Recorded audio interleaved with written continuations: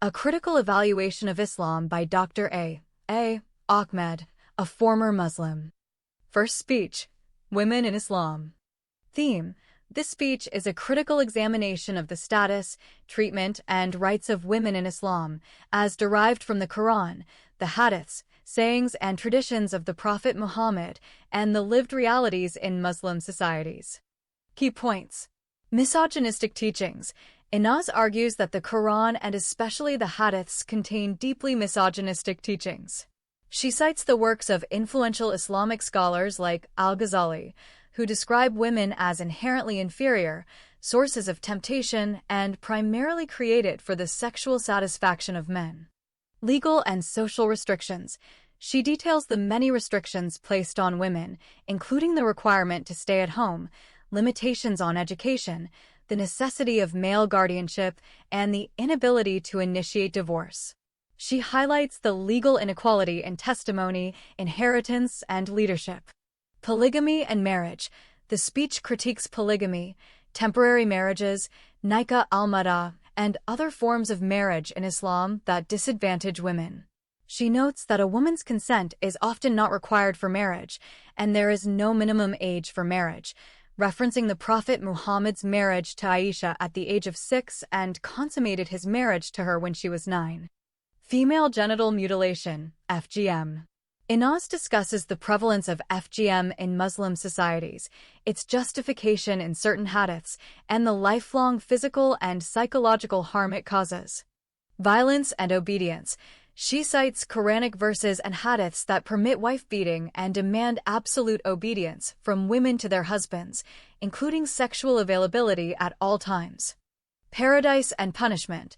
The speech notes that Islamic teachings promise men 72 virgins in paradise, while women are told that most of them will go to hell, reinforcing their inferior status. Conclusion. Inaz concludes that the only way for Muslim women to achieve equality and dignity is to leave Islam, which she characterizes as inherently misogynistic and unreformable. The actual speech. Women in Islam. On the first day, the apostate Sudanese girl Inaz spoke about women in Islam. In that regard, she said, the Quranic concept of the virgins of paradise makes Muslim men treat Muslim women like dirt and use them as human meat just to satisfy their lust temporarily. Every Muslim man despises the women of this earth and yearns for the virgins of paradise. Each woman for them is just a pussy and nothing else. Islam teaches that the women of this earth are unclean, unfaithful, deficient in religion and intellect, condemned by Allah, and are already on their respective journeys to hell. The Prophet Muhammad said the Muslim woman is a wara, which means she is a mere pussy. From head to toe, she is a wara and hence she must be covered and completely concealed by the burqa and niqab. Perhaps the best way to bring out this point correctly is to refer to what the most influential and greatest Muslim theologian and scholar Al-Ghazali mentions about women. The Imam Al-Ghazali is called the greatest Muslim scholar of all time. He is considered to be the greatest Muslim theologian, scholar, jurist, mystic, philosopher, and thinker who ever existed after the Prophet Muhammad. He was of Persian descent, Iranian today. Al-Ghazali was known as Al-Ghazalis in the Western medieval world. His influences in the Muslim world can be compared to St. Augustine's achievements in the Christian world. The Defender of Islam, or Proof of Islam, Hujjat al-Islam in Arabic, as he is frequently referred to, had authored around 1,000 books on the sciences of Islam, Islamic jurisprudence.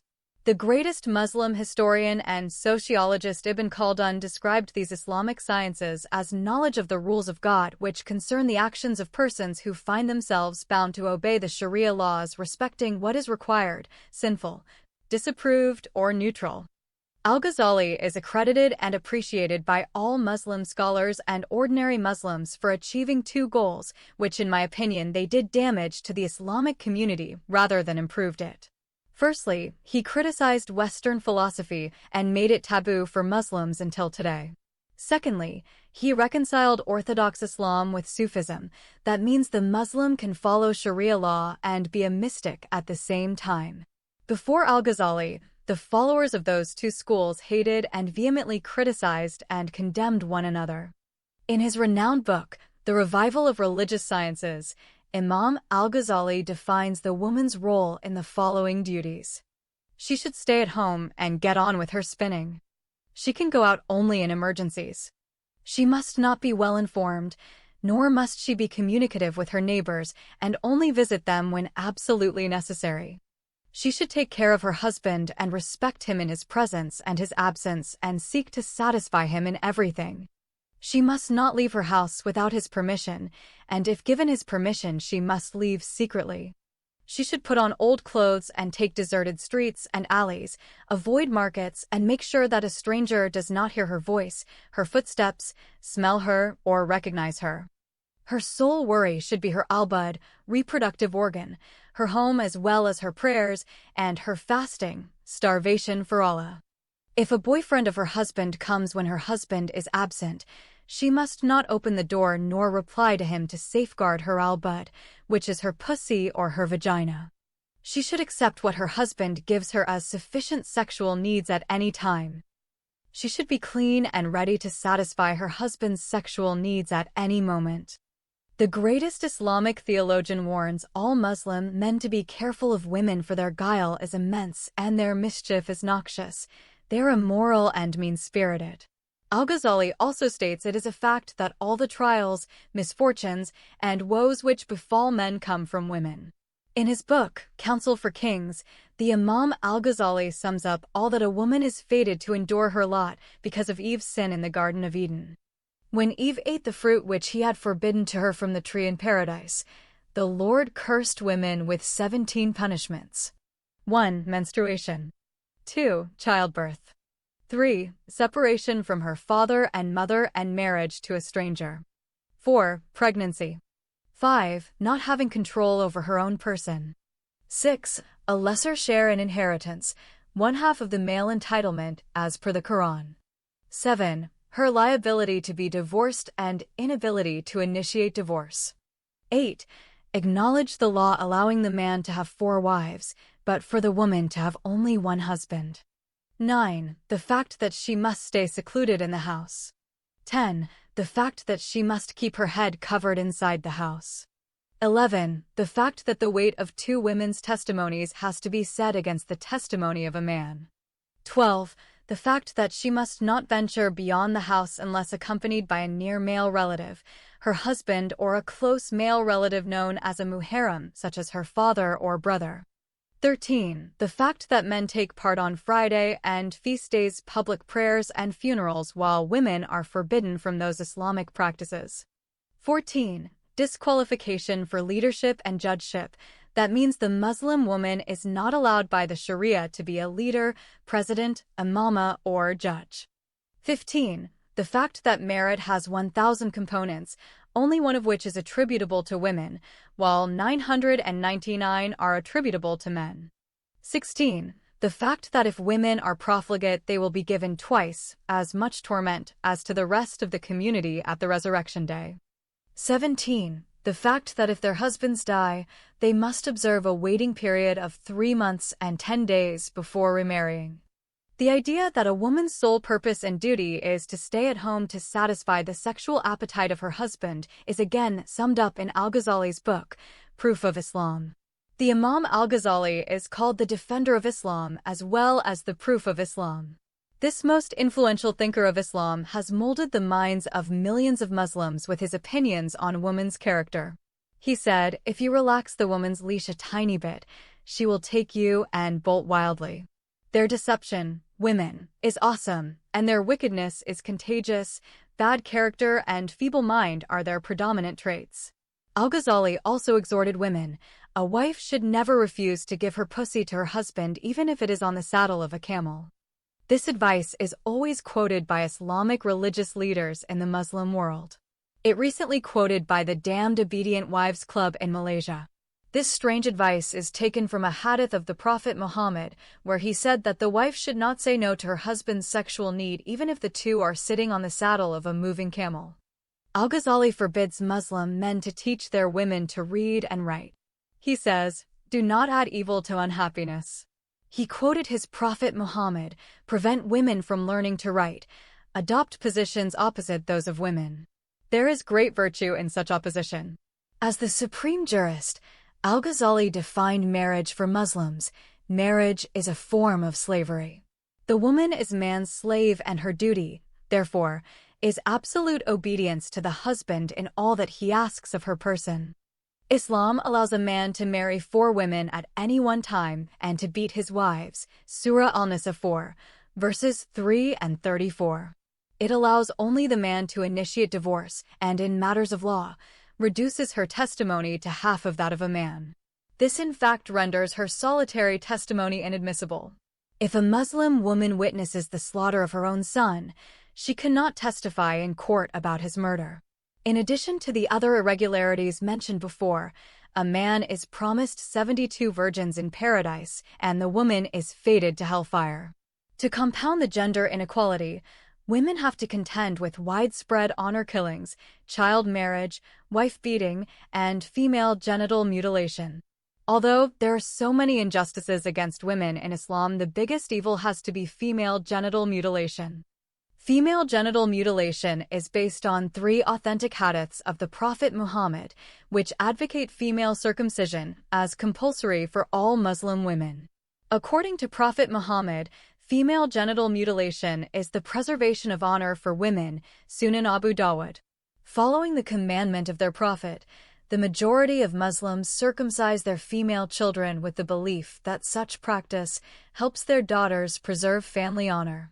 According to the World Health Organization, female genital mutilation is practiced in 28 countries in Western, Eastern, and Northeastern Africa, in parts of Asia and the Middle East countries, and within some immigrant communities in Europe, America, Canada, Australia, and South America. There are around 125 million Muslim women living today who got genitally mutilated in the Muslim world. Thousands upon thousands of small Muslim girls are subjected to the procedure of female genital mutilation yearly. The World Health Organization has offered 4 classifications of female genital mutilation. There are mainly 3 types: Type 1, Type 2, and Type 3. Type 1 is the removal of the clitoral hood, almost invariably accompanied by removal of the clitoris itself, clitoridectomy. Type 2 is the removal of the clitoris and inner labia. Type 3 is known as infibulation. It involves the removal of all or part of the inner labia and outer labia, and usually the clitoris, and the fusion of the wound, leaving a small hole for the passage of urine and menstrual blood. The small aperture does not allow for the full and proper discharge of menstrual blood and tissue. The remaining blood causes many kinds of sicknesses to the girl. A case study by Jacques Lantier. This case study happened in Somalia and reported by a first-hand female witness.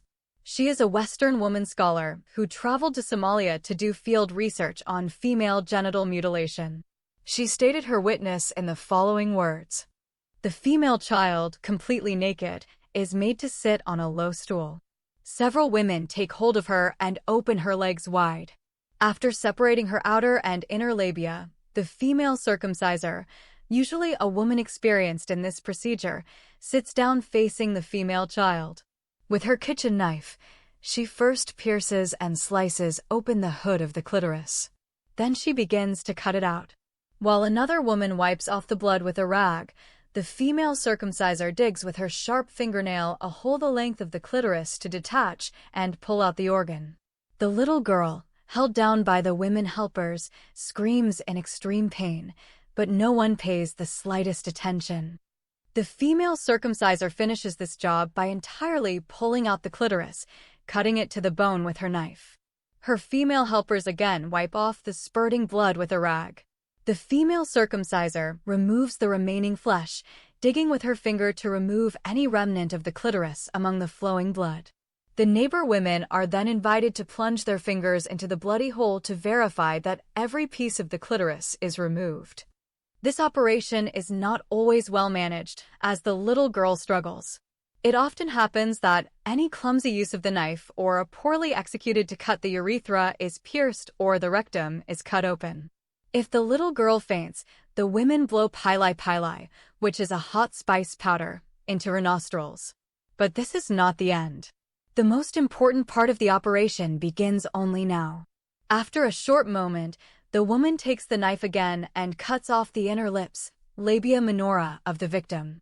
The female helpers again wipe the blood with their rags. Then, the female circumciser, with a swift motion of her knife, begins to scrape the skin from the inside of the large part, labia majora. The female circumciser conscientiously scrapes the flesh of the screaming female child without the slightest concern for the extreme pain she inflicts. When the wound is large enough, she adds some lengthwise cuts and several more incisions. The neighbor women carefully watch her work and encourage her. The female child now howls even more. Sometimes in a spasm, female children bite off their tongues. The women carefully watch to prevent such an accident. When her tongue flops out, they throw spice powder on it, hot red chili, which provokes an instant pulling back of the organ. With the abrasion of the skin completed according to the rules, the female circumciser closes the bleeding large lips and fixes them one against the other with long acacia thorns. At this stage of the operation, the female child is so exhausted that she stops crying, but often has convulsions. The woman then forces down her throat a concoction of plants. The female circumciser's chief concern is to leave an opening no larger than a kernel of corn, or just big enough to allow urine, and later the menstrual flow, to pass. The family honor depends on making the opening as small as possible because with the Somalis, the smaller the artificial passage is, the greater the value of the girl and the higher the bride price. When the operation is finished, the woman pours water over the genital area of the girl and wipes her with a rag. Then the female child, who is held down all this time, is made to stand up. The woman then immobilizes her thighs by tying them together with ropes of goatskin. This bandage is applied from the knees to the waist of the girl and is left in place for about 2 weeks. The girl must remain lying on a prayer mat for the entire time while all the excrement evidently remains with her in the bandage.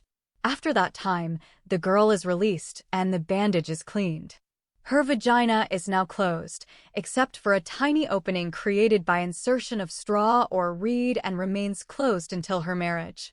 Contrary to what one would assume, few girls die from this torture.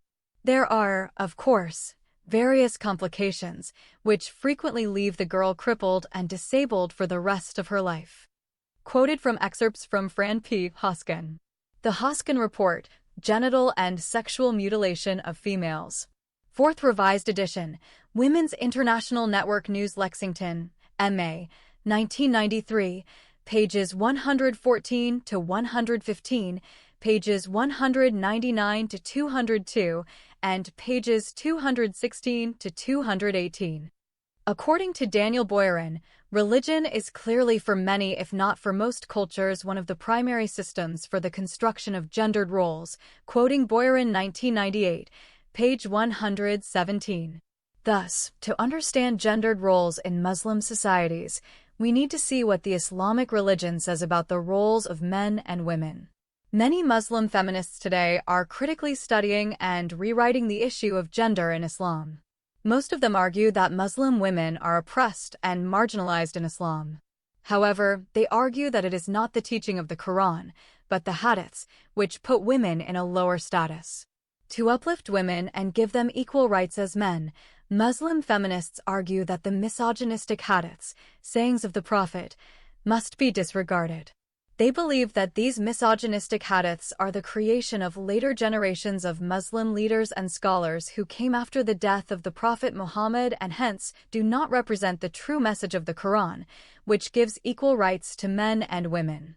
Many Muslim scholars flatly rejected the feminists' views because they are not backed up by any authentic teaching of Islam.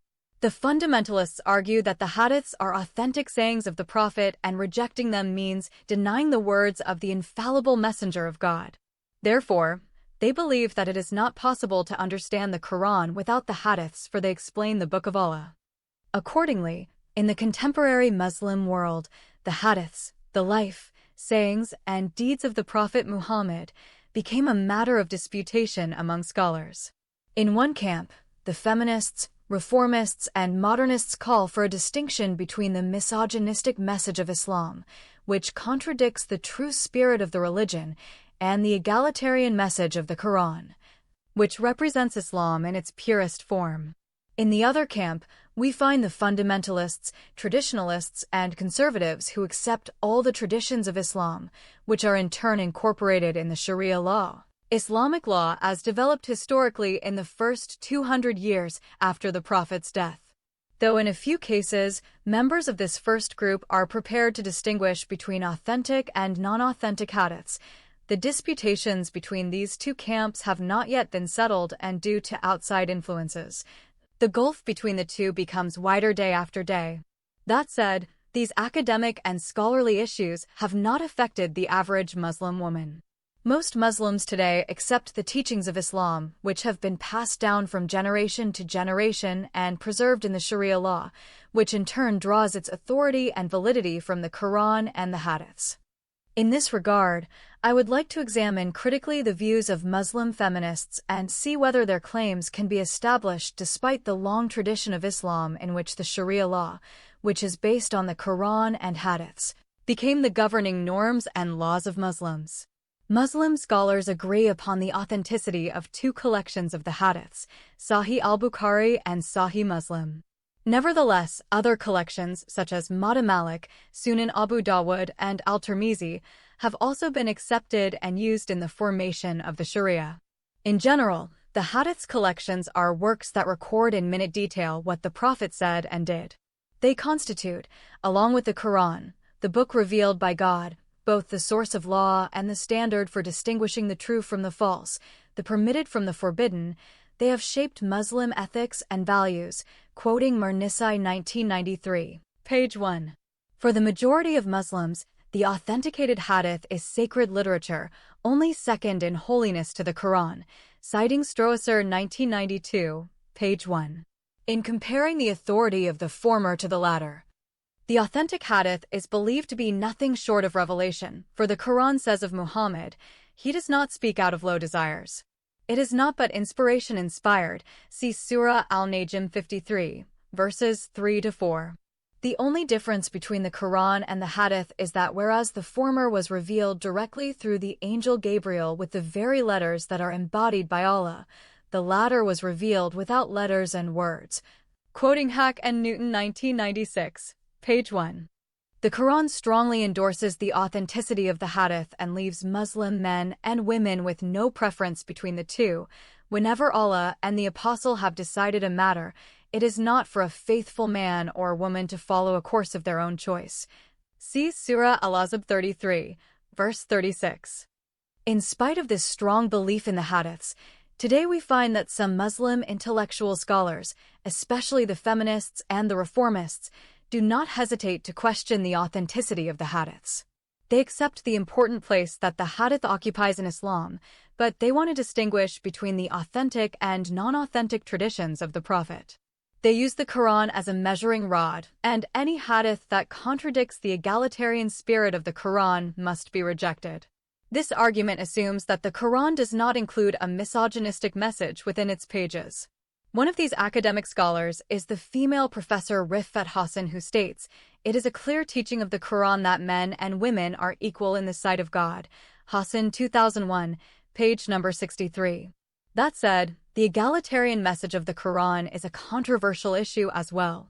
Some Muslim feminists see contradictions in the Quran, and they support their views by referring to its teachings of men's superiority, polygamy, divorce, and wife-beating. See Surahs Al-Nisa 4, verses 34 and 3, Surah Al-Baqarah 2, verses 228 and 282, and Surah Al-An'am 6, verse 10. The Egyptian feminist Nawal El-Saadawi is one of those feminists who see contradictions in the Quran. She notes that God says in his book that he created men and women from the same spirit, and then on another page says the opposite, that men are superior to women. Nawal Saadawi 2001, page number 4. Thus, the egalitarian message of the Quran is not a settled issue. Those who preach such a message have to travel a long way before they can win even one convert. For their quest to formulate Quranic-based agendas for a renewed Islamic order, the general Muslim reaction to the questioning of Hadith authenticity remains strongly negative. Quoting Stroesser 1992, page 1. Sample of the misogynistic Hadiths. Allah's apostle once said to a group of women, "I have not seen anyone more deficient in intelligence and religion than you." A cautious, sensible man can be led astray by some of you. The women asked, "O Allah's apostle, what is deficient in our intelligence and religion?" He said, "Is not the testimonies of two women are equal that of the witness of one man?" They replied in the affirmative. He said, "This is the deficiency of your intelligence. Isn't it true that a woman can neither pray nor fast during her menses?" The women replied in the affirmative. He said, "This is the deficiency in your religion." Sahih al-Bukhari, hadith number 301. The authenticity of the above hadith is beyond dispute. It is mentioned repeatedly in the most authentic two collections of Sahih al-Bukhari and Sahih Muslim. When al-Bukhari and Muslim both accept a hadith, it is called mutafaqun alayhi, which means agreed upon by the two authentic collections of hadiths.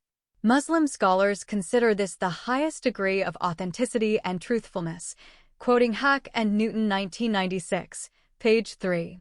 The Arabic phrase, al-Nisa najisatan aglayan wadin, which means the women are deficient in intelligence and religion, is on the tip of every Muslim's tongue.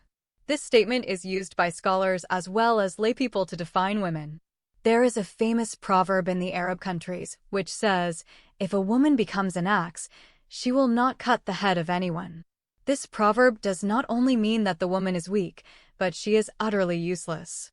To turn to further examples of the misogynistic hadiths of the Prophet Muhammad.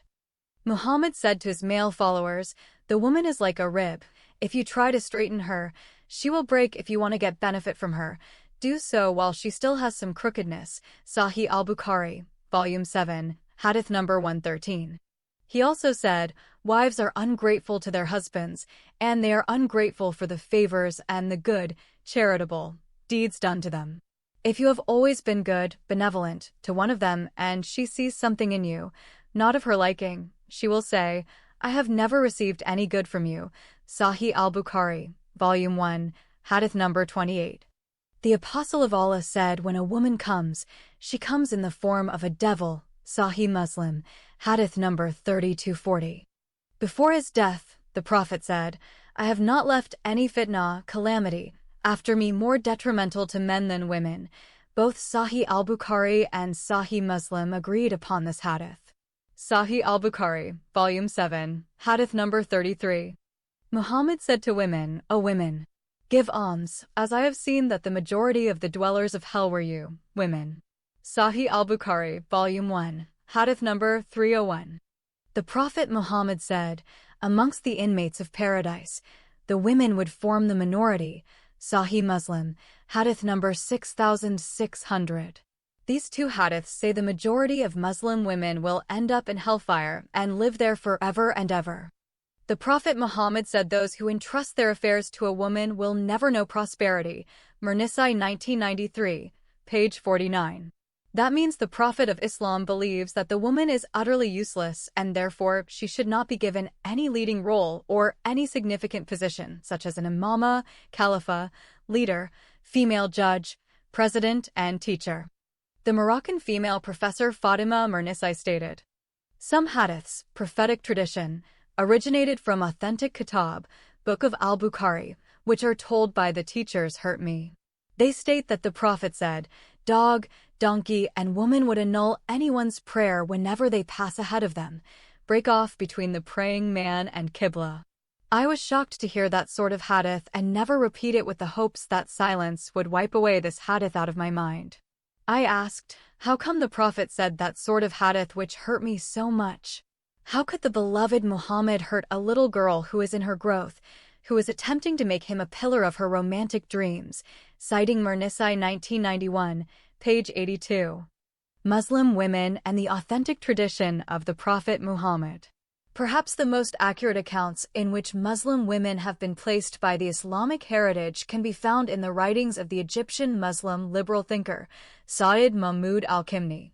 In his book, Rab al-Zaman, under an article entitled Women in Religious Heritage and Legends, which he delivered as a lecture to the People's Progressive Women's Union, al-Kimni held the Islamic heritage responsible for degrading Muslim women.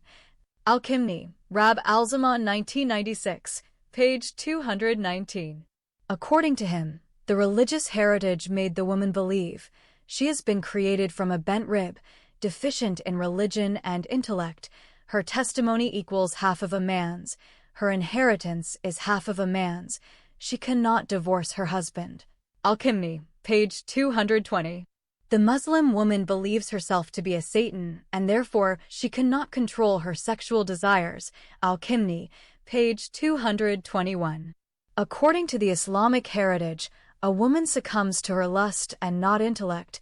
She has a natural tendency to cheat on her husband, because she is one of the four that could not be trusted: money, sultan, time, and woman. Al-Kimni, page 220. The woman had been created for the comfort and enjoyment of her husband. In that way, the religious heritage made the Muslim woman believe herself to be a mere pussy, and hence she became horma, taboo, and haram, forbidden. Al-Kimni, page 221. Therefore, if she kept her faith in her vagina and gave enjoyment to her husband and master, she would enter heaven. Al-Kimni, page 220. A woman's faith could not be perfected except by her complete obedience and submission to her husband, and such obedience would secure to her a place in heaven as a prostitute among the many harems of the man. 72 Virgins of Paradise. Al-Kimni, page 221. This gloomy picture that Al-Kimni depicted for the Muslim woman irritated many Muslim female professors and ulama, or intellectual scholars of Al-Azhar al-Sharif University, who believe that Islam has honored the woman and put her in the best place. Al-Kimni states that the Quran gives two contradictory rights for women. While some verses make woman equals to man, such as in Surah Al-Imran 3, verse 195, Surah Al-Nahl 16, verse 97, Surah Al-Taba 9, verse 71, Surah Al-Ahzab 33, verse 35, and Surah Maida 5, verse 38. This positive attitude towards women is distorted by Surah Al-Nisa 4, verse 34, which allows the husband to beat his disobedient wife. Al-Kimni 2004, page number 170. In a hadith mentioned by Al-Bukhari, the Prophet said, "Any group of people who make the woman their female president will not prosper." Al-Kimni quotes many verses and hadiths to show that woman has been placed in a low position by Islam. In this regard, Al-Kimni refers to an incident in which he was condemned as a kafir or heretic unbeliever by the female professors of Al-Azhar University because he exposed in his book, Fascists and Nation, the low status in which Islam has put the woman. She is inferior to man in every respect and made for his sexual pleasure. The main reason for their protest was that Al-Kimni made mistake by demanding rights for women, which Islam gave to men only. Al-Kimni, page number 177. The samples of the misogynistic hadiths and the accounts of Al-Kimni give an insight into the theory of women in Islam. It is evident that women are understood as causing constant threats to the social order and religion, and as such, they need to be brought under control. Quoting the words of Darlene M. Jushka, if women are understood to carry the darker elements of culture, the chaotic, the sexual, the irrational, then the suppression of these perceived threats is necessary. Citing Jushka 2001, page 161. Men's superiority over women.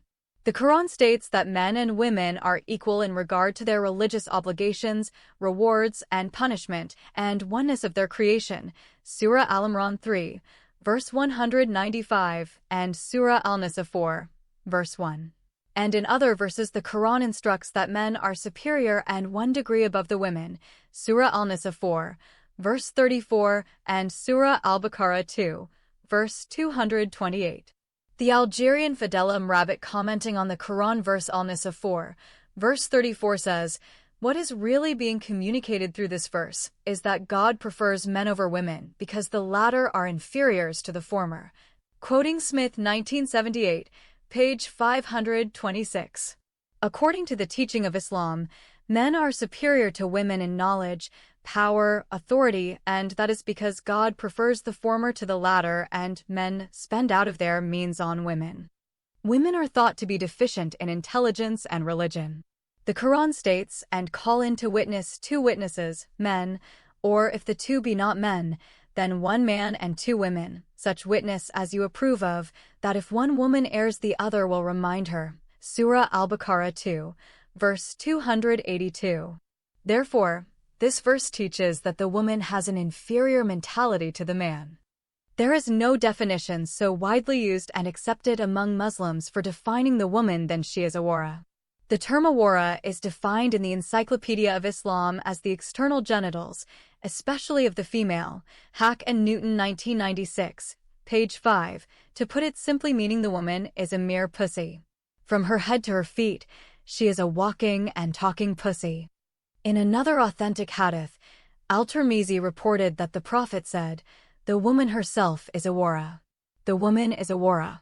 When she goes outside the house, the devil welcomes her." Tirmizi, Volume 2, Hadith number 65.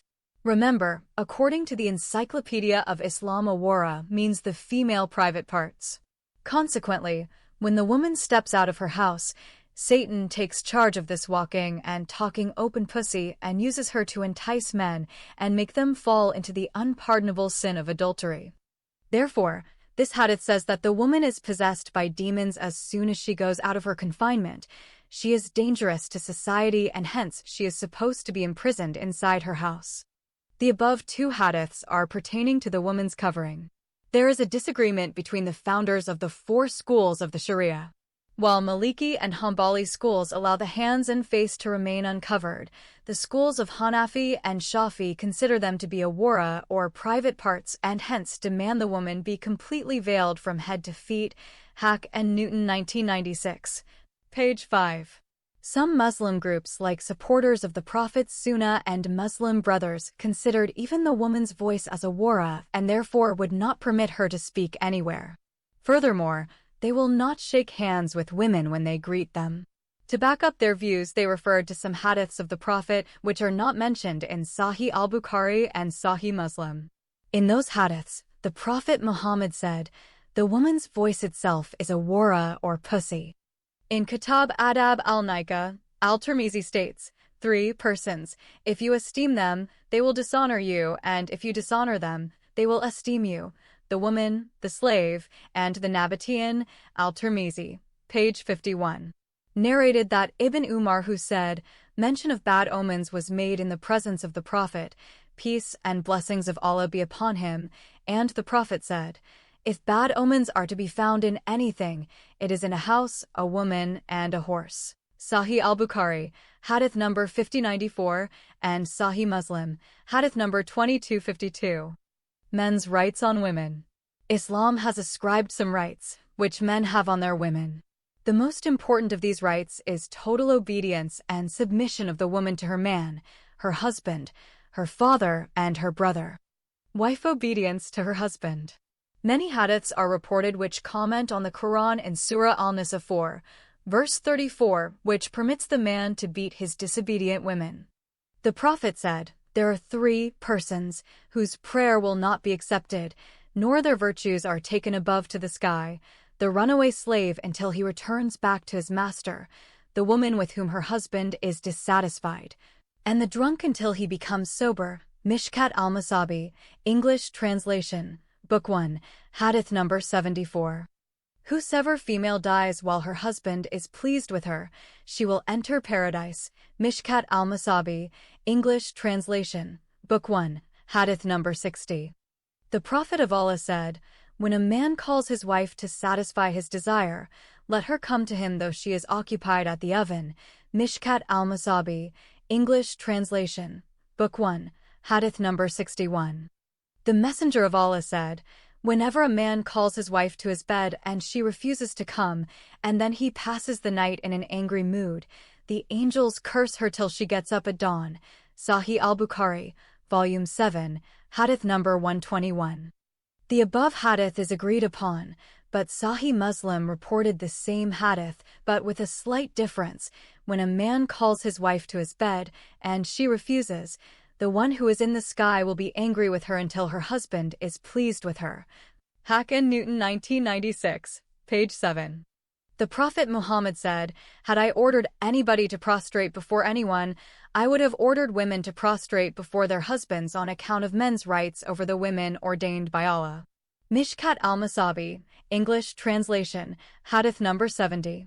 Reported by Abu Dawud, Ahmad, Tirmizi, Ibn Majah, and Ibn Hibban. Permission for wife's beating. The Quran states, "Righteous women are therefore obedient. And those you fear may be rebellious or nushuz, admonish them, separate them to their couches, and then beat them." Surah Al-Nisa 4, verse 34. The above verse became very controversial among modern scholars. Feminists, reformists, and liberal Muslims argue that this verse does not imply that the husband can beat his wife if she becomes rebellious. They try to find different meanings to the word adrebuhan and refer to the suitable one for the interpretation of the verse. An example of these efforts can be seen in Asma Parl's book, Believing Women in Islam. However, these efforts became difficult to accept when we refer the verse to the occasion of its revelation. The above verse was revealed in connection with a woman who complained to Muhammad that her husband slapped her on the face, which was still marked by the slap. At first, the Prophet said to her, "Get even with him," but then added, "Wait until I think about it." Later on, the above verse was revealed, after which the Prophet said, "We wanted one thing, but Allah wanted another, and what Allah wanted is best for you." Hack and Newton 1996, page number 9. The Prophet Muhammad, peace be upon him, said, "Keep your whip where your wife can see it." Kashaf, the Revealer of Al-Zamkhshari, Volume 1, page 525. The Prophet, peace be upon him, said, "A man should not be asked why he beats his wife." Sunan Abu Dawud, Hadith number 2142. A woman came to Muhammad and begged him to stop her husband from beating her. Her skin was bruised so badly that it is described by Aisha as being greener than the green veil she was wearing. Muhammad did not admonish her husband, but instead ordered her to return to him and submit to his sexual desires. Sahih al-Bukhari, Book 72, Hadith number 715. The Quran in Surah Thad 38, verse 44 states, "And take in your hand a green branch and beat her with it, and do not break your oath." Allah telling Job to beat his wife, Tafsir al-Jalalain. Job has sworn to beat his wife 100 times on one occasion for coming late to him. Allah told him to beat his wife and do not violate his oath. The Prophet Job took 100 branches and smote his wife 100 times. Nonetheless, the Bible does not mention that God told Job to beat his wife. In Sahih Muslim, Aisha narrated a hadith in which she admitted that the Prophet struck her on her chest until it caused pain.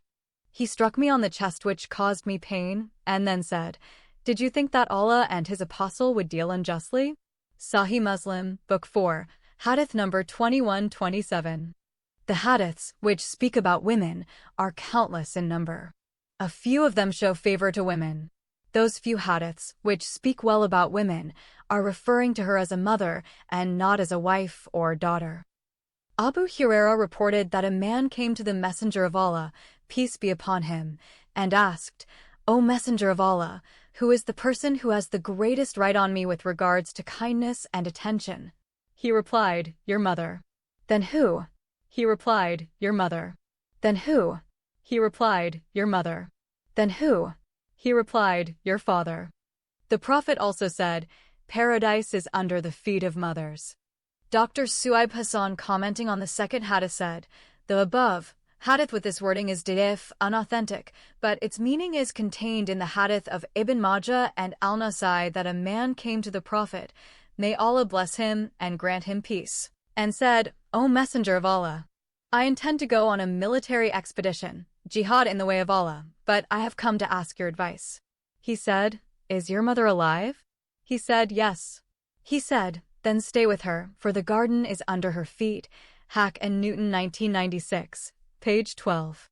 Feminists, reformists, and liberal Muslims very often quote the above two hadiths to support their views that Islam is an egalitarian religion and that misogynistic hadiths are the invention of later generations. Therefore, as we have mentioned above, these two hadiths advise sons to be kind to their mothers, but neither the husbands to their wives nor fathers to their daughters or brothers to their sisters. In addition, the two hadiths are not accepted as authentic because neither al-Bukhari nor Muslim included them in their collections. Only Ibn Majah and al-Nasai mention them. These two collections are hardly quoted by modern Muslim scholars. Having the foregoing mentioned verses and hadiths in the main sacred books of Islam, the Quran, and the authentic hadiths of the Prophet Muhammad, still some Muslim scholars claim that the religion is favoring women and gives them equal rights with men. It is hard to believe such a claim. To accept the egalitarian message of Islam and to deny its misogynistic teachings, for me, is only wishful thinking. Such efforts will not benefit those for whom the efforts are made. Muslim women who live in the West are not liberated because of these efforts, but the secular societies in which they live granted them equality with their men. Muslim women who live in Muslim societies are still live under the bondage of Muhammad's misogynistic teachings. We have mentioned in general the teachings of the Quran and the hadiths about women. Now, we have to briefly state the effects these teachings have exercised on the Muslim woman's life. I will refer to marriage in general and concentrate on polygamy. For nothing is more criticized in Islam than the practice of polygamy. Critics pointed out many reasons to show that women in Muslim societies are treated as secondary citizens with no equal rights to men. But critics singled out polygamy as evidence of the oppression of women in Islam. For that reason, in our modern day, scholars are extensively exploring the place of women in Islam and made polygamy the focus of their research. Marriage is defined as a permanent, immediate, and unconditional civil contract between two persons of the opposite sexes for mutual enjoyment and procreation of children. Varma 1988, page 56. As we shall see soon, this definition does not apply to the concept of marriage in Islam. The two concerned persons who should sign the marriage contract in Muslim countries are not necessarily the husband and wife. According to the two schools of Sharia, namely Shafi and Maliki, a woman is utterly incompetent to enter into a marriage contract either herself or for another, even though her guardian should authorize her to do so. A father can contract the marriage of his virgin daughter without asking her consent, whatever her age. Varma 1988, page 24. By the way, all Middle East and North African Muslim countries are following the Shafi and Maliki Sharia schools. Countries like Saudi Arabia and Egypt are following those rigid schools of Sharia law. In fact, 85% of Muslims of the world are either Shafis or Malikis. There is no specific minimum age limitation in marriage in Islam.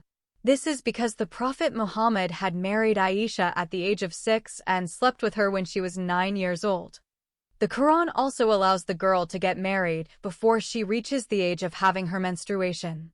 Such of your women as have passed the age of monthly courses, for them the prescribed period, if you have any doubts, is 3 months, and for those who have no courses, it is the same for those who carry life within their wombs. Their period is until they deliver their burdens, and for those who fear Allah, He will make their path easy. See Surah Al-Talaq 65, verse 4. The commentator Ibn Kathir explains this verse as follows: there are 3 kinds of women: those who grown old and their menses ceased, and those small girls who have not yet have their menses.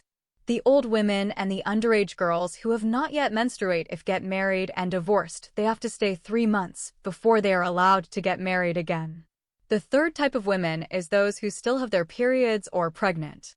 Those women have to stay 3 months and 10 days before they remarry again. There are 5 types of marriages in Islam. 1. Monogamous marriage. It is a lawful relationship between one man and one woman. 2. Polygamous marriage.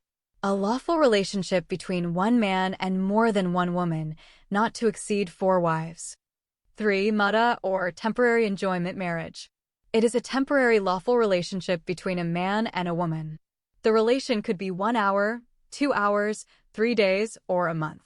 The enjoyment of marriage does not require a judge or witness. The man says to the woman, "I marry you myself," and she says to him, "I marry you myself." This kind of marriage differs from ordinary marriage because it does not aim at a continuous married life, but the enjoyment in a lawful way. It was permitted by the Prophet but abolished by the second Caliph, Omar ibn al-Khattab. Since this kind of marriage is permitted by the Quran in Surah Al-Nisa 4, verse 24, the Caliph Omar had no legal right to abolish it. According to Sharia law, no one has the right to abrogate any verse from the Quran after the death of the Prophet Muhammad. The mutta marriage is unlawful in Sunni Islam, but practiced until today by Shiite Islam. In Iran, it is estimated that over 70% of temporary wives became prostitutes, quoting Woodsmall 1983, page 119. 4. The Misyar marriage. Al-Misyar marriage institution in Islam is allowing for a lesser form of relationship between man and woman than normal marriage. Misyar is an official relationship between man and woman, but does neither involve that the two live together, nor that the man is economically responsible. Misyar allows the man to have a normal wife in addition to his other wives. The Misyar wife is expected to live with her parents, and her husband can visit her according to a predetermined schedule. Misyar is being practiced in Saudi Arabia and Egypt for years. The Egyptian Sunni Imam Sheikh Mohammed Sayed Tantawi and the former Mufti of Egypt officially legalized it in February 1999, and he is also defending the arrangement of Misyar. 5. Al-Zawaj al-Urfi, or the traditional marriage. Al-Zawaj al-Urfi, or traditional marriage, is a kind of Islamic marriage which is socially unrecognized and unaccepted by Muslim families. It is like the Shiite mutta marriage or enjoyment marriage, where the boy and the girl marry themselves to each other without the knowledge of their families and without mazun or judge, witnesses, and any official document. In Khartoum, Sudan, every year hundreds of Muslim girls are impregnated through Al-Zawaj al-Urfi and then delivered their babies and threw them in the garbage containers to be eaten up by stray dogs. Sometimes, people rescued those castaway babies before they died. Many times, those babies lose some parts of their bodies, such as a hand or leg, which had been eaten up by stray dogs. The recent increase in the number of those castaway babies forced the Islamic government of Sudan to open the Dar al-Maigoma Center to take care of those unwanted babies. However, no one is allowed to adopt one of those children and give them his name because adoption is illegal in Islam. To justify his scandalous marriage with his daughter-in-law, Prophet Muhammad forbade the noble social institution of adoption and deprived millions of orphaned or illegitimate Muslim children of being adopted by other families. Without this option of adoption, thousands of Muslim girls every year either killed themselves for fear of bringing disgrace to their families or got slain in honor killings by their families when they became pregnant without the accepted marriage's bonds. Polygamy in Islam. Quranic authority for polygamy. And if you fear that you will not deal fairly of the orphans, marry of the women who seem good to you, 2 or 3 or 4, and if ye fear that you cannot do justice to so many, then marry one wife, or have sex with the female captives of war that your right hands possess. Surah Al-Nisa 4, verse 3. The above verse does not only allow a Muslim man to marry 4 wives at the same time, but also allows him without condition or limit to have as many numbers of female captive slaves as he wishes. A Muslim man is allowed to have sex with his slave without marrying her. The Prophet Muhammad had sex without marriage with his 2 slaves. One is Maria, a Christian Copt, and Rayhana, a Jewish girl. According to the well-known Muslim scholar Abu Hamid al-Ghazali, polygamy is necessary because it satisfies human instinct. Quoting from Mernissai 1987, page 47. The Moroccan scholar Fatima Mernissai, commenting on the words of al-Ghazali, states that this kind of argument reveals to us Muslim theory of sexuality. For the man burdened with a strong sexual desire and for whom one woman is not enough to guarantee his chastity for a married person being abstention from fornication, it is recommended that he adds to the first wife others. The total should not exceed 4, Mernissai 1987, page 47. Commenting on the Quran, Surah Al-Baqarah 2, verse 223, Fatima Mernissai states that Islam allows the Muslim man to have anal sex with his wife against her wish. The verse was revealed when an Ansari woman refused to allow her husband to have anal sex with her.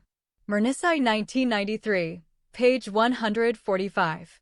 Then the woman went to Salama, wife of the Prophet and women's representative, and requested her to bring the matter before Muhammad. When Salama inquired from the Prophet, a verse descended from heaven, which says, "Your women are a tilth for you to cultivate, so approach your tilth in any position you wish." Quran Al-Baqarah 2, verse 223. This verse gave men the right to choose the sexual position they want, and if they desire, they are permitted to sodomize their wives against their wishes. Mernisi 1993, page 146. Polygamy in Islam is associated with the belief that women are sources of pleasure for men. The history of Islam revealed that women were used by their male partners for the purpose of sexual enjoyment and entertainment. Examples are stories of 1001 Nights, in English called the Arabian Nights, Kitab al-Aghani of Abu al-Faraj al-Isfahani, female pleasure slaves, for the Abbasid caliphs and the Huri girls, 72 virgins of paradise who are supposed to be offered as rewards to male believers. Those virgins are described in the Quran as beautiful, eternally virgin, and eternally loving. Mernisi 1988, page 71. Those sublime female creatures neither menstruate nor defecate nor urinate. They cannot become pregnant by babies either. The descriptions of the Huri girls in the Quran have a great effect on the relationship between men and women in Islam. Men look at their earthly wives as inferiors to the Huris in beauty, loyalty, purity, and pleasure providing. The Huri girls are not human beings, but special female creatures that God created for men's enjoyment and pleasure in paradise. The Quran describes the physical and sexual beauties and attraction of those heavenly female creatures in remarkable ways. Lo, those men who kept their duty will be in a place secure amid gardens and water springs, attired in silk embroidery, facing one another. Even so, it will be. And we shall wed them unto Huri girls, fair ones with wide, lovely eyes. Surah Al-Dukhan 44, verses 51 to 54. Therein maidens resting their glances, untouched before them by any man or jinn. Those virgins are lovely as rubies, beautiful as coral. Surah Al-Rahman 55, verses 56 to 58. The white, the beautiful ones, Huri girls, with large eyeballs, kept close in their pavilions. Surah Al-Rahman 55, verse 72. Surely for the God-fearing awaits a place of security, gardens and vineyards, and maidens of swelling breasts, Kuwaib, like of age, and a cup overflowing. Surah Al-Muzammil 73, verse 33. Kuwaib means the woman who has two big boobs that are swelling and firm, not sagging. Hack and Newton 1996, page 16. The Prophet Muhammad said, "A woman does not give trouble to her husband in this world, but his wife of the pure-eyed ones, Huri virgins, does say to her, 'Do not give him trouble. May Allah destroy you. He is only a passing guest with you. It is extremely near that he soon leaves you and comes to us.'" Mishkat al-Masabi, Book 1, Hadith number 62. The Prophet was asked, "Are we going to have sex and fuck women in paradise?"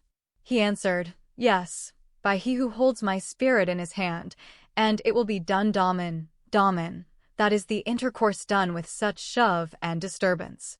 And when it is finished, she will return pure and virgin again." Hack and Newton 1996, page 17. Fatima Mernisi said, "When I was in grade 12, I asked my religious female teacher, why did Allah create the beautiful virgins in paradise when there are women on earth? She told me because the Prophet Muhammad predicted that most of the women on earth would go to hell. Then she quoted to me this hadith. The Prophet said to a group of women, 'O women, give alms, as I have seen that the majority of the dwellers of hellfire were you women.' Sahih al-Bukhari, Volume 1, Hadith number 301, Mernisi 1988, page 34. Besides the legal authorization of the practice of polygamy by Sharia law, there are other social factors that encourage the practice in Muslim societies. The most important of these factors are honor, barrenness, and circumcision of Muslim girls. Fatima Mernisi also stated, "The concepts of honor and virginity locate the prestige of a man between the legs of a woman." Mernisi 1988, page 34. When a woman fails to bleed because of penetration to break her hymen, is considered as a failure of the social test, she is taken back by the groom and his family to her own family. Yamani 1981, page 149. In some cases, the husband might keep his wife, but marry another one to meet the virginity test. However, the first woman would be treated inferior to the second wife. Some modern Muslim writers like Dr. Nawal al-Saadawi, Fatima Mernisai, and Qasim Amin discourage the practice of polygamy. As understood by Fatima Mernisai, polygamy is a way for a man to humiliate the woman as a sexual being, Mernisai, page 48. It is commonly believed in Morocco that the wife could be humiliated by marrying another woman beside her. The Muslim Sudanese people share the same opinion, for they believe that the best way to chastise the woman is to marry another woman with her. In Sudan and Egypt, the second wife is called al-Dora, which means the female evildoer. I would like to talk again briefly about one of the most serious problems that Muslim girls face from childhood, the circumcision of girls in Islam. Circumcision of girls, or female genital mutilation, is practiced in most Arab countries and more in countries like Sudan, Egypt, Iraq, Eritrea, Ethiopia, and Somalia. The practice is recommended by the Prophet and hence considered a sunnah. The main reason for the circumcision of girls, according to Muslim jurists, is to restrain lust or the sex drive. For the girl nowadays is exposed to all kinds of temptations, they argue, which lead to depravity and corruption in society. According to the Prophet's statement, circumcision is a law for men and a preservation of honor for women. Believing in the words of their so-called infallible Prophet Muhammad, Muslims circumcise their daughters when they are small female children because they want to protect the honor of their families. Female circumcision is also called female genital mutilation, involves the removal of the sealing of the labia majora and the labia minora together after the entire clitoris has been removed, quoting Lois, 1985, page 115. Problems that result from female circumcision are that the woman no more capable of normal sexual intercourse and childbearing, and no longer able to gratify her spouse's appetite, she is cast out for a younger and healthier wife, Lois, 1985, page 117. The process of sealing the two labias together is considered the most important part of the circumcision procedure. The woman circumciser uses a needle and a strong filament, known as a sab in Arabic, in the place of sutures. The remnants of both labia majora and labia minora are stitched together along the vertical axis until she reached the reed she had inserted earlier. The reed is placed at the lower end of the vagina, which is near the rectum. Therefore, the vagina's opening is completely closed from one end to another end. It is just like her tiny vagina has been completely closed up by a secure padlock. The circumciser places as many stitches as necessary to guarantee a completely closed orifice, except for the reed she placed in the beginning. In some cases, the circumcision process may be repeated if a mother determines that the hole has elongated to the point where it can allow a male erected phallus access and penetrate her adolescent daughter's pussy. This stitching or sealing of the female circumcision will create a huge ugly scar, or keloid, as the girl matures. The process mutilates the vagina, so it looks like a human face that has been deprived of its nose, eyes, mouth, and ears. Sometimes, even pubic hair cannot grow in such a completely mutilated pussy. The closed-up part of the girl's private parts cannot be opened again in the future. Some doctors in Europe tried to help the genitally mutilated Muslim women by attempting to reopen the closed private parts of their mutilated vaginas, but of no avail. The surgery did not confer many benefits for the female victim, as it could not restore pleasurable sensation typically felt by an uncircumcised girl. A genitally mutilated girl can never have a clitoral orgasm. One researcher on this topic observed that female genital mutilation equals the passing of a death sentence on the sexuality of the Muslim woman. When she grows up, she will discover that she is having a dead pussy. As we mentioned above, the main aim of this evil practice is to prevent circumcised Muslim girls from having sex before their marriages. Intercourse with such a sexually mutilated girl will simply be impossible. It is just like locking up the girl's vagina or putting a secure lock on her private parts. The pre-Islamic Arabs used to fashion underwear made from iron and place them around the private parts of their women. That iron underwear was called Hizm al-Ifa, which means the belt of honor. When their women were taken captives, the captors might not be able to rape them. The same primitive idea passed on to Muslims and practiced today in an eviler way through female genital mutilation. Instead of putting that iron underwear and locking them up, in Islam locks are placed on the girls' vaginas. Moreover, in Islam, by removing the girl's clitoris, labia majora, and labia minora, her sexual organ will be destroyed and mutilated to the point that she loses all desire for sex.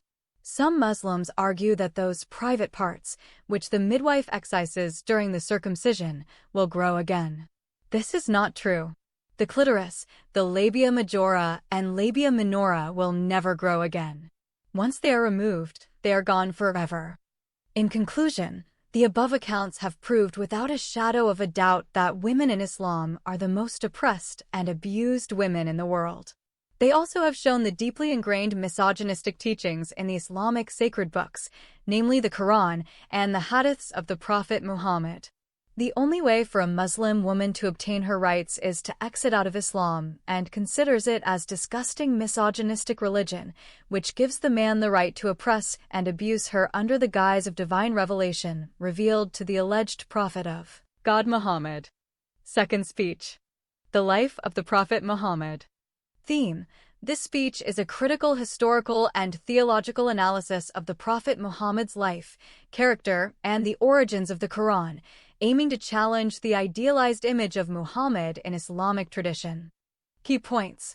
Early life and claims to prophethood. Inaz discusses Muhammad's childhood, his epileptic fits, and the influence of his first wife Khadija and her cousin Waraka ibn Nawfal in shaping his prophetic claims. Revelation and doubt. She highlights Muhammad's initial doubts about his revelations, his fear of being possessed, and his suicide attempts, as recorded in authentic Islamic sources. Violence and intolerance. The speech details Muhammad's transition from a peaceful preacher in Mecca to a violent leader in Medina, who ordered assassinations of critics, including women poets, sanctioned torture, and led military campaigns. Sexual conduct. Inaz accuses Muhammad of being a womanizer, referencing his marriage to Aisha at a young age when she was 6, his many wives and concubines, and his sexual relations with slaves and captives.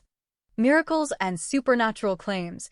She argues that Muhammad performed no miracles except for the Quran, which she claims is full of contradictions, historical errors, and plagiarized stories from Jewish and Christian traditions. Abrogation and contradiction. The speech discusses the doctrine of abrogation, later verses superseding earlier ones, leading to contradictions within the Quran, especially regarding violence and tolerance. Hatred toward Jews and Christians. Inaz points out Muhammad's eventual hostility toward Jews and Christians, the expulsion and massacre of Jewish tribes, and the Quran's condemnation of Christian doctrines. Conclusion. She concludes that Muhammad's life and teachings are the root of violence, misogyny, and intolerance in Islam, and that his example cannot be a model for moral conduct. The actual speech in verbatim. The second speech of the Sudanese apostate girl Inaz Ahmed Sillah on Islam turned out to be very damaging to the idealistic image of the Prophet Muhammad. It also casts serious doubts on the authenticity of the Quran and its claim to be a divine book. She certainly proved that Islam is truly a religion of terror. Blame should not fall on the shoulders of modern terrorists alone and to be blamed in our time, but equally at fault is the religious vehicle that inspired and molded them should be exposed and condemned. The teachings of the Quran and the Hadiths of Muhammad inevitably produce terrorists. Islam is an inherently violent and evil religion. As such, it can neither be reformed nor improved. The so-called infamous girl Inaz showed that the false prophet of God Muhammad was under the influence of evil spirits from childhood. When he claimed to have been sent as a final prophet to mankind, she showed that Muhammad had made several attempts at suicide. She also proved that Muhammad had been under the influence of black magic and, for a long time, he did not know what he was doing. He was also fed poisoned mutton by a girl whose family he murdered, which caused his premature death. When Muhammad was a small boy, his mother sent him to a Bedouin woman to nurse him. The repeated occurrences of the epileptic episodes of Muhammad convinced the Bedouin woman and her husband that the child is demon-possessed, and therefore they sent him back to his mother. His father said to me, "I am afraid that this child has had a stroke, so take him back to his family before the result appears." Muhammad's mother asked me what happened and gave me no peace until I told her. When she asked if I feared a demon had possessed him, I replied that I believed it, citing The Life of Muhammad by A. Guillaume, Oxford University Press. Guillaume's translation of the Sirah of the Prophet by Ibn Ishaq, page 72. Muhammad's epileptic fits only worsened when he grew up and claimed to be a prophet sent by God. Whenever he claimed that the angel Gabriel visited him and revealed to him some verses of the Quran, his companions noticed that he behaved like an epileptic and demon-possessed person. Sometimes growled like a camel, foamed at his mouth, and streamed with perspiration, quoting Shaf, 1910, Volume 4, Chapter 3, Section 42, Life and Character of Muhammad.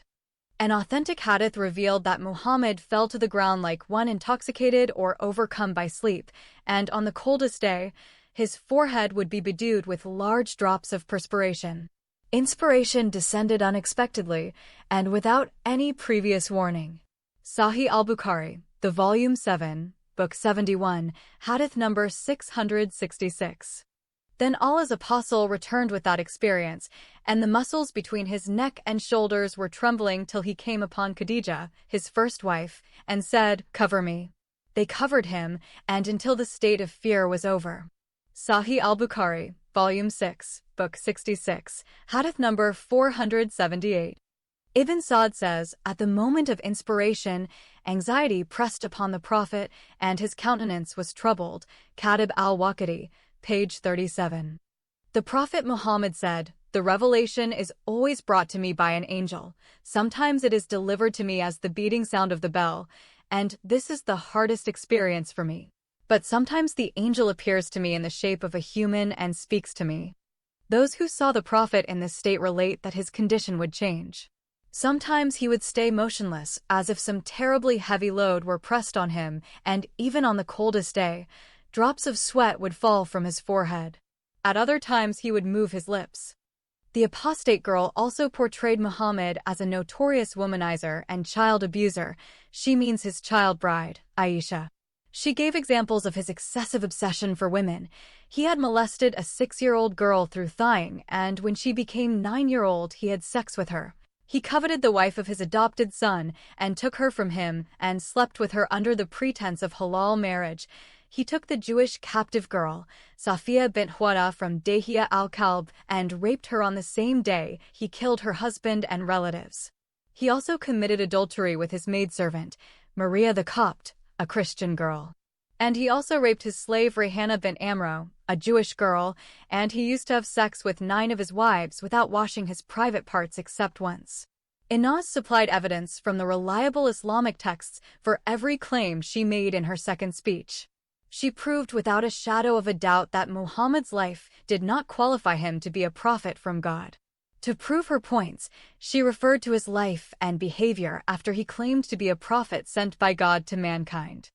According to the Prophet's Sirah, his biography, Muhammad was extremely frightened by the first vision of the so-called angel Gabriel that he saw in a cave in the mountain of Uhud known as Cave Hira.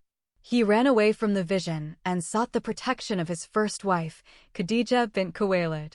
He asked his wife to cover him with some clothes so that he could avoid looking at the terribly frightening being that appeared before him in the wilderness of Mecca. He concluded that the apparition is a satanic creature. His wife Khadijah used a testing method known to the women of Arabia at that time to verify the vision of her husband. She made him sit on her left thigh and asked him whether he still saw the frightening creature. When he answered in the affirmative, she made him sit on her right thigh. Muhammad, trembling, still saw it. Then, she unveiled herself and made him sit on her lap. Muhammad said he could still see it. Finally, Khadijah undressed and became fully bare naked. Muhammad said he could no longer see it. In those days, women of Mecca used to believe that the angel of God is so holy a creature that he would not look at a woman in her nakedness. Thus satisfied, Khadija cheerfully congratulated her husband and assured him that what he had seen was an angel of Allah and not a demon. According to the biography, Khadija immediately took her husband to her cousin Waraka ibn Nawfal. Her cousin was allegedly an Ebionite Christian priest who converted to a heretical group of an Arab cult called Hanafiya. Waraka briefly questioned Muhammad on his claim and then declared him to be a prophet indeed. Before we proceed further, let us give evidence from the Prophet's Sirah for the confirmation of Khadija and Waraka about the divine calling of Muhammad. Ismail ibn Abu Hakim, a freedman of the family of Al-Zubair, told me on Khadija's authority that she said to the Apostle of God, "O son of my uncle, are you able to tell me about your visitant when he comes to you?" He replied that he could, and she asked him to tell her when he came when Gabriel came to him. As he was wont, the Apostle said to Khadija, "This is Gabriel who has just come to me." "Get up, O son of my uncle," she said, and sat by my left thigh. The Prophet did so, and she said, "Can you see him?" "Yes," he said. She said, "Then turn round and sit on my right thigh." He did so, and she said, "Can you see him?" When he said that he could see him, she asked him to move and sit in her lap. When he had done this, she again asked if he could see him, and when he said yes, she disclosed her body and cast aside her veil while the Prophet was sitting in her lap. Then she said, "Can you see him?" And he replied, "No." She said, "O son of my uncle, rejoice and be of good heart. By God, he is an angel and not a Satan." Quoting Ibn Ishaq's Sirah Rasul Allah, The Life of Muhammad, translated by A. Guillaume, page number 107. Khadija was an extraordinarily rich merchant woman. She was called the Princess of Mecca. At the age of 40, she had already married 2 sorcerers. Muhammad was 25 when Khadija betrothed herself to marry him. In the Arab culture, a marriage of this sort is considered a scandal. The Arab man will not marry a woman who is senior to him and who has been already deflowered by the other 2 men. It was a beneficial marriage for both parties. He was just a small employee in her caravan business. Khadija wanted a young man in her bed, and she had other plans for him. Although she was a rich woman, the death of her 2 former husbands deprived her of the occult practice that she had become addicted to. In the Arab culture, the woman who practices sorcery is condemned as a witch. On the contrary, Arab men who practice divination and sorcery are accorded respect. They are called the Kahin, which means sorcerers. Pagan Arabs did not distinguish between the Kahin and the Prophet. For them, both were persons who claimed to possess secret knowledge to obtain through God or from jinn. Anyone losing his camel or some precious thing would go to the Kahin man for help in locating his stolen property. At the time of Muhammad, there was another false Arab prophet known as Musaylima ibn Habib. Muslims had nicknamed him as Musaylima al-Kazab, which means Musaylima the impostor or liar. Musaylima ibn Habib claimed to be the prophet of Allah before Muhammad made the same false claim. When Muhammad died, Musaylima had 100,000 male followers. In the apostasy wars, Muslims slaughtered him and killed his followers along with thousands of other apostates. Musaylima preached his religion to the Arabs and openly confessed to his followers that he is jinn, which helps him to compose his verses. Musaylima ibn Habib used to have a mosque and a collar for prayer. Muhammad imitated him and made a mosque for prayer and appointed Bilal ibn Rabah his first muezzin for prayer. Before she lost her 2 husbands, Khadija's house was like a hospital crowded with visitors seeking help and paying consultation fees to her 2 former husbands, who were sorcerers or kahins. After she married Muhammad, she found herself being hooked to a plain man who had nothing in him to attract others. She involved him in her sorcery, but she could not succeed in making a powerful sorcerer or kahin out of him, so she switched to another facet of sorcery, prophethood. Somehow, she convinced him to claim to be the Prophet of Mecca. She sought the help of her male cousin, an old Arab blind man who was known as Waraka ibn Nawfal. Waraka was also a sorcerer who repented and became a Christian, follower of the heretical Arian Christianity, which teaches that Jesus is not God, but a created human being. The old man Waraka ibn Nawfal did not last for long in that false form of Christianity. He apostatized and became a follower of a newly established Arab cult called Hanafiya. The followers of this cult rejected idol worship and claimed that they were worshipping the god of the Arabs' father, Abraham. That cult originated in Yemen, and its followers worshipped the planet Venus, which they called Al-Rahman. Through his many caravan trips to Levant, Syria, Muhammad was introduced to the stories of the Old Testament prophets.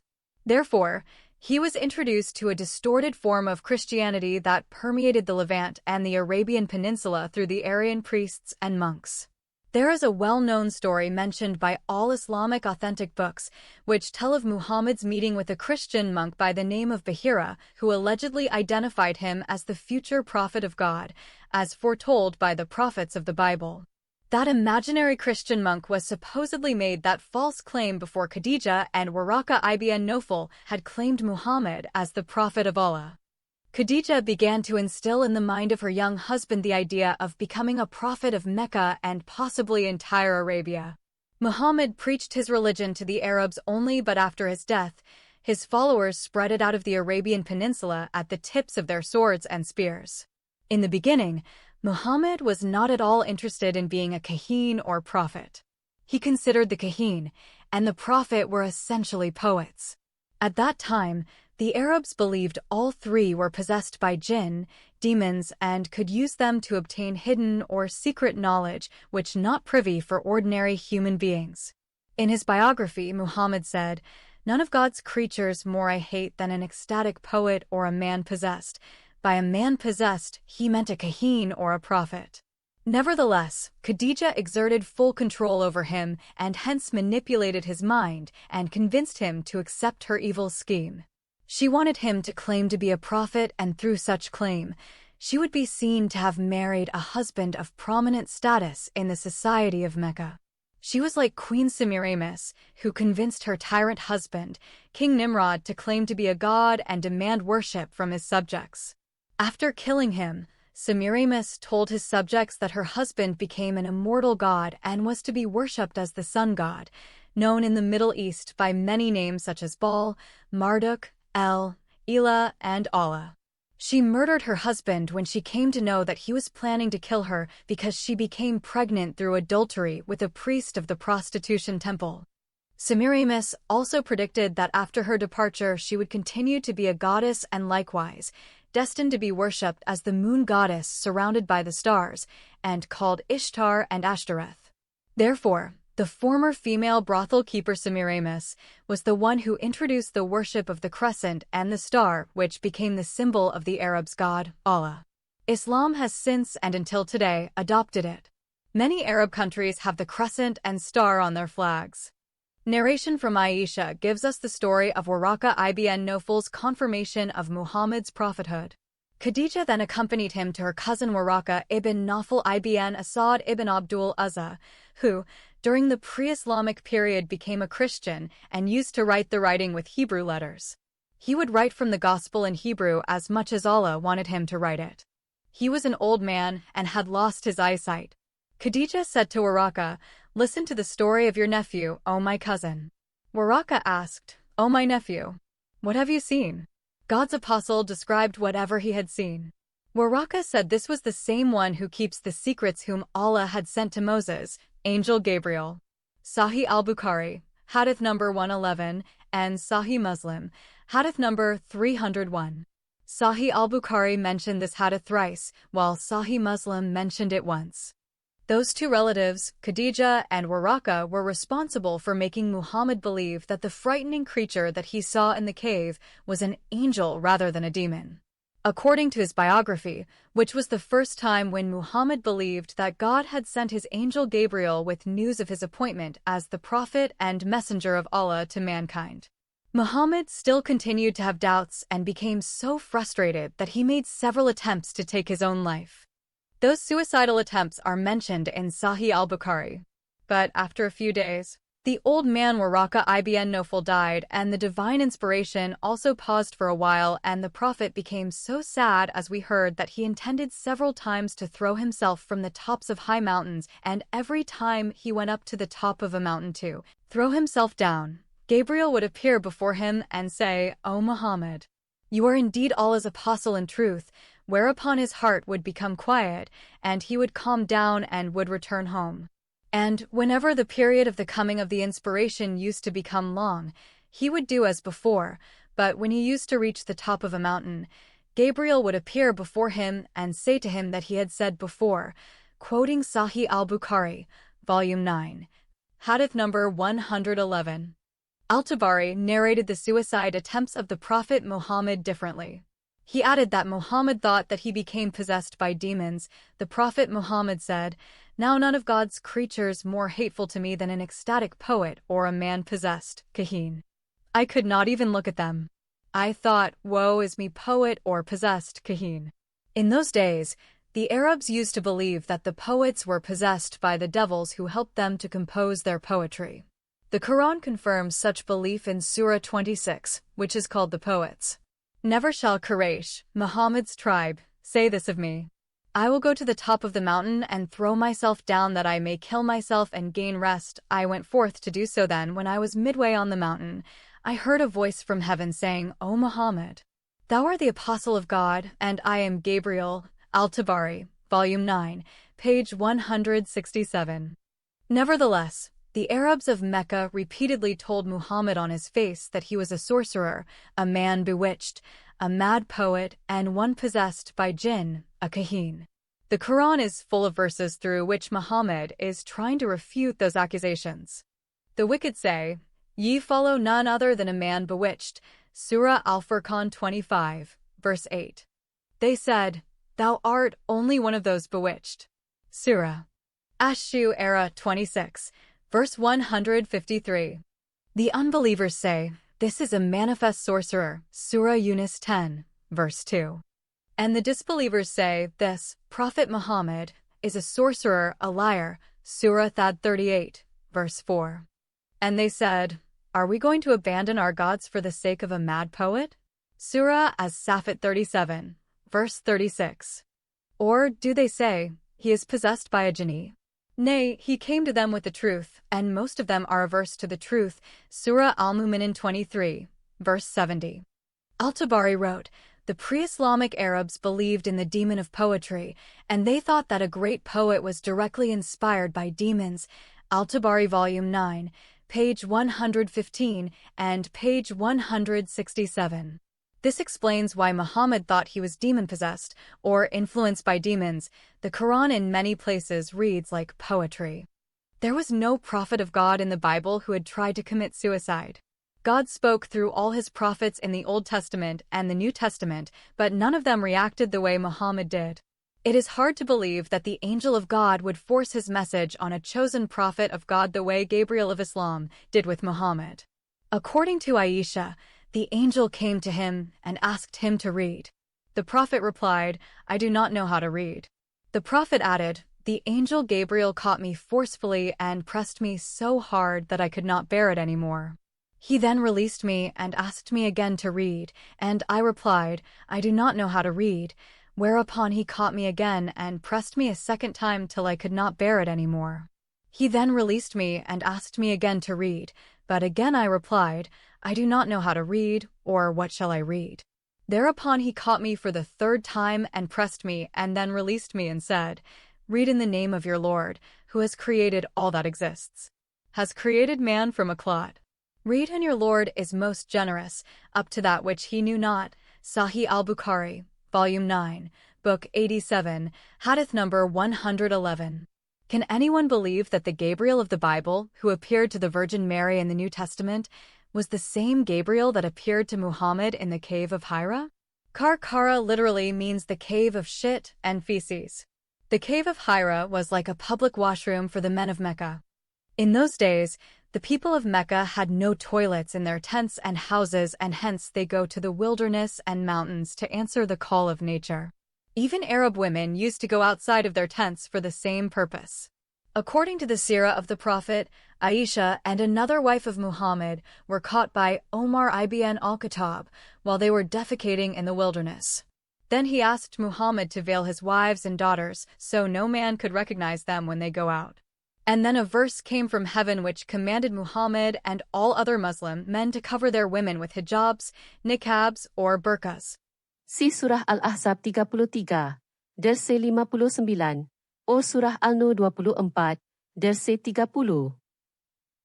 According to the Egyptian Muslim scholar Sayyid Mahmud al-Kimni, that filthy toilet, the cave of Hira, was changed to a holy place and entered history after Muhammad claimed to have seen in it the first vision of the angel of Allah. We may ask, why the holy angel of God chose to appear to the chosen prophet in such a filthy place that full of human feces and urines. The angel Gabriel in the Gospel did not force his message on the Virgin Mary, but the Gabriel of Islam forced Muhammad to accept his message until he felt he was going to kill him. Let us read the appearance of the angel Gabriel to the Virgin Mary. And in the 6th month, the angel Gabriel was sent from God unto a city of Galilee, named Nazareth, to a virgin espoused to a man whose name was Joseph, of the house of David, and the virgin's name was Mary. And the angel Gabriel has come in unto her, and said, Hail, thou that art highly favored, the Lord is with thee, blessed art thou among women. And when she saw him, she was troubled at what he was saying, and cast in her mind what manner of salutation this should be. And the angel said unto her, Fear not, Mary, for thou hast found favor with God. And behold, thou shalt conceive in thy womb, and bring forth a son, and shalt call his name Jesus. He shall be great, and shall be called the Son of the Highest, and the Lord God shall give unto him the throne of his father David, and he shall reign over the house of Jacob forever, and of his kingdom there shall be no end. Then said Mary unto the angel, How shall this be, seeing I know not a man? And the angel answered and said unto her, The Holy Ghost shall come upon thee, and the power of the Highest shall overshadow thee. Therefore also that holy thing which shall be born of thee shall be called the Son of God. And behold, thy cousin Elizabeth, she hath also conceived a son in her old age, and this is the 6th month with her, who was called barren. For with God nothing shall be impossible. And Mary said, Behold the handmaid of the Lord, be it unto me according to thy word. And the angel departed from her, quoting the Gospel of Luke 1, verses 26 to 38. After the angel Gabriel appeared to the Virgin Mary and conveyed the message of God to her, she gladly accepted the message of her Lord and hastily went to visit her cousin Elizabeth and composed a beautiful poem of praise to the Lord. See Luke 1, verses 38 to 56. In contrast, the Prophet Muhammad got so frightened and ran to his house and hid his face in the lap of his wife and asked her to cover him with clothes. He became suicidal for a period of 3 years after the angel Gabriel supposedly appeared to him in the filthy cave at the mountain of Uhud. For such a long period, he was not sure whether he was a soothsayer, sorcerer, possessed by demons, madman, ecstatic poet, or indeed the messenger of God. During this long period, many times he said to himself, I will go to the top of the mountain and throw myself down that I may kill myself and gain rest. Al-Tabari, quoting from Sirat Rasulullah by Ibn Ishaq. Only a demon-possessed person would attempt to kill himself in such a cruel way. During this period, Muhammad also suspected that he became mad. He said to his wife, O Khadija, I see light and hear sounds, and I fear I am mad. Al-Tabaqat al-Kobra by Ibn Sa'd, translated by S. Moin al-Haq. Page number 225. His third wife, Aisha, continued to narrate, Then Allah's apostle returned with the inspiration, his neck muscles twitching with terror till he entered upon Khadija and said, Cover me, cover me. They covered him till his fear was over, and then he said, O Khadija, what is wrong with me? Then he told her everything that had happened and said, I fear that something may happen to me. Sahih al-Bukhari, Volume 9, Book 87, Hadith number 111. No prophet in the Bible ever behaved like a demon-possessed person, suspected that he became a madman, made several attempts to commit suicide, and remained unsure about his divine calling as Muhammad did.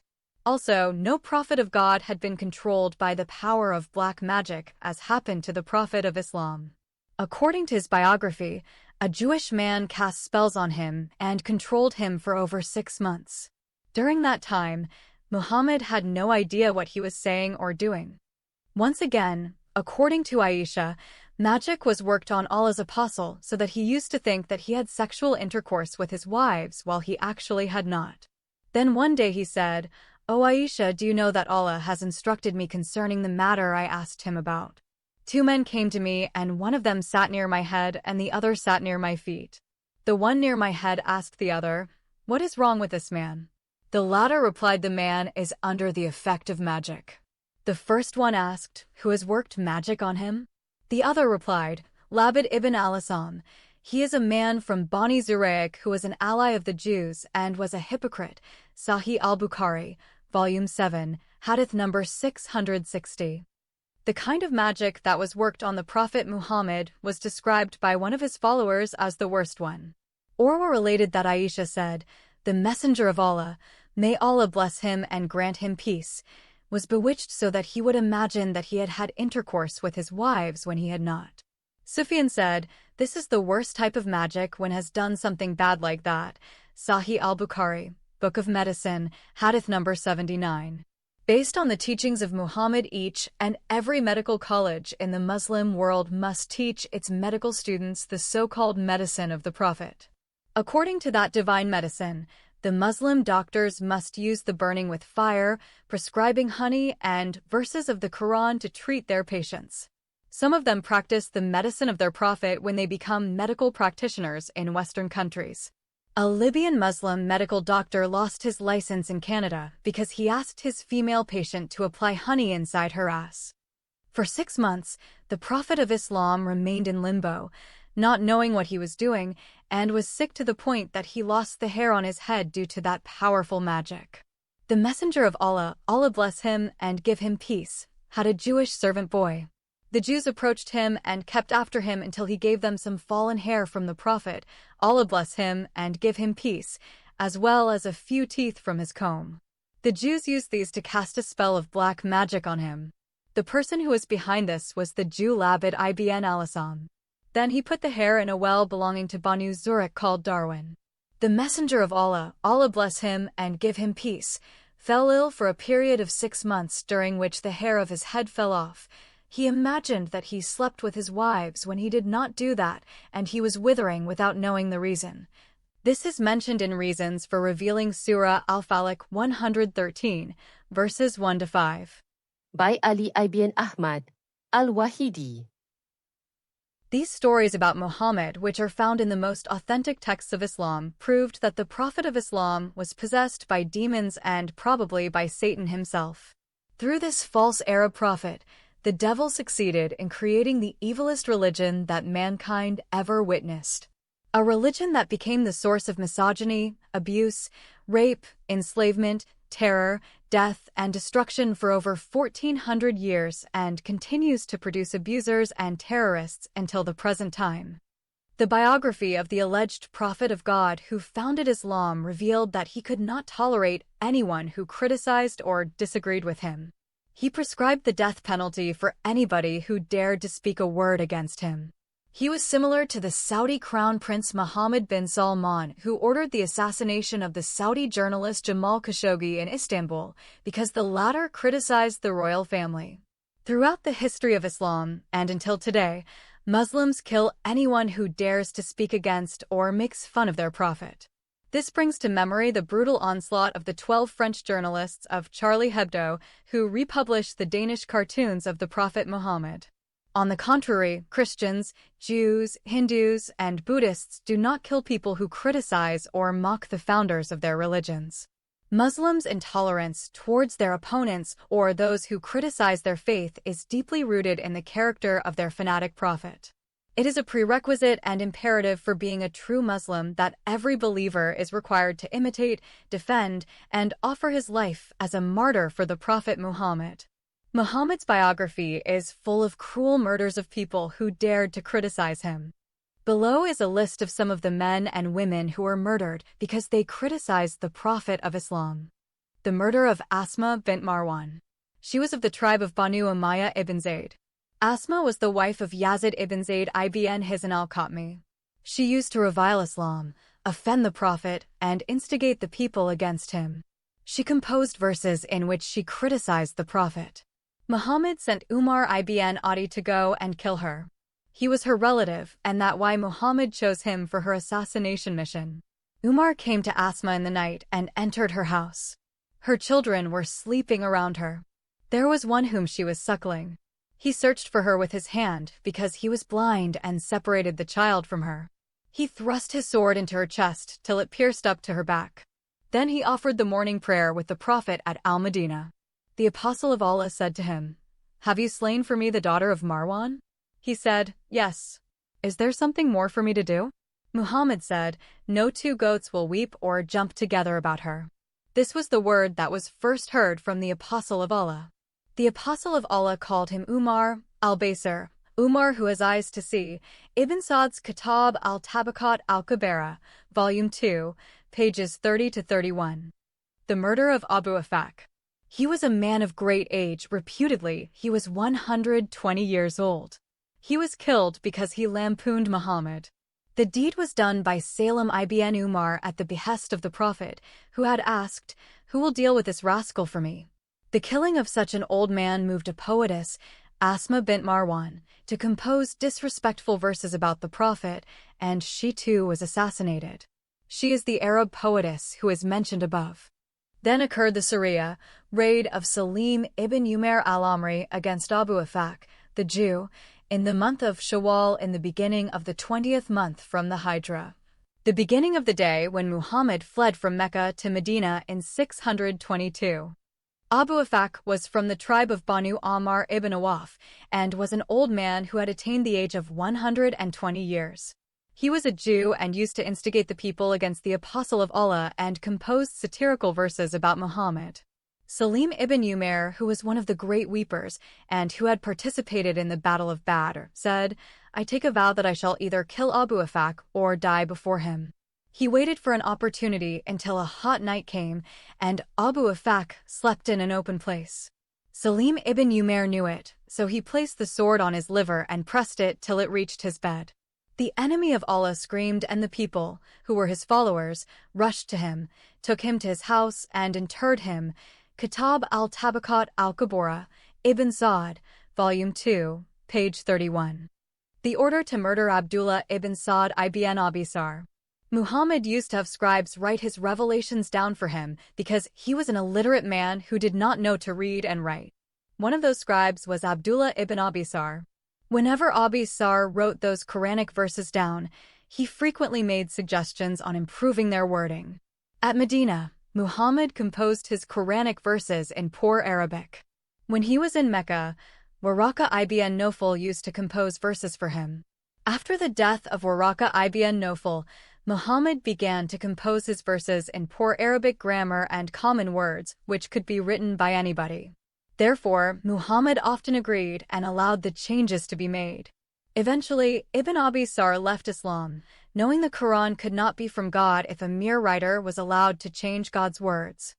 Later, after the conquest of Mecca, Muhammad ordered the death of Ibn Sar. A person of Al-Ansar had taken a vow to kill Ibn Sar if he saw him. Osman ibn Affan, who was the foster brother to Abdullah ibn Abisar, came and interceded for him with the Prophet. The Ansari man who vowed to kill him was waiting for the signal of the Prophet to kill him. Uthman interceded and Muhammad let him go without killing him. The Apostle of Allah said to the Ansari, "Why did you not fulfill your vow?" He said, "O Apostle of Allah, I had my hand on the hilt of the sword waiting for your signal to kill him." The Prophet said signaling would have been a breach of faith. It does not behave the Prophet to make the signal, quoting Ibn Sa'd in Kitab al-Tabaqat al-Kabira, page 174. This means Muhammad was angry because his follower did not slaughter Ibn Abisar in front of him. The murder of the Jewish leader Kanana ibn al-Rabi, who had the custody of the treasure of Banu Nadir. He was brought to the Apostle, who asked him about the hidden treasure. He denied that he knew where it was.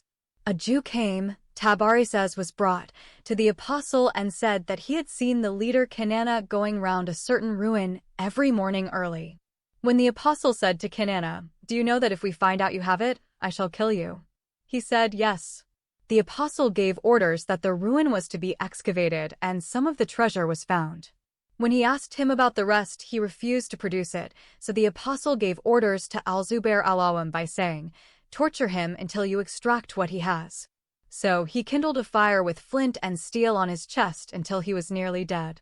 Then the apostle delivered him to Muhammad bin Maslama, and he struck off his head, citing Ibn Ishaq, Sirat Rasulullah, or the biography of the Messenger of Allah, page number 37. After killing him, Muhammad raped Kanana's wife on the same day. He murdered her husband, brother, and other relatives. Safiya, Kanana's wife, was weeping when the alleged prophet of God was raping her inside his tent. The coward, Chicken Muhammad, needed a bodyguard to protect him from Safiya while he was raping her. He was afraid she might murder him as revenge for murdering her husband, father, brother, and other Jewish relatives and raping her on the same day. His biography mentioned that Abu Ayyub al-Ansari guarded him with a sword while he was raping the Jewish girl inside his tent. In the morning, Abu Ayyub said to Muhammad, "I scared she might kill you because you have killed her relatives and she is still kafira, infidel." The murder of Abdullah Qatal ibn Taym ibn Kalib. He had become a Muslim, and the apostle sent him to collect the poor tax in company with one of the Ansar. He had with him a free slave who served him. He was Muslim too. When they halted, he ordered the latter to kill a goat for him and prepare some food and went to sleep. When he woke up, the man had done nothing, so he attacked and killed him and apostatized. He had two singing girls, Fartana and her girlfriend, who used to sing satirical songs about the apostle, so he ordered that they should be killed with him. Qatal was ordered to be killed not because he killed his male slave, who was a Muslim, but because he apostatized. Islamic law does not allow a Muslim man to be put to death for killing a slave, a Jew, a Christian, or any other non-Muslim. A person came to the Prophet and said, "O Apostle of Allah, Ibn Qatal is holding fast the curtains of the sacred Al-Kaaba." The Apostle of Allah said, "Kill him." The Prophet ordered the two slave girls to be killed for singing satirical songs about him. Referring to Ibn Hisham and Ibn Ishaq, Alfred Guillaume, translator, The Life of Muhammad, a translation of the Isaques Sirat Rasul Allah, page number 550. The assassination of Fartana and Kurayba. They were two slaves and also female singers of Abdullah ibn Qatal. The Prophet Muhammad said, "Kill Fartana." She was a slave girl of Abdullah ibn Qatal because she used to recite poems insulting Muhammad. Muhammad also said, "Kill Kurayba." She was a slave girl of Abdullah ibn Qatal too, because she used to sing songs insulting the Prophet. Ibn Hisham, Ibn Ishaq, Alfred Guillaume, translator, The Life of Muhammad. A translation of Isaques Sirat Rasul Allah, page number 550. Some Islamic traditions mention that Fartana and Kurayba were Jewish girls. The cruel murder of Kurfa. She was the female chieftain of the Arab tribe of Banu Fazara. Her real name was Fatima bint Rabia. She composed poems and criticized the Prophet. Muhammad sent his adopted son, Zayd, and ordered him to capture Kurfa and kill her. According to Muhammad's biographers, she was an incredibly old woman, wife of Malik. Her daughter and another were also taken. Zayd ordered Qays to kill Kurfa, and he killed her cruelly by putting a rope between her legs and two camels and driving them until they tore her body in two. Biography of the Prophet by Ibn Ishaq, quoted by Ibn Hisham, page 980. According to Al-Tabari, Allah's messenger sent Zayd to Wadi al-Qura, where he encountered the Banu Fazara. Some of his companions were killed, and Zayd was carried away wounded. Ward was slain by the Banu Badr. When Zayd returned, he vowed that no washing should touch his head until he had raided the Banu Fazara. After he recovered, Muhammad sent him with an army against the Fazara settlement. He met them in Wadi al-Qura and inflicted casualties on them and took Kurfa prisoner. He also took one of Kurfa's daughters and Abdullah bin Masada prisoner. Zayd bin Haritha ordered Qays to kill Kurfa, and he killed her cruelly. He tied each of her legs with a rope and tied the ropes to two camels, and they split her in two. History of Tabari, Volume 8, pages 95 to 97. The order to kill a woman by the name Sarah. The Prophet Muhammad said, "Kill Sarah." Muhammad claimed that Sarah used to molest him while he was in Mecca. Ibn Ishaq reported that she embraced Islam but was killed later, during the time of the Caliph Umar. A report by Al-Tabari mentioned she was killed at the time of the Prophet. Al-Tabari, Michael Fishbein, translator, Volume 8, Victory of Islam, State University of New York Press, page 79. The assassination of Al-Harith ibn Talatal. The Prophet Muhammad ordered Ali ibn Abi Talib to kill Al-Harith because he mocked him through poetry. Al-Harith ibn Talatal was killed by Ali. Ismail ibn Umar ibn Kathir, Trevor Lagassic, translator, The Life of the Prophet Muhammad, a translation of Al-Sirah al-Nabawiyya, page 57. 8 men were tortured and cruelly killed by Prophet Muhammad. Narrated Anas bin Malik, a group of 8 men from the tribe of Yaqul came to the Prophet, and they found the climate of Medina unsuitable for them. They said, "O Allah's apostle, provide us with some milk." Allah's apostle said, "I recommend that you should join the herd of camels." They went and drank the urine and the milk of the camels as a medicine, till they became healthy and fat. Then they killed the shepherd and drove the camels, and they became unbelievers after they were Muslims. When the Prophet was informed by a shouter for help, he sent some men in their pursuit, and, before the sun rose high, they were brought, and he had their hands and feet cut off. Then he ordered for nails which were heated and passed them over their eyes, and they had been left in the Hara, a rocky land in Medina. They asked for water, and nobody provided them with water till they died. Sahih al-Bukhari, Volume 4, Book 52, Hadith number 261. Muslim scholars always try to find justification for the brutality of their heartless prophet. Some of them claimed that Allah rebuked the prophet for his excessive cruelty. After that cruel torture and murder of those 8 men, Allah himself supposedly rebuked the Prophet Muhammad for his excessive brutality and allegedly sent down verses 33 to 34 in Surah Maida 5 as a future corrective, prescribing the precise punishments that were to be meted out for such crimes. The text prescribes the following: the punishment of those who wage war against Allah and his apostle and strive to make mischief in the land is only this, that they should be murdered or crucified, or their hands and their feet should be cut off on opposite sides, or they should be imprisoned. This shall be as a disgrace for them in this world, and in the hereafter they shall have a grievous chastisement, except those who repent before you have them in your power. So know that Allah is forgiving, merciful. The Quran, Surah Al-Maida 5, verses 33 to 34. Narrated Abu al-Zanad, when the apostle of Allah, peace be upon him, cut off the hands and feet of those who had stolen his camels, and he had their eyes put out by fire through heated rods, Allah reprimanded him on that action, and Allah, the Exalted, revealed the punishment of those who wage war against Allah and his apostle and strive with might and main for mischief through the land is execution or crucifixion. Sunan Abu Dawud, Book 38, Hadith number 4357.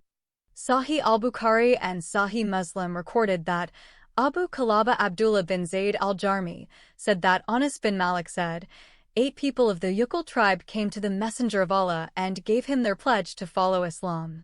Al-Madina's climate did not suit them, and they became sick and complained to Allah's Messenger. He, Muhammad, said, "Go with our shepherd to be treated by milk and urine of his camels." They went as directed, and after they drank from the camels' milk and urine, they became healthy, and they killed the shepherd and stole all the camels.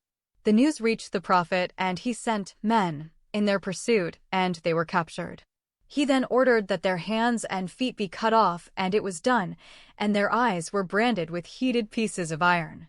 Next, they were put in the sun until they died. This is the wording of Muslim. In another narration for this hadith, it was mentioned that these people were from the tribe of Yaqul or Urayna. Another narration reported that these people were put in the Hira area of Al-Madinah city, and when they asked for water, no water was given to them. Allah said, "They shall be killed or crucified, or their hands and their feet be cut off on the opposite sides, or be exiled from the land," mentioned in Sahih al-Bukhari and Sahih Muslim. 2 important observations could be seen in this excessive cruelty and vicious murders that were done by the founder of the so-called religion of peace, who was sent by Allah as mercy to mankind. First, Muhammad teaches that drinking camel's urine is medicine, and second, the new corrective prescribed punishment of Allah, who's supposedly more compassionate than his cruel prophet. Firstly, Muslims follow the teaching of their prophet until today, and in Egypt, Saudi Arabia, and other Middle East countries, camel's urine and camel's milk are sold side by side in stores. Recently, an Egyptian female scholar earned her doctorate degree in zoology specializing in the importance of the camel's urine. Secondly, God has been described in the book of the Quran as the most merciful and the most compassionate, and yet supposedly corrected his heartless prophet and prescribes crucifixion as more merciful death than leaving tortured people to die of extreme heat and thirst. Nevertheless, it is a universally accepted fact that crucifixion is the most painful and slow death ever invented by mankind. Sometimes, the crucified people could remain alive for 3 days, suffering an indescribable agony every second and every minute while they were hanging in their crosses. Romans used crucifixion to inflict severe punishment on people who committed hideous crimes. Only foreigners and slaves were crucified. Therefore, Roman law exempted Roman citizens from that cruel kind of punishment no matter what crimes they committed. The Lord Jesus Christ was crucified by the Romans because he was a foreigner, a Jew, while the Apostle Paul was beheaded because he was a Roman citizen. Today, the followers of ISIS, the Islamic Caliphate, follows the teaching of the Quran in Surah Al-Ma'idah 5, verses 33 to 34, and crucify criminals and enemies, and then post videos on the internet showing how those people were suffering for many days while they are hanging in their crosses. The Massacre of Banu Qurayza. Perhaps no place Muhammad had shown his sheer evil and cruelty more than the massacre of the Jews of Medina. The Jewish tribe of Qurayza was accused by the Prophet Muhammad of conspiring with the enemy at the Ghazwat al-Khandaq, or the Battle of the Ditch. According to Sayyid Mahmud al-Kimni, the allies of the Makkans surrounded the Medina and planned their deadly attack on Muhammad and his followers. When Muhammad knew about the allied troops, he dug a ditch around Medina to keep the enemy forces from attacking him. He learned that war tactic from a Persian man called Salman al-Farisi. The only place that had not been protected was the area where the Jews of Qurayza lived in their strong garrisons. The Prophet knew about that weak point but believed in his treaty with the Jews.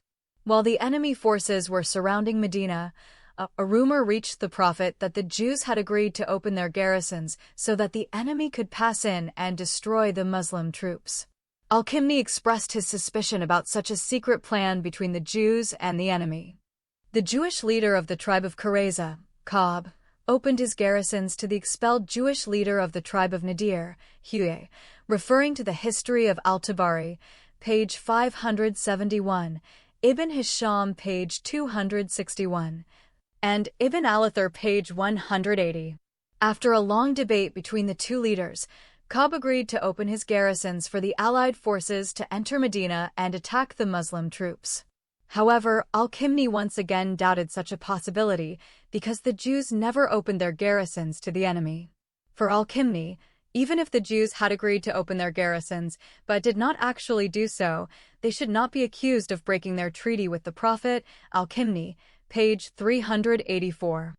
In tragic details, Al-Kimni narrated how the tribe of Qurayza was slaughtered mercilessly as soon as the Allied forces left. It was the angel Gabriel once again who instigated the Prophet to march against the tribe of Qurayza. Narrated by Aisha, when the messenger of Allah became free from the Allied forces, entered his house to wash his body for the prayer, Gabriel came to him, whom I have seen with his head covered by dust. He said to the Prophet, "O Muhammad, have you laid down your weapons?" The Prophet said to him, "We put down our weapons."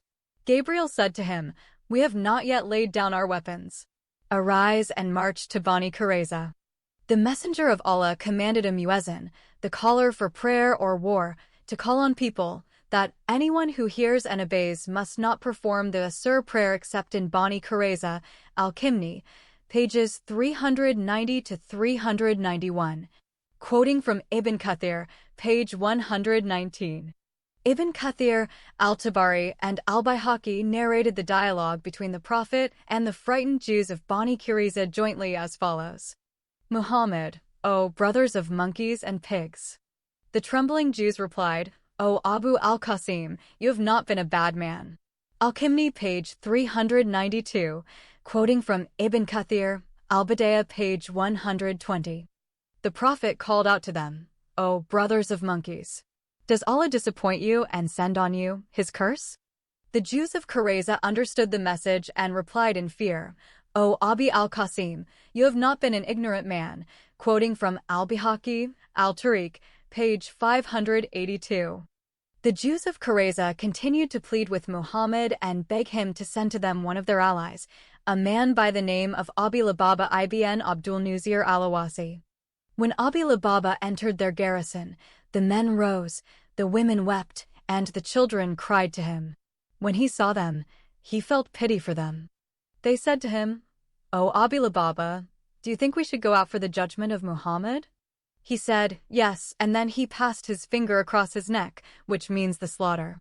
Their leader, Ka'b bin Asad, said to his people, "Let us follow Muhammad and believe in him." They replied, "We will not leave the judgment of the Torah forever." He said to them, "Then let us kill our children and women and go out to Muhammad." They said, "Shall we kill these harmless children and women? What is the good of life after them?" Al-Kimni, pages 393 to 394, quoting from Al-Tabari, page 583. The tribe of Qurayza was left with no choice except to surrender to the Muslims and wait for their destiny. They expected the Prophet would do to them as he did to the other two Jewish tribes of Banu Qaynuqa and Banu Nadir, confiscating their properties, cattle, and wealth and expelling them out of Arabia. Instead, the Prophet left their destiny to be decided by an Arab leader known as Sa'd bin Mu'az. This leader suggested that all the men be killed, and the women, children, and properties are to be distributed among the Muslims. The decision was confirmed by the Prophet as he said to Sa'd bin Mu'az, "You have judged on them by the judgment of Allah, which has been given to you from the seven heavens." That means Sa'd has received a revelation from Allah. Al-Kimni, page 395, quoting from Al-Tabari, pages 587 to 588. Al-Kimni continued, "And we learned from our heritage a new thing that happened in that slaughter. The slaughter was not restricted to men only, but included small boys too." Al-Kimni, page 398, referring to Al-Tabari, page 591. Ibn Ishaq described the massacre of the Banu Qurayza men as follows. They surrendered, and the apostle confined them in Medina in the quarter of Dar al-Harith, a woman of Banu Najjar. Then the apostle went out to the market of Medina, which is still its market today, and dug trenches in it. Then he sent for them and struck off their heads in those trenches as they were brought out to him in batches. Among them was the enemy of Allah Huyay bin Akhtab and Ka'b ibn Asad their chief. There were 600 or 700 in all, though some Muslim historians put the figure as high as 800 or 900. As they were being taken out in batches to the apostle, they asked Ka'b what he thought would be done to them.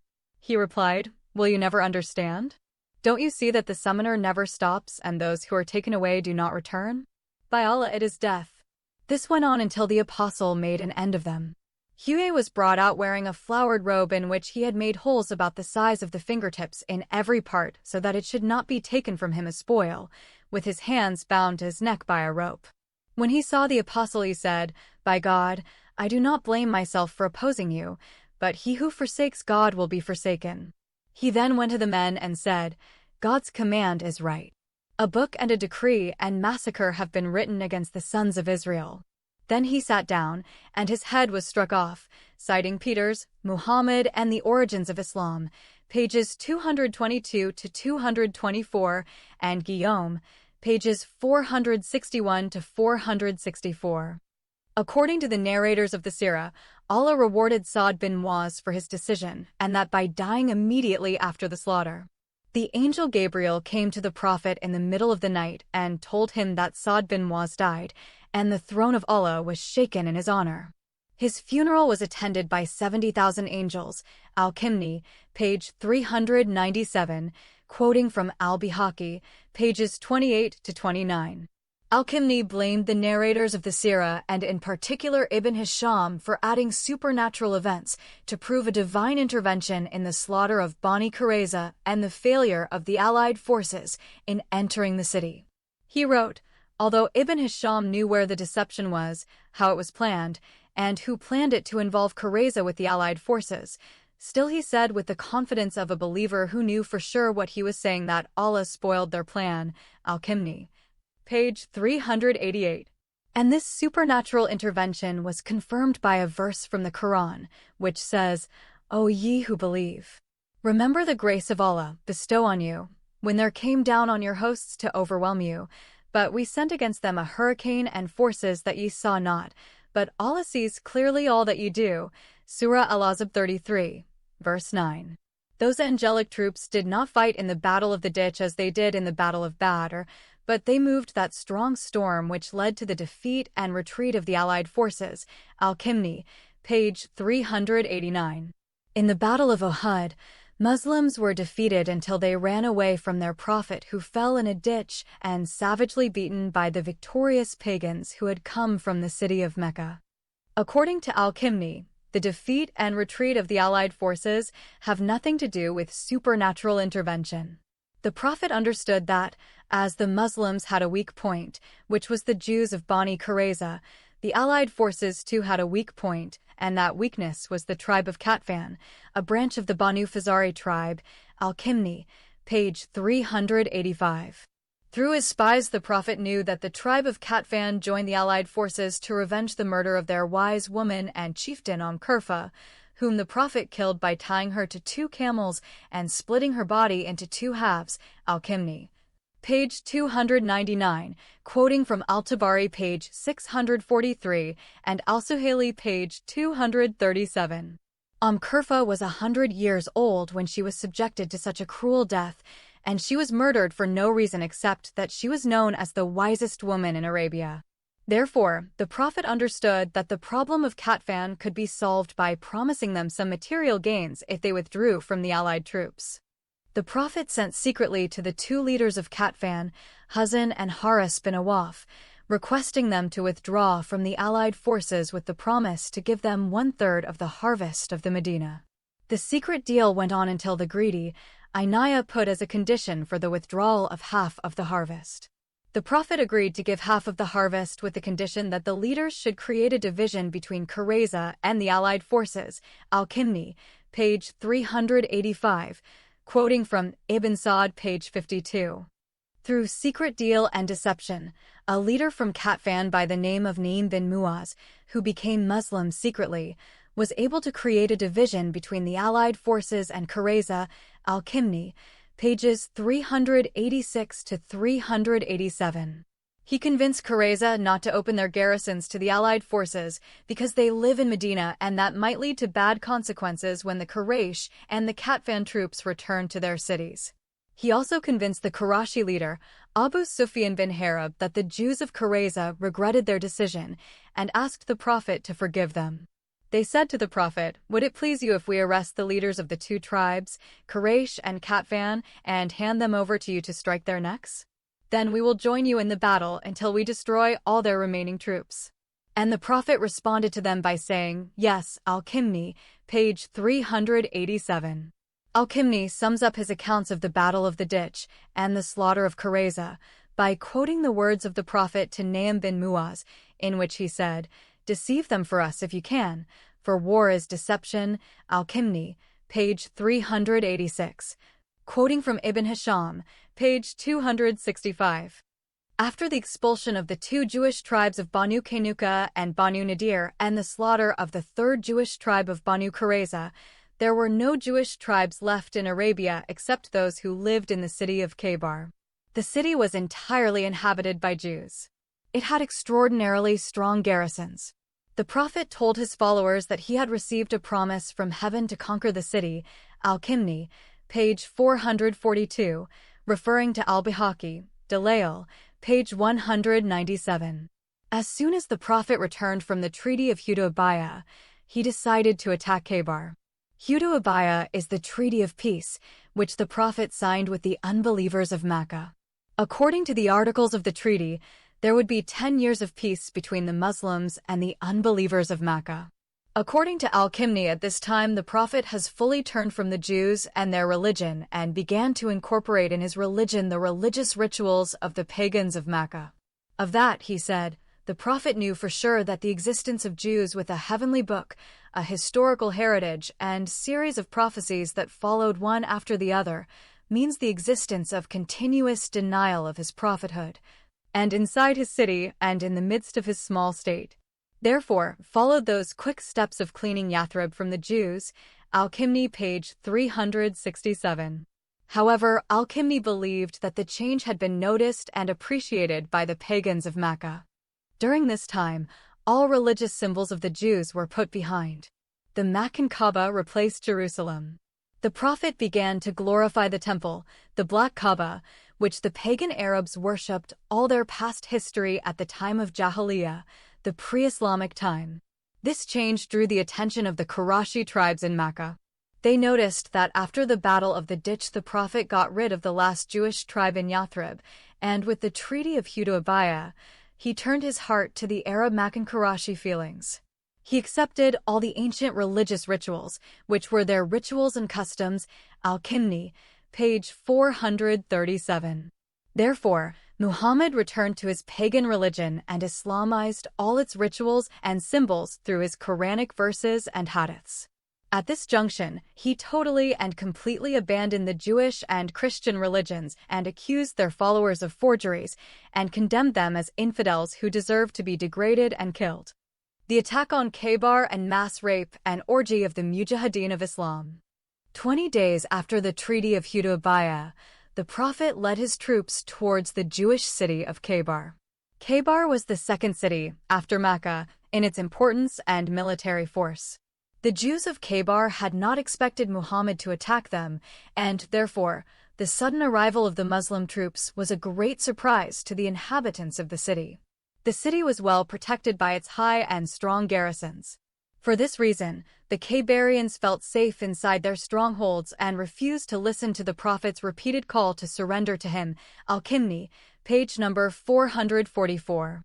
When the city refused to surrender, the Prophet decided to use the catapults to destroy the garrisons.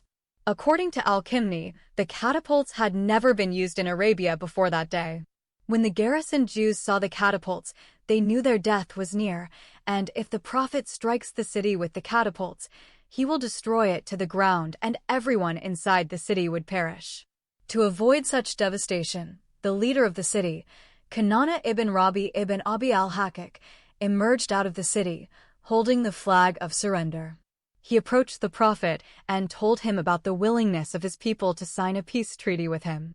The Prophet agreed on a treaty with the condition that they should vacate their city and leave for him their money, properties, cattle, garrisons, houses, and land, and they should not take a yellow or a white thing except that which cover their nakedness from their clothes.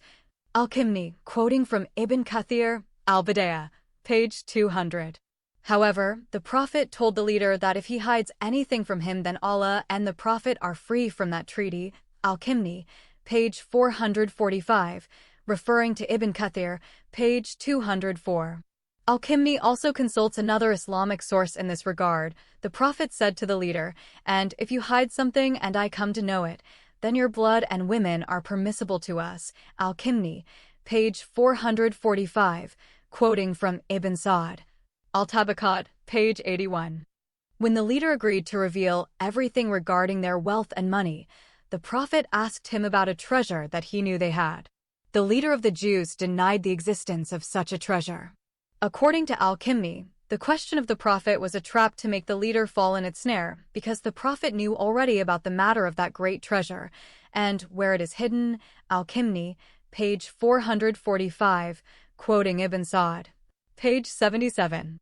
The information of the treasure had already reached the ears of the Prophet through a Jew, who sold his people and revealed the secret of that great treasure, Al-Kimni, page 446.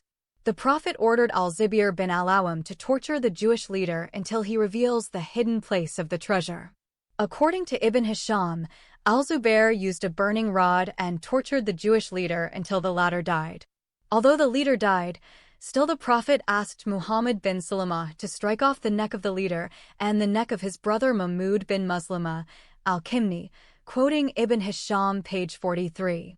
After assassinating the Jewish leader and stealing his treasure, the alleged prophet of God raped his wife Safiya while she was crying for the murder of her beloved husband. After the leader and his brother were executed, the sword of Islam moved on the surrendered Jews and killed from them, according to the words of Ibn Sa'd, 93 men, al-Kimni, page 447, quoting from Ibn Sa'd, page 77. Then the booty and the women of the Jews were distributed among the Muslims, al-Kimni, page 448. Al-Kimni continues to say, according to all the narrators of the Sirah, biography of Muhammad, and the news, at the invasion of Khaybar, the Muslim men forced the Jewish women to sleep with them openly in orgy, like vulgar men do in a brothel. And the Khaybarian women were shared by all men. Every single Jewish woman was openly gang-raped by many Muslim mujahideen, until the Prophet stopped the rape of the pregnant women, al-Kimni, referring to Ibn Sa'd al-Nas, Oyaun. Page 176. As for the Prophet himself, he took Safiya bint Huyay after he killed her husband, the tortured and beheaded Jewish leader, Kanana, and her father Huyay, al-Kimni, page 448 to 449. Quoting from Ibn Kathir, page 197. At Khaybar, a Jewish woman, known as Zainab bint al-Harith, made an attempt on the Prophet's life, and that by feeding him a poisoned goat at the house of Safiya bint Huyay, al-Kimni, page 453, quoting from Ibn Kathir, page 211. When the Prophet questioned Zainab, she said to him, "You have killed my father, uncle, husband, and brother," al-Kimni, page 454, quoting from al-Bihaqi, page 257. Zainab was executed immediately. The poison remained in the body of the Prophet for 3 years until it finally caused his death, al-Kimni, page 454, quoting from Ibn Kathir, page 211. Therefore, the Muslims believe that their Prophet died as a martyr, al-Kimni, page 454, quoting from Ibn Kathir, page 216. The cruel punishment of the so-called harlots of Hadramaut. The death of the Prophet Muhammad was celebrated joyfully by 26 noblewomen in Hadramaut, a city in Yemen. They were extremely glad that that Arab tyrant and murderer who deprived them of their sons and husbands at last had died. Muslim historians called them the harlots of Hadramaut. The celebration is narrated by Ibn Habib al-Baghdadi in his book, Kitab al-Muhabbar. There were in Hadramaut 6 women of Kinda and Hadramaut who desired the death of the Prophet of God. They, therefore, on hearing the news, dyed their hands with henna and played on the tambourines. To them came out the harlots of Hadramaut and did likewise, so that some 20-odd women joined the 6. Ibn Habib contradicts his statement that the women were harlots when he describes them as 2 were grandmothers, 1 a mother, and 7 were young girls. 3 of the 12 belonged to the Ashraf, the noble class, and 4 to the tribe of Kinda, a royal tribe that provided Yemen with its kings. 2 Muslim leaders wrote to Caliph Abu Bakr and reported the event. When the news reached the first caliph, Abu Bakr, he wrote back ordering that the hands of the women should be cut off. The 2 righteous servants of God, who remained steadfast in their religion when the greater part of their tribes apostatized, have written to me that before them there are certain women of the people of Yemen who have desired the death of the Prophet of God, and that these have been joined by singing girls of Kinda and prostitutes of Hadramaut, and they have dyed their hands and shown joy and played on the tambourine in defiance of God and in contempt of his rights and those of his Prophet. When my letter reaches you, go to them with your horses and men and strike off their hands. Following the order of the caliph, the 26 women were punished in a gruesome manner, and that by having their hands chopped off. Those brutal tortures and murders of those who disagreed or criticized the Prophet of Islam show how Muhammad did not accept criticisms. Muslims in Western countries hide those horrific slaughters and falsely claim that Islam is the religion of peace, love, and tolerance, and their Prophet Muhammad is the master of creation and had been sent by God as mercy to mankind. Third speech, The Atrocities of Islam. Theme: this speech is a sweeping historical indictment of Islam's spread by violence, its legacy of conquest, and its impact on non-Muslim societies, especially women and minorities. Key points: Jihad and conquest. Inaz asserts that Islam was spread primarily by the sword, citing Quranic verses and hadiths that command Muslims to fight, kill, and subjugate non-Muslims. She provides detailed historical accounts of Islamic invasions across the Middle East, North Africa, Persia, India, and Europe. Massacres and enslavement. She describes the mass killings, enslavement, and rape of non-Muslim girls and women during Islamic conquests, referencing specific events such as the massacre of the Jewish tribe of Banu Qurayza, the invasion of India, and the destruction of Christian and Jewish communities. Destruction of cultures. The speech covers the destruction of religious sites, libraries, and cultural heritage, such as the burning of the Alexandrian Library and the conversion of churches into mosques. Legalized discrimination. Inaz discusses the dhimmi system, jizya tax, and the systematic humiliation and subjugation of Jews and Christians under Islamic rule. Modern terrorism. She draws a direct line from early Islamic violence to contemporary jihadist movements like ISIS, arguing that they are faithfully following the example of Muhammad and the early caliphs. Suppression of dissent. The speech highlights the death penalty for apostasy and blasphemy, and the persecution of those who criticize Islam or leave the faith. Critique of Islamic apologetic. Inaz rebuts common apologetic arguments that Islam is a religion of peace, citing the doctrine of abrogation and the overwhelming historical evidence of violence. Conclusion. She concludes that Islam is inherently violent and unreformable, and that its teachings have caused immense suffering throughout history, especially for women, religious minorities, and non-Muslims. The actual speech. The bloody atrocities of the invasions of Islam, 2 other COUNTRAS.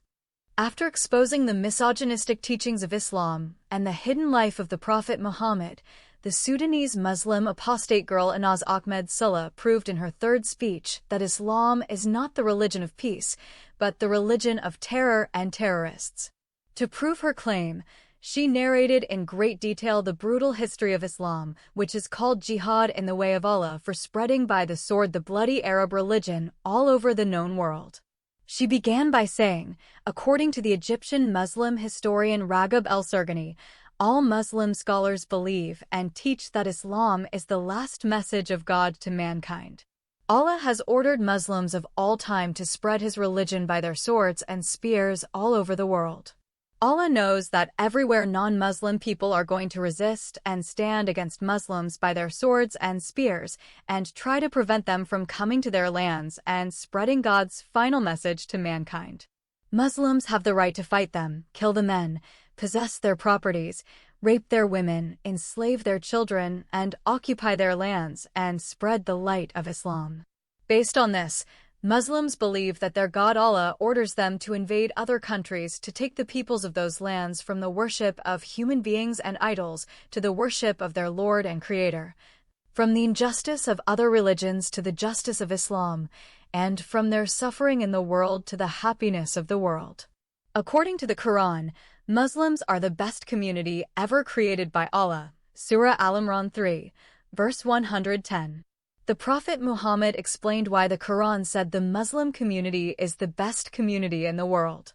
Narrated Abu Huraira, the Prophet said, the verse, "You are the best of peoples ever raised up for mankind," means, the best of peoples for the people, as you bring them with chains on their necks till they embrace Islam, mentioned in Sahih al-Bukhari. Therefore, the Muslim community is the best community in the whole universe because they invade other countries, fight and kill men, and put some of them along with their women and children in chains until they embrace Islam and hence save them from spending their eternity in hellfire instead of going to hell. Muslims secure for them a place in paradise with the beautiful virgins and rivers of wine. No doubt, people will resist, and it is the duty of Muslims to force them to submit to Islam for their own good. Non-Muslims have no choice except to accept Islam or get killed by Muslim invaders. According to the Muslim historian Raghib El-Sargani, most countries touched by Islam have encountered the sword. The entire Persian Empire, which today are Iraq, Iran, and Afghanistan, were invaded and conquered by the sword. Through the great Muslim Ghazi or invader, Timur, who is also called Tamerlane, Muslim Mujahideen invaded the Asian regions of today Kazakhstan, Kyrgyzstan, Uzbekistan, Turkmenistan, Tajikistan, and reached up to Moscow in Russia. Through the sword of Islam, they also opened, invaded, conquered, and captured the Levant, in the Arabic language called the Sham or the Fertile Crescent, today are Syria, Jordan, Lebanon, Israel/Palestine, parts of southern Turkey, Anatolia, and Asia Minor. Through the Holy War in the Way of Allah, the capital of the Byzantine Empire, Constantinople, today Istanbul in Turkey, was opened, invaded, and captured. All of Eastern Europe was opened in jihad in the way of Allah and remained Islamic countries for centuries, such as Greece, Bulgaria, Hungary, Romania, Yugoslavia, Czechoslovakia, Cyprus, Malta, including Albania, Bosnia, and Herzegovina and Kosovo. All of North Africa was opened through jihad beginning in Egypt, then Libya, Tunisia, Algeria, Morocco, Sudan, Mauritania, Western Sahara, and Western and Central Africa. Through jihad in Allah's way, Muslims also invaded Andalusia, the Iberian Peninsula, today Spain and Portugal, and reached South France. They also invaded the subcontinent of India, today India, Pakistan, Bangladesh, Nagaland, Burma, also called Myanmar, and Sri Lanka. 80 million Hindus were slaughtered by the Muslim Arabs, Turks, and Mughals during their Islamic invasions of India. Therefore, the sword of Islam reached India in the east and Spain in the west. Dr. Raghib El-Sargani said, "Many Muslims today are ashamed to admit this fact of spreading Islam through the sword." According to him, only a few countries such as Malaysia and Indonesia, which Islam came to them through trade. The Prophet Muhammad fought 29 battles, most of them against the pagan Arabs who lived in the south, east, and central Arabia, which used to live outside the Byzantine Empire. He made 2 attempts to invade the border of the Byzantine Empire at Syria, but both attempts were frustrated by the Byzantine army and their Christian Arab allies. His first attempt was a small army of 3,000 fighters. The Prophet Muhammad informed his Mujahideen fighters that Allah had promised them possession of the treasures of the Byzantine Empire and the treasures of the Persian Empire. To fulfill this promise, the Prophet sent his military commander, Zayd ibn al-Harith, former known as Zayd ibn Muhammad, with 3,000 soldiers to Syria to invade the Roman Empire, and the Prophet knew exactly what they are going to face. And what would be the results? Al-Kimni, quoting Ibn Kathir, page 241. Muslim historians and commentators refer to the Byzantines as Romans. When the Emperor Heraclius of the Romans heard about the approaching Muslim army, he came himself to meet those who dared to come near the boundary of his empire. With 100,000 Romans and 100,000 allied Arab tribes living near his border, the huge army of Heraclius killed the 3 leaders of the invading army and many Muslim soldiers. Zayd ibn Muhammad, whom the selfish prophet took his wife and raped her through halal Islamic marriage, was among those Muslim Mujahideen who were cut into bits and pieces by the swords of the Romans. When Khalid ibn al-Walid saw the defeat of the army, he took the flag of Islam and withdrew with the remaining soldiers and fled to Medina. At the gate of the city, the people threw sand on the returning soldiers and rebuked them for fleeing from the battle. Al-Kimni, page 470. Nevertheless, the Prophet corrected the people and told them they had not run away, but they withdrew for the time being. Al-Kimni, page 470. The words of the Prophet revealed that he still insisted on the invasion of the Romans and their Emperor Caesar. After some time, the Prophet Muhammad himself went to invade Syria with 30,000 soldiers and 10,000 horses. Al-Kimni, page 532. When the Muslim troops reached the border of the Roman Empire, Byzantine Empire, in Syria, and that Heraclius, the great leader of the Romans, gathered a huge army at Homs, in Mesa City, to meet them. The Prophet Muhammad changed his mind and returned to Yathrib, Medina. Ibn Kathir page 178 and Ibn Said al-Nas page 277. To find justification for the cowardly withdrawal of the Prophet without meeting the Romans, the narrators of the Sirah, biography of Muhammad, blamed the Jews for a conspiracy. According to al-Bahaqi, the reason which led the Prophet to go to the Romans was a Jewish conspiracy, but Allah saved him from that conspiracy. The conspiracy was revealed to the Prophet through the angel Gabriel when he reached Tabuk, and hence he cancelled the invasion and returned to Medina. Al-Bahaqi page 533. The conspiracy said the enemies of Allah and His Messenger, the Jews, told Muhammad no prophet of God would die before he visited Jerusalem city.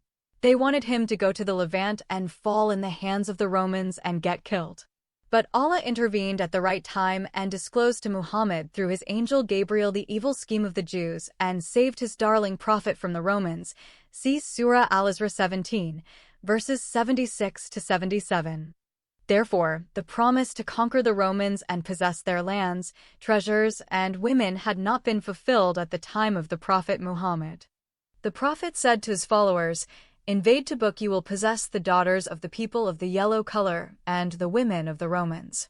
He means the women and daughters of the white Europeans. One of his commanders, a man by the name of Al-Jad ibn Qais, said to Muhammad, "Give us your permission to invade, but do not tempt us with women."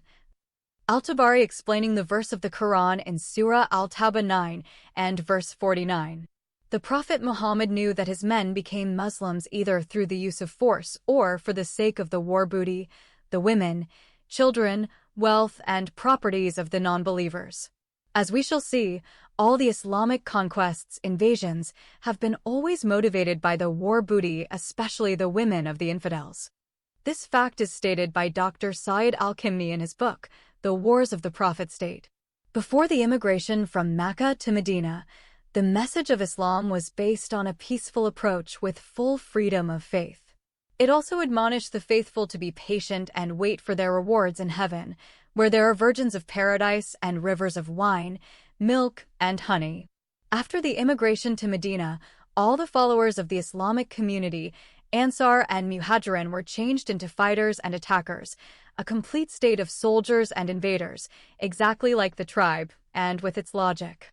Ansar were the supporters of the Prophet who lived in Medina, and Muhajirin were those who fled with him from Mecca to Medina. This is after the allegiance has changed from the tribe and its worshipped ancestor to the state, which represents the men of war and blood. Al-Kimni 2001, page 164. Concerning the change, which brought a sudden increase in the number of the Prophet's followers and led to the victory of the Battle of Badr, Al-Kimni states that, and here is the most dangerous material change, which played a significant role in attracting the warriors from the weak tribes after the Prophet's 13-year sojourn in Mecca, inviting people to his faith without much success. At that time, the invitation postponed the promise of enjoyment and abundance to the everlasting paradise. However, when it has been announced that Allah has given permission to the Prophet and the Muslims to possess the wealth of the unbelievers, then the solution became an earthly and material fact, with other tempting gains before the weak among the people. These earthly and material gains attracted many weak people to join the army of the new state. Al-Kimni, page 165. Sayyid Mahmud al-Kimni continues, the Islamic army attacked the tribes in the Arabian Peninsula and subjected them by force to its new state, after terrorizing them so that they have to join the Medinan alliance. Al-Kimni, 1996. Page 235. Al-Kimni gave many examples to show how Muhammad terrorized the Arabs and the Jewish tribes and subjected them by the sword to his new Islamic state. The Arabs of Bani Salim, that great tribe, fled from their dwelling places as soon as they heard about the approaching Islamic Mujahideen. They left behind their houses and cattle. The Muslims stayed 3 days in their houses and returned to Yathrib, Medina, with great booty. Yathrib became known as Medina only after the death of the Prophet Muhammad. After his death, Muslims called it Medinat al-Rasul, which means the city of the Messenger of Allah. Before Muhammad fled from Mecca to Yathrib, the city of Yathrib was a Jewish city, just like Khaybar city. Syed al-Khimni states Islam divides the world into two parts, Dar al-Islam, land of Islam, which are the lands of peace and security that include the Muslim countries, and Dar al-Harb, lands of war, which include all the countries of the world that Muslim army can attack anytime whenever there is good chance to do so. Al-Khimni 2004, page 190. The obligation of jihad began after Muhammad and his followers fled from Mecca to Yathrib. Our history tells us, resumes al-Khimni, after the immigration of Muslims from Mecca to Yathrib, where the alliances of the Prophet and Banu Hashim from the ablest warriors of the tribes of Awaz and Khazraj, where the Jewish factories of weapons, and where the good geographic location. The Muslims started attacking the Meccan pagans and the rest of the Arabs. This happened in the form of organized and continuous invasions and attacks. The first attacking group was led by Abdullah ibn Jahash, the father of Zainab, the future wife of the Prophet who would be shared by Zayd and Muhammad. In that battle, Abdullah ibn Jahash and his fighters violated the conditions of the holy months. All Arab pagans do not fight or wage war during those holy months. Muslims violated that sacred war custom that followed by every tribe all over Arabia. The Muslim group killed, robbed, and took captives from that Meccan caravan during the holy months. Those attacks and robberies continued in the Arabian Peninsula until turned to Islamic invasions to other countries of the world. In all their offensive battles, the Muslims were always the attackers except in two battles, the Battle of Uhud and the Battle of the Ditch, Al-Khimni, pages 190 to 191. The Prophet Muhammad always gets 1/5 of the booty, see Quran in Surah Al-Anfal 8, verse 41. The share of the Prophet was decided for the first time by Abdullah ibn Jahash in his attack on the Battle of Al-Naqala, that battle in which he violated the forbidden months and captured the booty of the caravan. It was an accepted war custom in Mecca and Yathrib and the rest of Arabia that in the holy months the pagans did neither invade each other nor fight. Those were the months of their pilgrimage rituals to their sacred Kaaba in Mecca, which Muslims are practicing until today. That battle was the first invasion and plunder for the Muslims. Abdullah said, "The 1/5 in everything we loot is for the Messenger of Allah, and the rest should be divided between us." A Quranic revelation came after that confirming what Abdullah ibn Jahash has decided. Al-Khimni, page 236, Surah Al-Anfal 8, verse 41. After the Battle of Badr, it became clear to the Arabs that the attitudes of the Muslims have changed. The Muslims began to go out in ceaseless military campaigns to cut the alliances to Mecca and the inside trade roads, and attacking the tribes in their dwelling places to terrorize them so that they should cut their alliances with Mecca, and subject them by force to the new Islamic State. Al-Khimni, page 238. Al-Khimni says Osama ibn Zayd led another campaign to terrorize the Romans for terrorism is one of the important pillars of Islam and its means to victory. Al-Khimni, page 192. Through this assertion, the Egyptian scholar Sayyid Mahmud al-Khimni admitted that Islam is not only spread by the sword, but it is the religion of terrorism and terrorists. While Osama bin Zayd was preparing his troops to invade the Roman lands, the Christian lands, the Prophet Muhammad commanded him, saying, "Attack them in the darkness of the dawn and fall on them by killing and burning them with fire and invade them and return with the booty." Al-Khimni, 2004, pages 191 to 192. Quoting Ibn Kathir in Al-Bidayah and Al-Nihaya, pages 139, 143, and Al-Tabari in Tariq al-Ruzal and Al-Maluk, page 156. Are these the words of the Prophet of God who supposedly came as a mercy to mankind, or the words of Satan the devil? Jesus says the thief cometh not, but for to steal, and to kill, and to destroy. But I have come that they might have life, and that they might have it more abundantly. The Gospel of John 10, verse 10.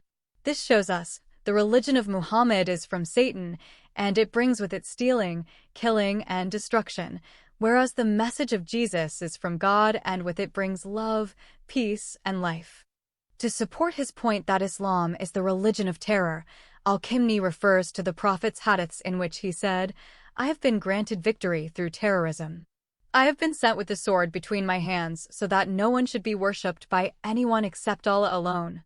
Allah makes my living under the tip of my spear. I have been commanded by Allah to fight and kill people until they bear witness that there is no God, but Allah and Muhammad are the messenger of Allah. The Quran also supported the sayings of the Prophet in the following verse, O you who believe, fight those who are close to you or unbelievers, and let them find in your hardness. And know that Allah is with those who believe in Him.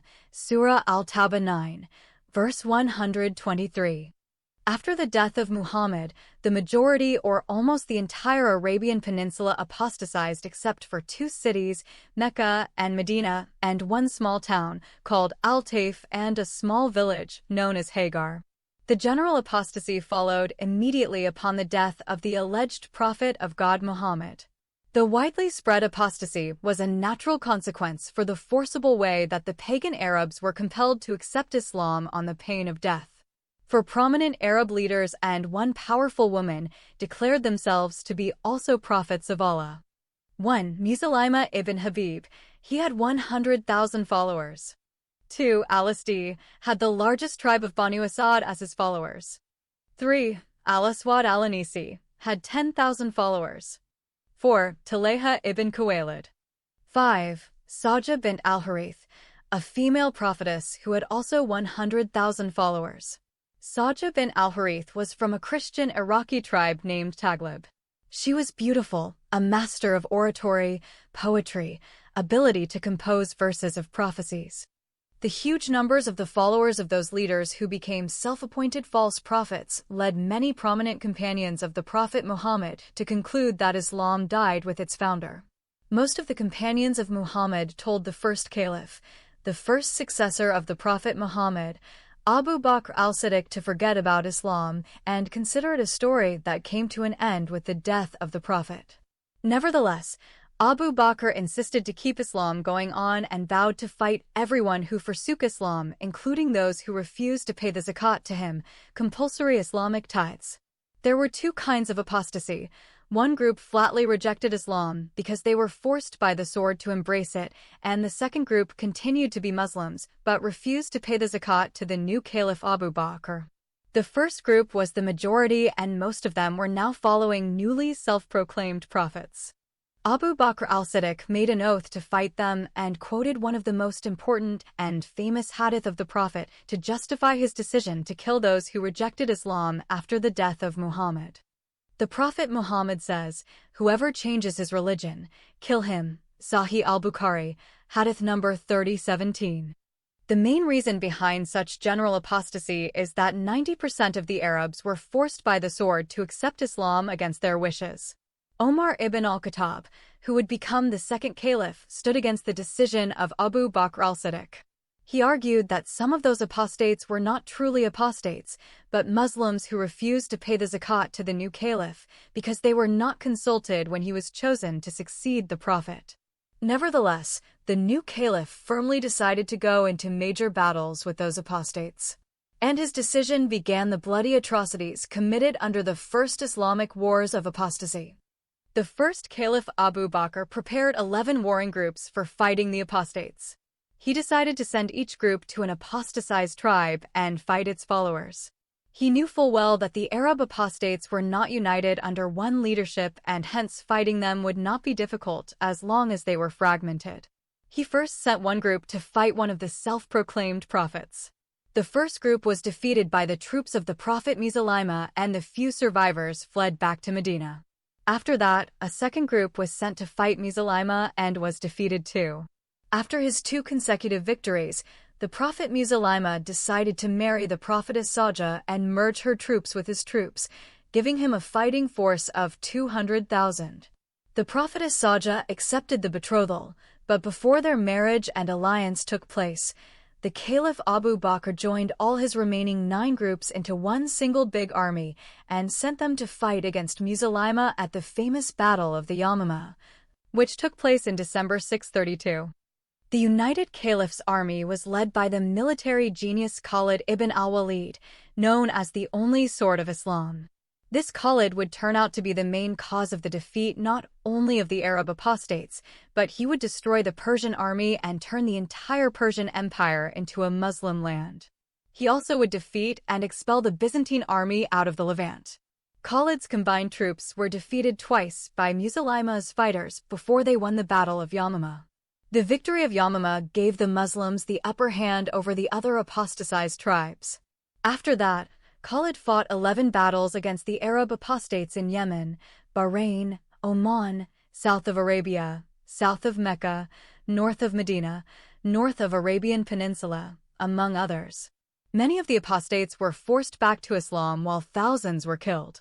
Those surrendered fighters who refused to renounce their apostasy and re-embrace Islam were killed through beheading, drowning in wells, throwing from high mountain cliffs, while many were burned alive. The Islamic Caliphate of ISIS today is doing the same thing to those who have been counted apostates among the Muslim, Syrian, and Iraqi soldiers. All the self-proclaimed prophets were slain except the prophetess Sajah. When her fighters were defeated, she repented and returned to Islam along with her remaining followers. According to Al-Kimni, the wars of the Caliph Abu Bakr were meant to subdue the Arab tribes who refused to accept his caliphate after the death of the Prophet because they had not been consulted and hence, they stopped paying the zakat to him. Omar ibn al-Khattab and some of the companions protested against those wars because the tribes were still Muslims and killing them would contradict the hadith of the Prophet in which he said, "I have been commanded to fight all people until they bear witness there is no God except Allah and Muhammad the Messenger of Allah." Al-Kimni, page 214. Sa'id al-Kimni resumes, during those wars of apostasy the caliph's fighters had committed hideous crimes in which some Muslims were drowned in wells, others were thrown from high mountains, and yet others were burned with fire. Al-Kimni narrated a story in which the leader of the Muslim troops, Khalid ibn al-Walid, one of the 10 Muslims who had been promised to enter paradise by the Prophet Muhammad, had killed Malik bin Nuwayra, the leader of the tribe of Bani Yarbu, which a large section of the tribe of Bani Tamim. Khalid killed him because he had a beautiful wife, called Layla bint al-Minhal. According to the story, Malik bin Nuwayra and his men informed Khalid that they were still Muslims. Therefore, to prove their adherence to Islam, they told Khalid that they had just finished their evening prayer. Khalid ordered them to surrender themselves and lay down their weapons and promised to negotiate the matter with them. When the members of the Bani Yarbu tribe surrendered themselves, Khalid ordered his men to kill them all. According to Al-Kimni, Khalid's motive was to kill the leader of Bani Yarbu's tribe, Malik ibn Nuwayra, and take his wife, Layla bint al-Minhal, because she was an exceptionally beautiful woman. Khalid raped the beautiful wife on the same night he killed her husband, and in that he disobeyed the Quran because he did not wait for the Ida time, 3 months and 10 days. When Khalid returned to Medina, Omar met him and said to him, "You have killed a Muslim man and taken his wife and committed adultery with her. I swear by Allah I will stone you to death." Al-Kimni, page 217. Nonetheless, the Caliph Abu Bakr did not consider Khalid to have committed murder and adultery and hence did not punish him. Omar did not accept the decision of Abu Bakr and said to Khalid, "You are the enemy of Allah because you have killed a Muslim man and raped his wife." As we shall see, when Omar would become a caliph after the death of Abu Bakr, he takes revenge on Khalid by removing him from the leadership of the Muslim army at the Levant. For Al-Kimni, people like Khalid and Abu Bakr should not be given respect because they were not worthy of respect due to their abuses. He further argued that those early wars were falsely forged and are taught to Muslim children in schools to this day as just wars. Al-Kimni, page 219. Those wars were political wars and meant to force the tribes to accept the caliphate of Abu Bakr, which was in fact forced on them.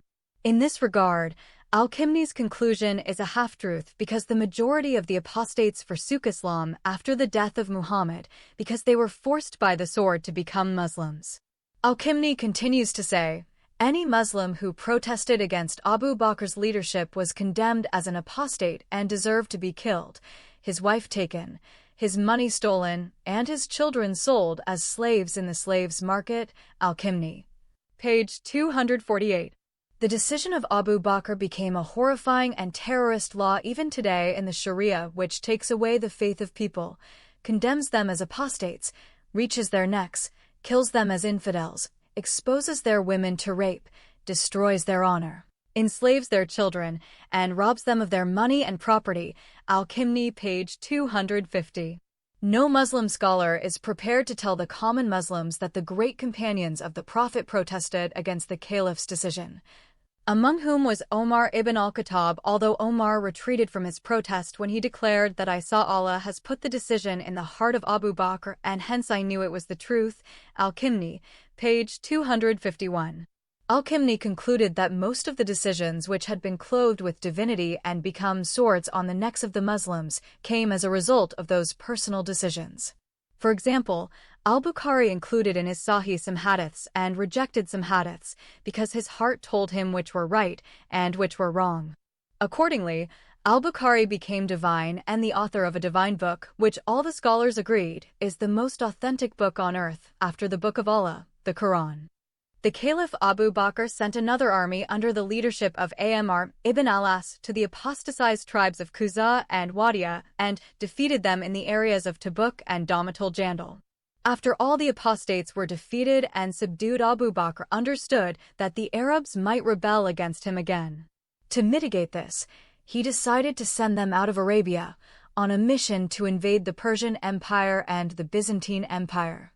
He, more than most, knew and understood that most of them became Muslims singularly for the prospect of war booty, wealth, and women of the infidels. Before Islam was invented by Muhammad, the Arabs were warring tribes that lived in attacking and invading each other. They lived in an arid desert that had scarcely any means of survival. Therefore, they lived through invading and looting one another. They were following a war maxim, which said, Min galba salba, which means the winners of any fight have the right to possess the wealth, property, slaves, women, and children of the losers. Muhammad understood the mentality of his people and hence legalized through a false divine claim to prophethood the maxim of the Arab tribes, invade and win. In a short time, he used military force and united all the tribes into one single state of Yathrib. As we have seen, after his death many tribes rebelled, but were defeated and brought back by the sword of Islam to the newly founded state of Islam. As we have seen also, the main cause of their defeat was the lack of central authority and unity. After this introduction, the apostate Sudanese girl traces the wars of the Islamic invasions outside of Arabia until Islam reaches Spain in the west and India in the east, and the dire consequences to those defeated peoples who were known as the unclean infidels and enemies of Allah, who should be either converted to Islam or killed. The invasions and battles waged by the many Islamic caliphs, kings, and sultans are numerous and uncountable. The authentic mothers of the Islamic books give detailed descriptions of every battle that waged in the name of jihad on the way of Allah. The Prophet Muhammad said, I have been ordered to fight against people until they say that there is no God but Allah, that Muhammad is the messenger of Allah, pronounce the Shahada or the Islamic creed, they pray, regularly perform the compulsory prayer 5 times in the day and pay zakat. If they do that, then their lives and property are safe. Sahih Muslim, Hadith number 33, and Sahih al-Bukhari, Volume 1, Hadith number 387. Below is a copy of the message that the Prophet Muhammad sent to the Jolanda brothers, kings of Oman, through the intermediary of his messengers, Amr ibn al-As al-Sami and Abu Zayd al-Ansari. In the name of Allah, the Beneficent, the Merciful. From Muhammad, the messenger of Allah, to Jaifar and Abdo, sons of al-Jolanda. Peace is upon him who follows the guidance. Peace be upon the one who follows the right path. I call you to Islam. Accept my invitation, and you shall be unharmed. I am God's messenger to mankind, and the word shall be carried out upon the miscreants. If you recognize Islam, I shall bestow power upon you. But if you refuse to accept Islam, your power shall vanish, my horses shall camp on the expanse of your territory, and my prophecy shall prevail in your kingdom. The historian al-Baladuri, writing barely 2.5 centuries after the coming of the messengers to Sohar, a city in Oman, described the event in these terms. When the people of Oman shall have responded to the evidence of truth and shall have promised obedience to Allah and His Prophet, then Amr ibn al-As will be their emir, and Abu Zaid al-Ansari will be made responsible for conducting the prayers as their imam and for conveying Islam to the people and for teaching them the Quran and the precepts of the religion. Muslims in the West often claim that Islam stands for no compulsion in religion, and it is the religion of peace. Are not the life and message of their own prophet and his mujahideen fighters contradicting them? As Anas shall prove through her third speech in the subsequent words, such a claim is false and flatly contradicts the violent message of Islam and how that dreadful Arab religion in a short time had spread all over the known world by the sword and through jihad. Narrated Abu Huraira, Allah's apostle said, I have been made victorious through terror, and, while I am sleeping, the keys of the treasures of the world were brought to me and put in my hand.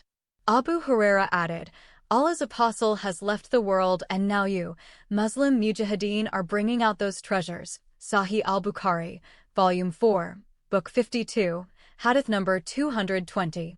Again, the Prophet Muhammad said, I have been sent with the sword between my hands to ensure that no one but Allah is worshipped.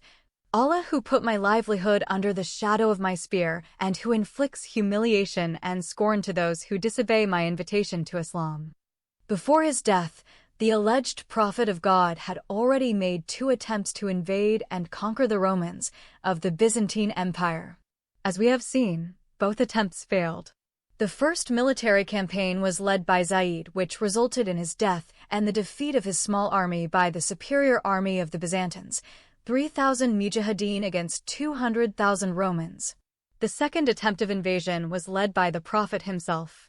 When Muhammad reached the border of the Byzantine Empire, he was frightened to death when he learned about the superior and powerful army of the Byzantines. Instead of admitting that their coward prophet withdrew from the battle because he was scared for his life, Muslim historians invented a different reason. As we have mentioned earlier, they blamed the Jews for plotting a secret conspiracy to make the prophet fall into the hands of the Byzantines. They said the Jews told Muhammad there was no prophet of God that died before he visited their holy city Urushalim or Jerusalem. The prophet Muhammad believed their promise and acted on it. He marched with 30,000 fighters and 10,000 horses and tried to reach the Jewish holy city. At the border, his way was blocked by 200,000 Byzantine and Arab soldiers. Fearing for his life, the coward chicken Muhammad fled back to Medina. Muhammad wanted to invade the Byzantine lands for one single purpose, to capture the women of the infidels and possess their lands and properties, and that he said it again and again in his hadiths. Muhammad inspired his men to war with the basest of motives, using captured loot, sex, and a gluttonous paradise as incentives. He beheaded captives, enslaved children, and raped women captured in battles. The alleged prophet of God said in many places that he has been ordered by Allah to fight men until they testify that there is no God, but Allah, and that Muhammad is his messenger. This is the most authentic hadith because it is mentioned in 113 reliable Islamic texts. Both Sahih al-Bukhari and Sahih Muslim agreed upon it, and that is the highest form of authenticity. No Muslim scholar or ordinary Muslim can deny such an authentic hadith unless he wishes to be killed as a heretic or an apostate from Islam. The Prophet Muhammad used to tempt his mujahideen fighters with the capture of female infidels and raping them without the need to marry them. Commenting on Surah Al-Tawbah 9, verse 49, Al-Tabari stated, The Prophet Muhammad has said, Invade Tabuk, the borderline of the Byzantine Empire. You will possess the girls of the yellow people, blonde girls, and the women of the Romans. White women, Al-Jad said to the Prophet, Give us permission, and do not tempt us with women. Commenting on the same surah and verse, Al-Qurtubi said, When the messenger of Allah, Allah bless him and give him peace, was preparing for the battle of Tabuk, he said to him, O Abu Wahab, would you not like to have scores of Roman women as concubines and slaves? He said, O Messenger of Allah, my people know that I am very fond of women, and if I see the women of the Romans, the white girls, I fear I will not be able to hold back. So do not tempt me with them. One of his military leaders, a man by the name of Al-Jad ibn Qais rebuked Muhammad and said to him, "Do not tempt us with women." Being confronted and exposed before his followers, the pimp Muhammad claimed that he has received the above verse from heaven, correcting Al-Jad bin Qais and calling him a hypocrite. See Surah Al-Tawbah 9, verse 49. While Osama ibn Zayd, commander of Muhammad's army, was preparing his troops to commence the invasion of the Roman Empire and capture the lands of the Jews and Roman Catholic and Orthodox Christians, the Prophet Muhammad commanded him, saying, "Attack them in the darkness of the dawn and fall on them by killing and burning them with fire and invading them and return with the booty." Quoting Ibn Habib in Al-Mahabar, page 117, Ibn Kathir in Al-Bidayah and Al-Nihaya, pages 139 and 143, Ibn Said al-Naz in Oyan al-Atharig, page 145, Al-Suhili in Rad al-Anif, page 24, Ibn Hisham, page 245, and Al-Tabari in Tariq al-Ruzal and al-Maluk, page 156. I have quoted 6 authentic sources for such evil orders because Muslims in the West always claim that Islam is the religion of peace, and their prophet has been sent by Allah as mercy to mankind. Are these the words of a merciful prophet or from the devil? I believe even Satan might not give such evil commands to his devils. The first rightly guided Caliph Abu Bakr al-Siddiq repeated the same satanic instructions when he sent his Lucifer, Khalid ibn al-Walid, to fight the Arab apostates. Call them to re-embrace Islam. If they refuse, do not spare any one of them. Burn them with fire and kill them with force and take the women and children as prisoners of war. Al-Tabari Part 2, pages 258 and 272. Following the orders of their caliph, Khalid and his fighters killed the surrendered apostates in very cruel ways, and that by beheading some of them, burning others, drowning some in deep wells, while throwing the majority of them from high mountains to end up into cruel murders. As soon as Khalid ibn al-Walid finished the wars of apostasy, the Caliph Abu Bakr sent him to begin invading the lands of the Persian Empire in Iraq and the Byzantine Empire in Great Syria, the Levant. At that time, the Persian Empire consisted of Iraq, Iran, and Afghanistan. Also, at that time, the Persian Empire was already depleted by its many wars against the Byzantine Empire. Neither empires were prepared to enter into any major conflict. As we shall see, this factor will contribute to the rapid military successes of the Muslim army in its many battles with the Persian and Byzantine armies. In a short period of 25 years, the Muslim state occupied the entire Persian Empire, the Levant regions, and part of North Africa, today Egypt and Libya. Khalid ibn al-Walid proved to be a military genius in all his battles with the Persians and Byzantines. According to many historians, Khalid ibn al-Walid never lost a battle. He was just like Alexander the Great, never defeated in any battle. In one of his early battles, Khalid said to the Persian leader in Iraq, "We have come to you with men who love death as your men love life, therefore submit to Islam, and you will be spared." This statement is often repeated today by the fighters of ISIS and other Islamic terrorists in every battle they wage. They always claim to be fearless fighters who love death because of the promise of the 72 virgins in paradise. The Persian leader tried to convince Khalid not to fight with them. He proposed to pay money and help Muslims to fight against the Byzantines or Ethiopians, but Khalid refused his offers and insisted on the battle. The words of the Persian commander revealed 2 important facts. Firstly, at that time, Muslims were in high spirits of fighting. They loved to fight because they believed that if they won, they would get the 4/5 of the booties, women, and wealth of the infidels, and if they died, they would go to paradise and get the 72 virgins and rivers of wine, milk, and honey.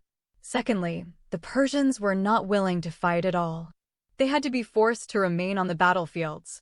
In one battle, called the Zat Salasil, the Battle of Chains, the fighting Persians were literally chained to each other because their leaders knew that they would flee otherwise. Khalid ibn al-Walid fought 16 battles in Iraq against the Persians. Due to his military prowess, he won them all. Every Persian who refused to accept Islam was killed. Many Persians were converted to Islam out of fear of the sword of Khalid. Today their descendants are the Muslim Iranians and Iraqis. In a short time, all the inhabitants of Iraq became Muslims, and the country automatically became part of the newly founded Islamic State of Medina. Later on, the capital of the Islamic Caliphate became Baghdad city in Persia, today Iraq. Muslims gained so much weaponry and booties in those battles. Medina was flooded with the loots and women of the defeated Persians and Arabs. Muslim historians proudly mentioned that at the time of the fourth Caliph Osman ibn Affan, the people of Medina became filthy rich until the Jariya, slave or female captive of war, was sold in pure gold that equals her weight. In one particular battle, Muslims defeated the Persians and captured many women, children, huge plunders, and one elephant. When the elephant was brought to Medina, the Arab women asked their men whether that huge thing was created by Allah or made by human beings. Living in the Sahara Desert of the Arabian Peninsula, those Arab women had never seen an elephant before. It is just like when the Native Americans saw the European settlers riding on their horses, they wondered how those white people made their dogs so big. When Abu Bakr saw that Khalid won all the battles against the Persians, he decided to send him to invade the Byzantine Empire. The Caliph believed in the promise of his prophet that Allah has given Muslims the treasures of the Persian Empire and the Byzantine Empire.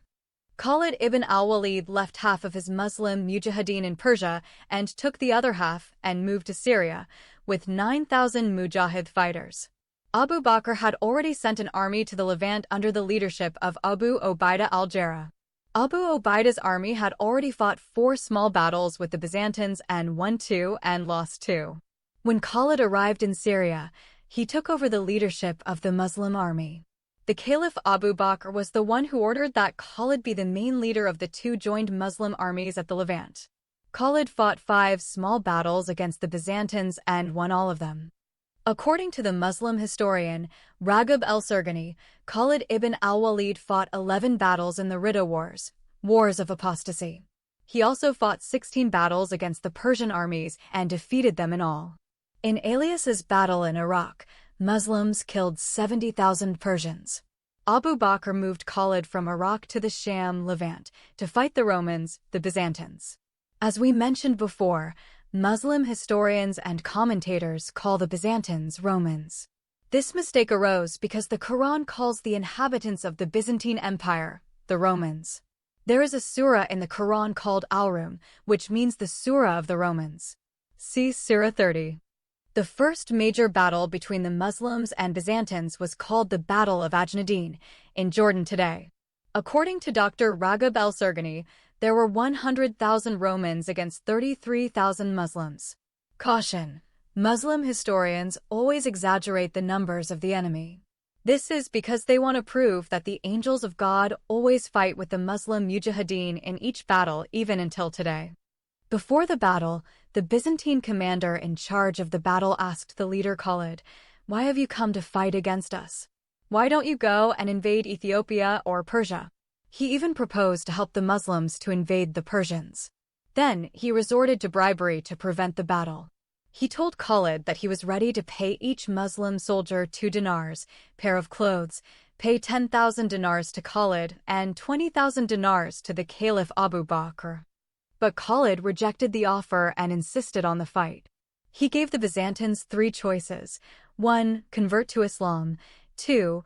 Pay the jizya to Muslims, or 3. The sword, fighting. The Byzantines rejected the first 2 choices and went to battle at Ajnadin. Of course, the Byzantines were not willing to fight, and hence Muslims got the upper hand and defeated them. They killed 3,000 Byzantines. Shortly after that battle, the first Caliph Abu Bakr died and Omar ibn al-Khattab took over. The second Caliph Omar immediately removed Khalid ibn al-Walid, the so-called Saifullah al-Maslul, or the only sword of Allah, and reappointed the former leader, Abu Ubaidah al-Jarrah, instead. Omar justified his decision by saying that he was worried that Muslims began to put so much trust in Khalid rather than Allah. Truly, the majority of them thought that without Khalid they could not win any battle. Although Khalid was removed from the leadership of the army in reality, He continued to be the brains behind any military maneuvers. Abu Ubaidah al-Jarrah took no action or made any decisions without consulting Khalid. In the main decisive battle of the Yarmouk, Abu Ubaidah al-Jarrah disobeyed the decision of the second Caliph Omar and stepped aside to give Khalid autonomous control on the battlefield. According to another source, the Byzantine king asked Muaz ibn Jabal, another big Muslim commander, "Why did you come to our countries and want to fight against us? Why don't you go and invade Ethiopia? We can help you to invade and defeat the Persian Empire." Muaz ibn Jabal said to the Byzantine king, "God said we have to fight those who are close to us first, and then we will go to fight those who are far from us." In fact, Muaz ibn Jabal had based his reply on a verse of the Quran which commands Muslims to fight all unbelievers. "O you who believe, fight those who are close to you or unbelievers, and let them find in your hardness. And know that Allah is with those who believe in Him." See Surah Al-Tawbah 9, verse 123. The Byzantine king offered to give a lot of money and clothes to the Arab Muslims if they agreed to forsake their fight with them and return to their countries, but the Muslims refused and insisted on fighting.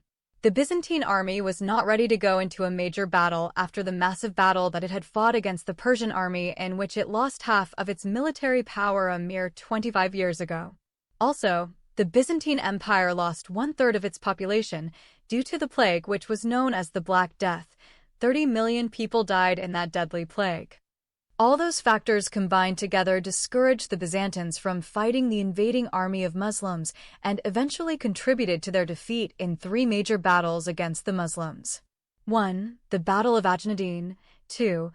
The Battle of Fal, and 3. The Battle of the Yarmouk. In the final Battle of the Yarmouk, according to Dr. Raghib El-Serghani, Muslims killed 140,000 Christians. All the army of the Byzantine consisted of Greek Christians and Arab Christians. In fact, Muslims killed only 50,000 Byzantine fighters, and 90,000 Christian soldiers jumped to their death off the cliff when they had no place to flee from the killing machine of the Muslim army. Once again, it was Khalid who chose the battlefield, and he knew that there was only one way out for the Byzantines if they were defeated. Khalid swore by his Allah that he would not take one single infidel man as a war prisoner, but he would kill them all, and that fear led the defeated Byzantines to jump to their death. The Muslim Mujahideen wanted the women, children, wealth, and lands of the defeated infidels. The defeat of the Battle of the Yarmouk ended the control of the Byzantine Empire of Syria. The Byzantine Emperor, Heraclius, accepted the fact that the defeat of his army at the Battle of the Yarmouk was God's decision and a result of the sins of the people of the land, including his. Heraclius took to the sea on a ship to Constantinople in the night. It is said that as his ship set sail, he bade a last farewell to Syria, saying, "Farewell, a long farewell to Syria, my beautiful province. Thou art an infidel's now. Peace be with you, O Syria. What a beautiful land you will be for the enemy." Battle of the Yarmouk. Emperor Heraclius had correctly interpreted the defeat of his army, the loss of his lands, and the rapid spread of Islam as the scourge of God. According to most historians, the Arab Christians did not show much resistance to the invading Muslim troops. Some historians went further than that and claimed the Arab Christians in fact gladly welcomed the Muslim Arabs and assisted them to occupy their lands because they were ill-treated by the Byzantines. There was a religious disagreement about the nature of Christ, one nature versus two natures, and that difference led to many persecutions of the Arab Christians by the Greek Christians. During the Muslim siege of the second largest city, Damascus, which was considered the second capital of the Byzantine Empire after Constantinople, the Arab bishop of Damascus helped Khalid ibn al-Walid to enter the city. He informed Khalid that the Byzantine soldiers were having the birthday party of a big military general, and they were fully drunk and spent the entire night in an orgy. Ever helpful to Muslims, the Arab bishop had supplied ladders to Khalid and hence assisted him to take the city of Damascus. After the capture of Damascus, only Palestine and Lebanon still remained in the control of the Byzantines. Muslim Mujahideen fighters went on to lead a siege on Alia. Yerushalayim continued to be called by that name after it had been renamed 7 centuries ago by the Roman Emperor Hadrian. Alia was renamed again by the Muslims and it became known by them as Al-Quds until today. When the city refused to surrender, Muslims used catapults and rained large stones on the hiding inhabitants. At that time, only Christians dwelt in the city. Jews were forbidden by the Byzantine Empire from dwelling in Jerusalem. Most of them lived in small towns in other regions of Palestine. The inhabitants of Alia agreed to surrender, but they said they would surrender the city only to the Caliph Omar himself. Omar accepted their demand and came in person and received the keys of the city. When the Christians of Jerusalem or Jerusalem surrendered to the Muslims and agreed to pay the jizya, one of their conditions to the Caliph Omar was not to allow any Jew to dwell with them. Jews were allowed to come to visit their holy city, but not to stay in their city Jerusalem. Nonetheless, the city opened its doors to the Muslims and allowed them to dwell side by side with the Christians. The second Caliph Omar ibn al-Khattab made an unfair pact with all the Arab Christians of Levant and made their religious leaders sign it in every city and town and abide by it. That infamous treaty is known as Omarian Pact and continued to be the guiding principles for centuries to come that govern the relationship between the Christians and Muslims to the present day. The first article in that treaty forbade Christians from building new churches or repair and renovate their existing places of worship. The renowned Muslim commentator of the Quran, Ibn Kathir, commenting on Surah Al-Tawbah 9, verse 29, states, "Paying the jizya by the Jews and Christians is a sign of kufr, unbelief, and disgrace. Allah said until they pay the jizya if they do not choose to embrace Islam, in defeat and subservience." The Prophet Muhammad said, "Do not initiate the salam, the greeting, to the Jews and Christians, and if you meet any of them in a road, force them to its narrowest alley." This is why the leader of the faithful Omar ibn al-Khattab, may Allah be pleased with him, demanded his well-known conditions in the Omarian Pact be met by the Christians, these conditions that ensured their continued humiliation, degradation, and disgrace. Despite those unfair rules and conditions of the Omarian Pact, still, the Christians of Levant preferred to be under Muslim rule rather than the Christian Byzantine rule. As we have mentioned above, according to the renowned Muslim commentator Imad al-Din ibn Kathir, the Caliph Omar ibn al-Khattab made those unfair rules and conditions with the Nasara of the Sham, Christians of Levant, to humiliate, degrade, and disgrace them. The second Caliph Omar forced them to accept those conditions because they refused to accept the prophecy of their master and Prophet Muhammad. In fact, the Quran and Hadiths of Muhammad never call the followers of Christ Christians. Until today, Islam addresses them the Nasara. It means the followers of the sect of the Nazarenes, a derogatory name given by the Jews to the early followers of Jesus. They believed Jesus was born and came from the city of Nazareth, whereas the Christ they were waiting for his coming was supposed to be born in Bethlehem, the city of David. Therefore, the Jews who rejected Jesus refused to call him Christ and refused to call his followers Christians, but called them Nasara. Any Jew accepted Christ was kicked out of the Jewish synagogue, and he was socially boycotted and religiously persecuted by other Jews, including his family members.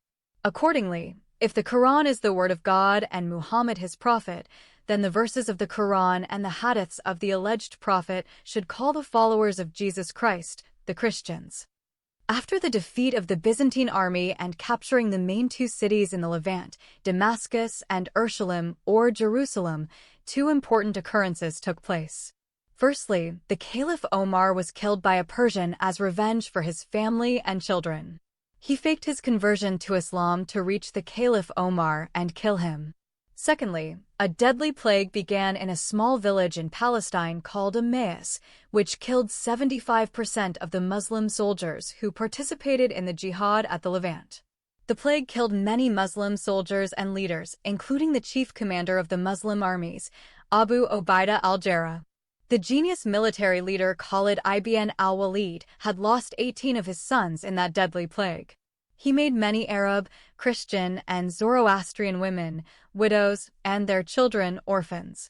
He murdered 2 leaders and raped their wives on the same day he killed their husbands. He died a broken-heart man. He continued to lament the loss of his sons, and while he was dying in his bed he said, I am dying as an old she-camel dies. For the Arabs, that is the worst type of end and the most shameful death. I personally believe the plague was the punishment of God for the atrocities that Muslim mujahideen had done in Persia and the Levant. It was not a coincidence that the plague started in the village Emmaus, in which Jesus had supper with two of his disciples after his resurrection. See the Gospel of Luke 24, verses 13 to 32. According to the British female historian, that year, the invasions of Muslims to the Levant region resulted in the destruction of churches and monasteries, the sacked towns, the fields laid waste, the villages burned down. By the Arabs who were overrunning the country, that year, the decline of Eastern Christianity and rising of Islam. From Jihad to Dimitude, London, 1996, page number 44.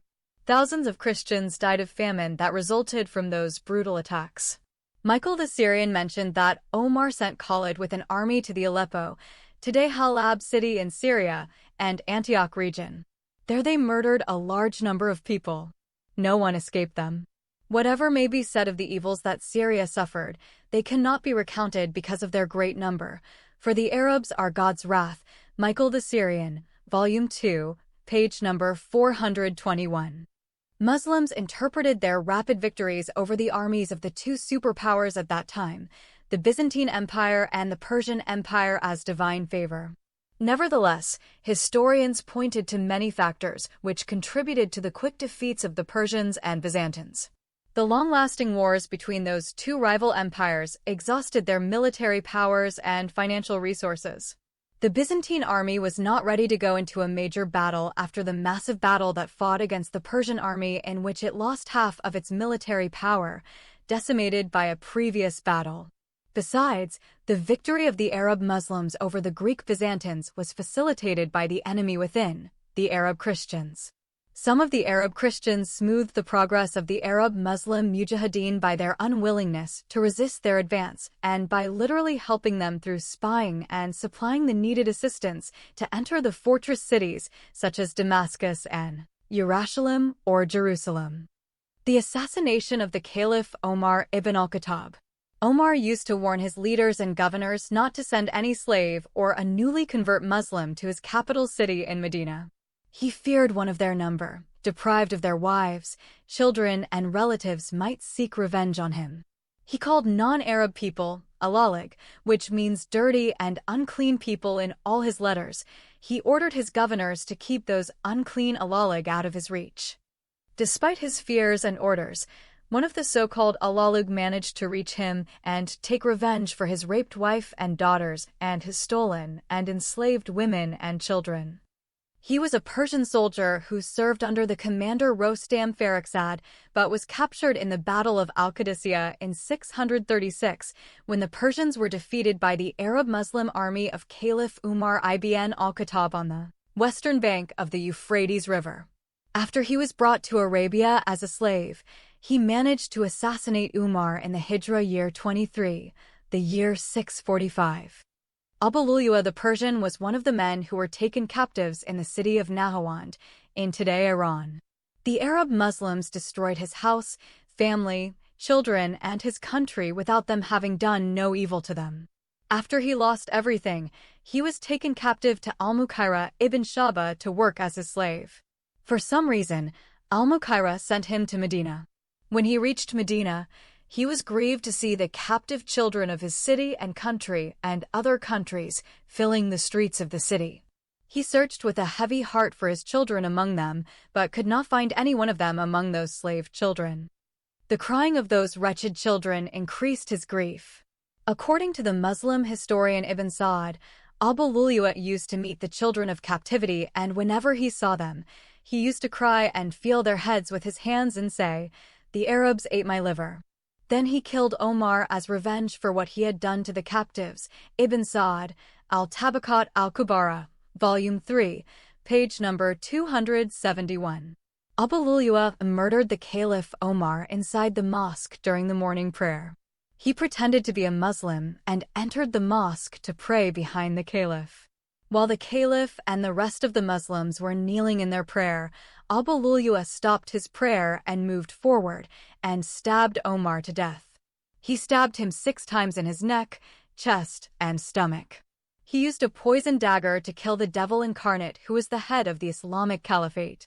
Abu Lu'lu'at knew and understood there was nothing that could avenge the evils that the Muslim Mujahideen had done to him, to his family, and to his Persian people than hitting the serpent on its head. It was the same method and for the same reason that the prophet of Satan, Muhammad, was poisoned by the brave Jewish captive girl, Zainab bint al-Harith, who sent him to hell before his time. Otherwise, that false prophet would have lived longer and taught more evil teachings against women and the so-called unclean infidels. During the caliphate of Omar ibn al-Khattab, Muslim Mujahideen, the so-called fearless warriors of Allah, invaded many countries and reached from Isfahan in Persia, today Iran, to the city of Tripoli in Libya, North Africa. In those many bloody battles, thousands upon thousands of innocent people were murdered by the bloodthirsty Muslim Mujahideen. Many women were raped, and many children enslaved and sold as slaves in the slave markets. Many houses were burnt and looted, and thousands of families were destroyed. The Mujahideen ransacked the countries and cities and looted the treasures of those defeated non-Muslim people and distributed the wealth, women, and children among themselves. It was not a religion that they wanted to preach, but to rob, enslave, and rape. This reminds us of the teaching of the Lord Jesus Christ about Satan, in which he said, "The thief, Satan, comes not but to steal, to kill, and destroy. But I have come to give them life, and life in its abundance." The Gospel of John 10, verse 10. If we compare the peaceful preaching and spreading of the gospel of Jesus by his apostles Peter, Paul, and the others among the pagans of the Roman Empire, and then see the spreading of the sword of Islam among the Christians of the Byzantine Empire and the Zoroastrians of the Persian Empire. For sure, the above verse of Jesus makes a clear distinction between the work of Satan, killing, stealing, raping, and destruction, and the work of God, giving life and life in its abundance. It is estimated that, during the 5 centuries of the spread of Islam, 272 million people were killed, of whom 80 million were Hindus and 60 million were Christians. To know how many murders, rapes, enslavement, and destruction those Muslim shayateen, devils, had done in those countries they had invaded, read Al-Tabari in his huge multi-volume, the Al-Tariq al-Ruzal and Maluk, and Al-Tabaqat al-Kabara by Ibn Sa'd. One of those Muslim Mujahideen, an Arab man by the name of Mahfuz, narrated one of his experiences in the battles. In the year 16 Hijra, he participated in the Battle of Jala in Iran. He said, "We entered the city, and I saw a woman like a deer in her beauty, and her face shines like the sun. I took her and her clothes, and she became my Jariya, a slave girl." Al-Tabari Volume 4, pages 26 to 27. The aims of those battles and invasions were not only to kill the men, enslave the children, and rape the women of those conquered countries, but also to loot their treasures and occupy their lands. In a few years, the companions of the Prophet Muhammad became filthy rich that their wealth was counted in millions of dinars, today millions of US dollars. Before the advent of Islam, the Arabs of the Arabian Peninsula were living in abject poverty and continuous starvation. They used to suck the stones to wet their thirsty throats and dry tongues. They also used to drink their camels' urines and sometimes their own urines to quench their thirst. The Byzantine commander understood the problem of those Muslims who came to fight him and hence offered money and clothes to them, but they refused to accept them because they wanted the fertile lands of Levant, the Fertile Crescent, and the women and children of the Christians. In a short period, their invasions made them extraordinarily rich and enabled them to possess the lands, women, and children of the so-called unclean infidels. The Islamic conquests or invasions continued after the assassination of the second caliph Omar ibn al-Khattab. Before the Caliph Omar was killed for his evils by Abu Lu'lu'at al-Farisi, Pires the Victorious, who rendered the vigilante justice, a Muslim leader led his Mujahideen fighters without informing the second caliph and marched toward the invasion of Egypt. At first, Caliph Omar expressed his disapproval of such a step without his permission. Nevertheless, when the caliph learned that his leader, Amr ibn al-As, had succeeded in invading Alexandria, he gave his approval of the campaign.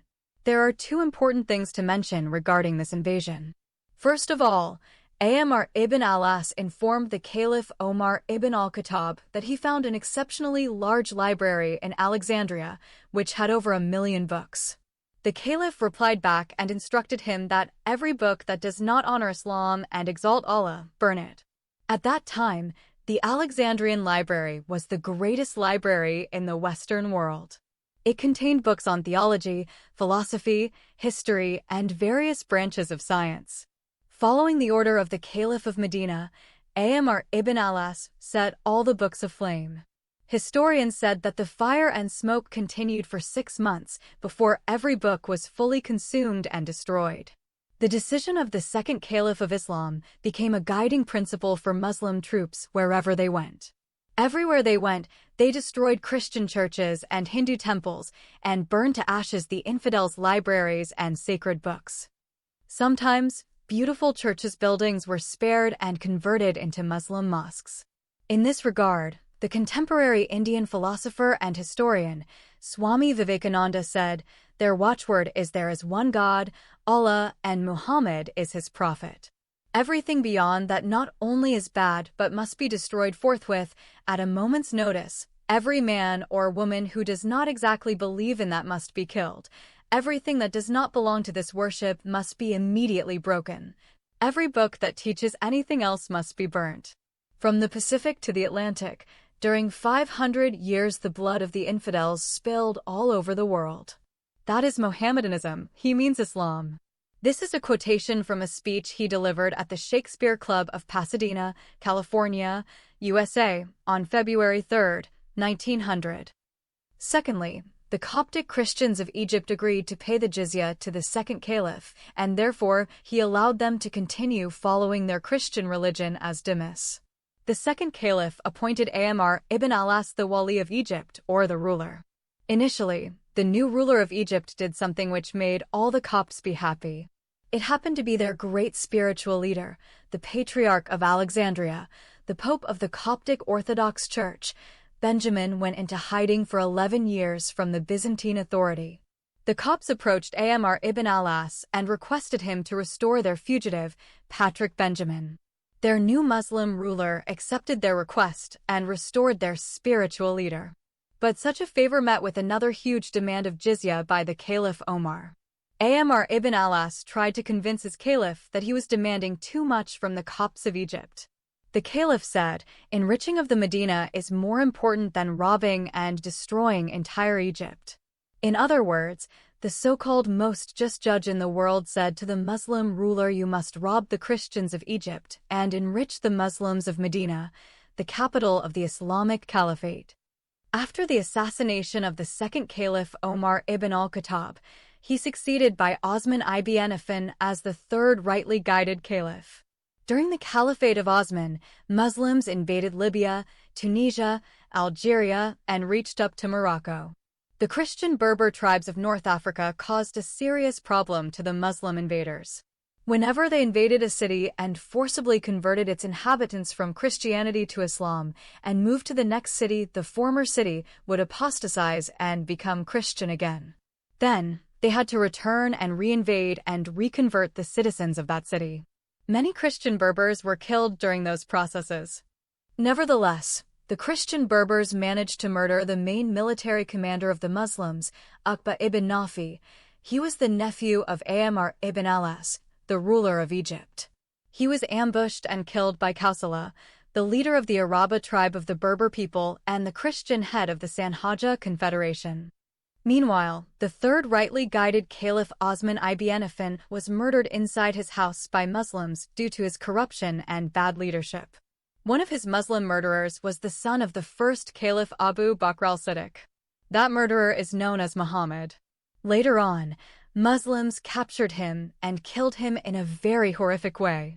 They opened the stomach of a donkey and inserted the body of Muhammad ibn Abu Bakr inside the belly of the donkey until he died of suffocation. So far, by God's grace, 2 of the so-called rightly guided caliphs and their false prophet were murdered for the evils they had done to innocent people. Some reliable Shiite sources mentioned that the first Caliph Abu Bakr also was poisoned by some Muslims, which caused his untimely death, just 2 years after his false prophet died of poison too. The same sources claimed that the daughter of Muhammad, Fatima al-Zahra, was poisoned by the Caliph Abu Bakr and died 6 months after the death of her father.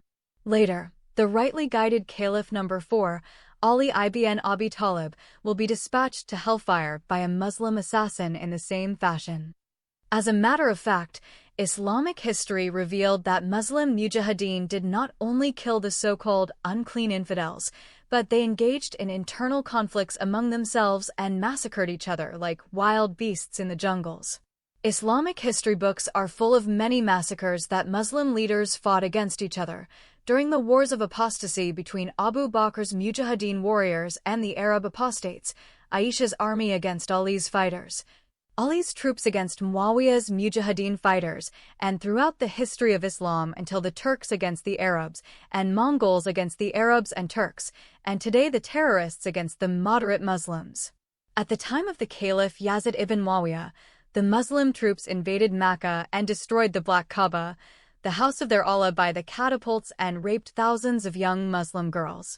The 3 Muslim historians, Ibn Sa'd, al-Tabari, and al-Waqidi, narrated that the soldiers of Yazid ibn Muawiyah broke 1,000 Muslim girls' hymens in one single day. That means over 1,000 Muslim unmarried girls got raped in the most 2 holy cities of Muslims, Mecca and Medina, by Muslim men. After the last Umayyad Caliph was removed out of power through a coup d'état, the Abbasid dynasty ruled and lasted for another 508 years, until the last Abbasid Caliph was killed by Hulagu Khan, the general commander of Genghis Khan's army. The Abbasid Caliphs took revenge on the Umayyad clan and wiped out of existence every creature belonging to that royal family. Reliable Islamic history books mentioned that even those dead and gone Umayyad caliphs' bones were exhumed out of their tombs and made to stand trials. Then each caliph's bones, going back to the first Caliph Muawiyah, were severely scourged by whips and then burned into ashes. The Abbasid caliphs' palaces were full of beautiful jawari, female sex slaves, and female captives of war. In each palace, you could see teenage girls from all over the known world: Arab girls, Persian girls, European girls, Indian girls, African girls, and Jewish and Christian girls. Mostly, those foreign girls were female captives of those defeated and killed infidels. They would be ordered to walk bare naked inside the palace courtyards and gardens. The caliph, his male relatives, and his top officials could grab a girl at any time and anywhere and rape her. Islam did not require him to marry her or even apologize to her because she was the possession of his right hand, which means she was his property and female sex slave. He would not care if she died during the rape process. Just like a dog attacked his female bitch or a cock raped his hen. Some of those Abbasid caliphs would brag among their royals and officials that they had never had sex with the same girls they had broken the hymens of their pussies. Each one of them, any time, he wants to deflower the hymen of a pussy of a brand new virgin.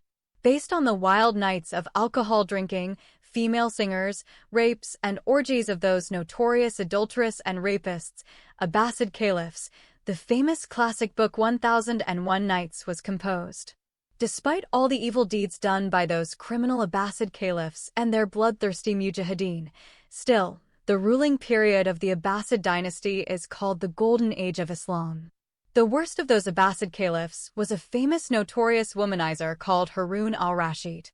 When Uqba ibn Nafi was murdered by the Berbers in North Africa, the Umayyad Caliph in Damascus sent a new Muslim military commander, Musa ibn Nasr, Moses the son of a small Christian.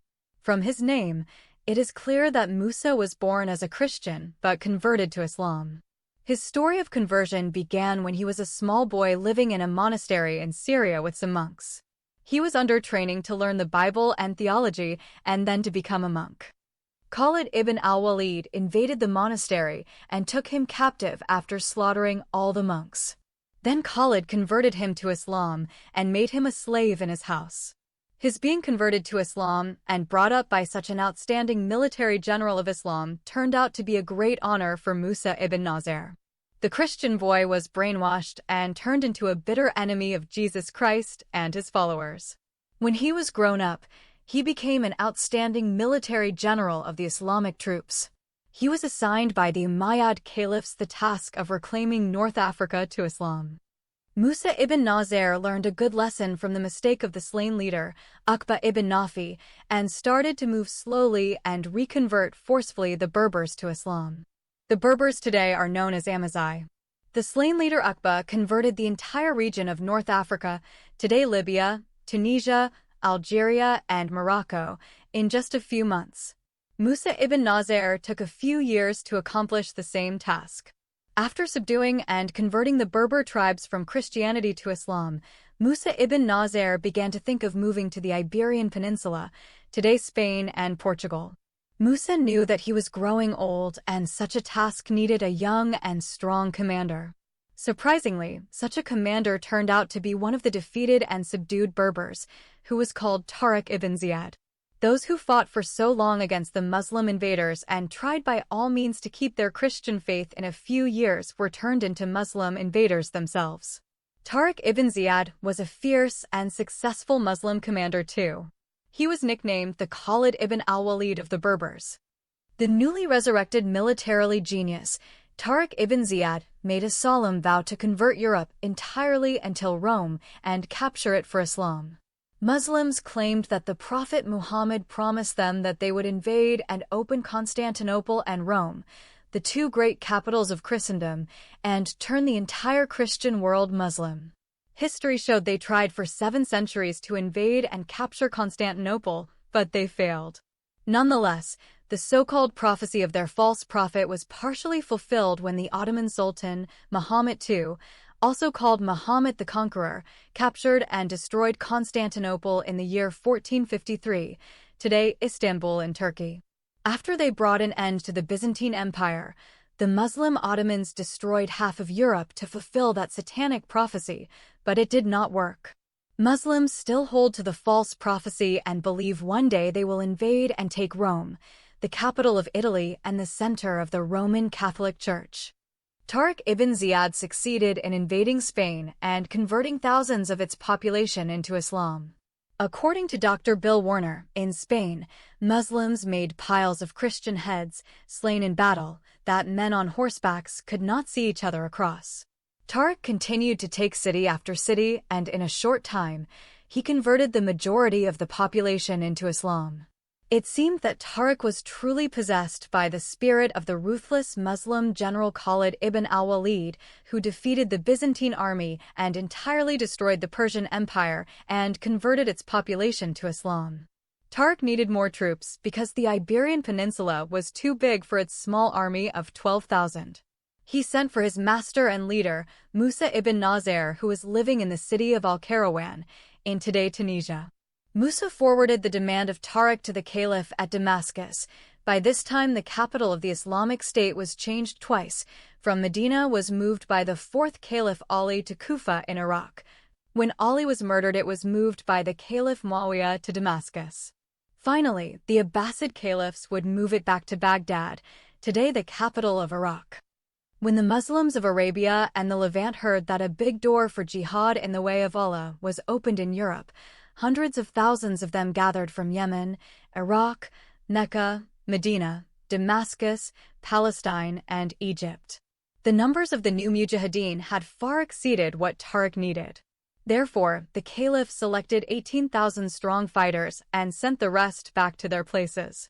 After supplying the new troops, the caliph sent a letter and demanded that Tariq ibn Ziyad should send to him 3,000 blonde virgins, white teenage young Christian girls. As soon as the letter reached Tariq ibn Ziyad, he fulfilled the demand of his caliph and sent the 3,000 captured Christian teenage girls. This established a direct relationship between Tariq and the caliph of Damascus, which led him to ignore the orders of his master, Musa ibn Nasr, the Wali of North Africa. Musa understood that Tariq was pulling rank in him and ignoring his authority. Out of jealousy, he commanded Tariq to stop his rapid conquests and wait for him until he reached Andalusia, the ancient name of the Iberian Peninsula. Tariq ibn Ziyad refused to obey the order of his senior leader and continued to conquer city after city. I wonder while Tariq and his satanic mujahideen were invading, killing, raping, pillaging, enslaving, burning, destroying, and converting the Christians of Spain and Portugal to Islam by the sword, why no Christians in Europe came for their rescue. Why the Pope of the Roman Catholic Church at Rome, the kings of Europe, and the Byzantine Emperor at Constantinople were silent and showed blind eye to the slaughter and suffering of their Christian brothers and sisters in the Iberian Peninsula. When Musa ibn Nasr reached the newly conquered lands with an army from Morocco under the leadership of his son, they also invaded many cities in the western region before they met with Tariq ibn Ziyad. When Musa reached Tariq, he humiliated him in front of his troops. He tied him with ropes and flogged him severely for daring to disobey his orders. Most probably, the news of this fight between those two big military commanders reached the ears of the Caliph at Damascus. Therefore, without giving any explanation, the Caliph ordered both commanders to halt their jihad invasions and return immediately to Damascus. When the two reached Damascus, Tariq ibn Ziyad mysteriously disappeared, and no Muslim historian knew anything about him until today. Musa ibn Nasr was sent to Mecca for pilgrimage and also died mysteriously in Medina. The disappearances of those two ruthless commanders diminished the military power of the Muslim armies in Andalusia and finally led to their crushing defeat by the Frankish king, Charles Martel, at the Battle of Tours in October 732. That battle took place after a century from the death of Muhammad, who died in 632. The Battle of Tours, also called the Battle of Poitiers because it happened near two cities, Tours and Poitiers. The Battle of Tours was fought between the huge Muslim army under the leadership of Abdul Rahman Ghafiqi of 30,000 mujahideen and the Frankish army of 25,000 soldiers. Muslim historians exaggerated the number of Frankish soldiers and put it as big as 400,000 fighters. The Muslim army continued to advance in Europe and invaded South France. It kept on conquering, looting, raping, enslaving, forcibly converting, and advancing until it reached 30 miles away from the capital city, Paris. On their way to Paris, the Muslims invaded many Frankish villages, towns, and cities and collected a huge number of booties. Many of the Muslim mujahideen felt that they had gotten enough spoils and needed to go back to Andalusia and return another time to invade the capital of the infidels. Nevertheless, their commander, Abdul Rahman Ghafiqi, insisted on continuing to Paris.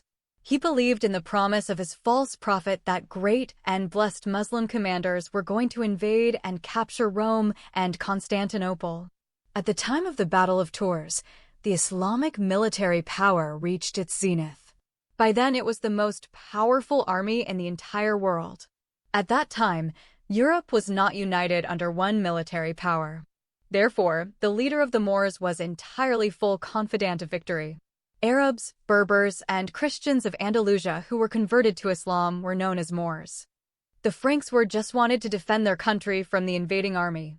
When the two armies met and the battle began, the Moors were showing superiority, and the battle was in their favor. Charles Martel, the commander of the Frankish army, understood the mentality of the Muslim Moors and knew exactly where their weak point lay. He understood that the Muslims were fighting for the booties, especially the women and wealth of the infidels. That interest did not surpass their interest in converting the infidels to Islam.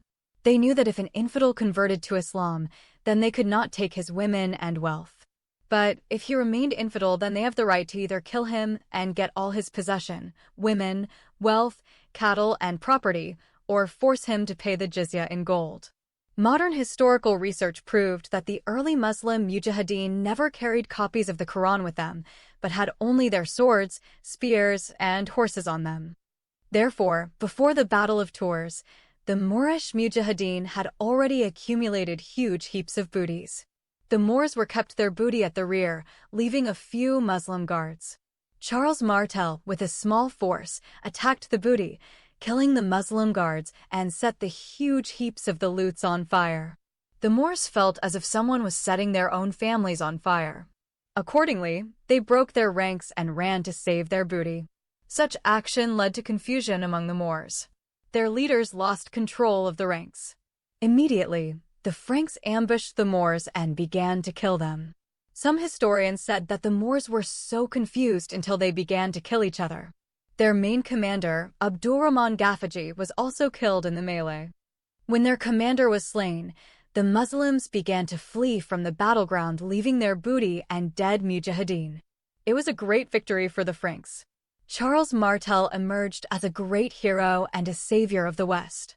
He was nicknamed by the Pope of Rome, Charles Martel, which means Charles the Hammer.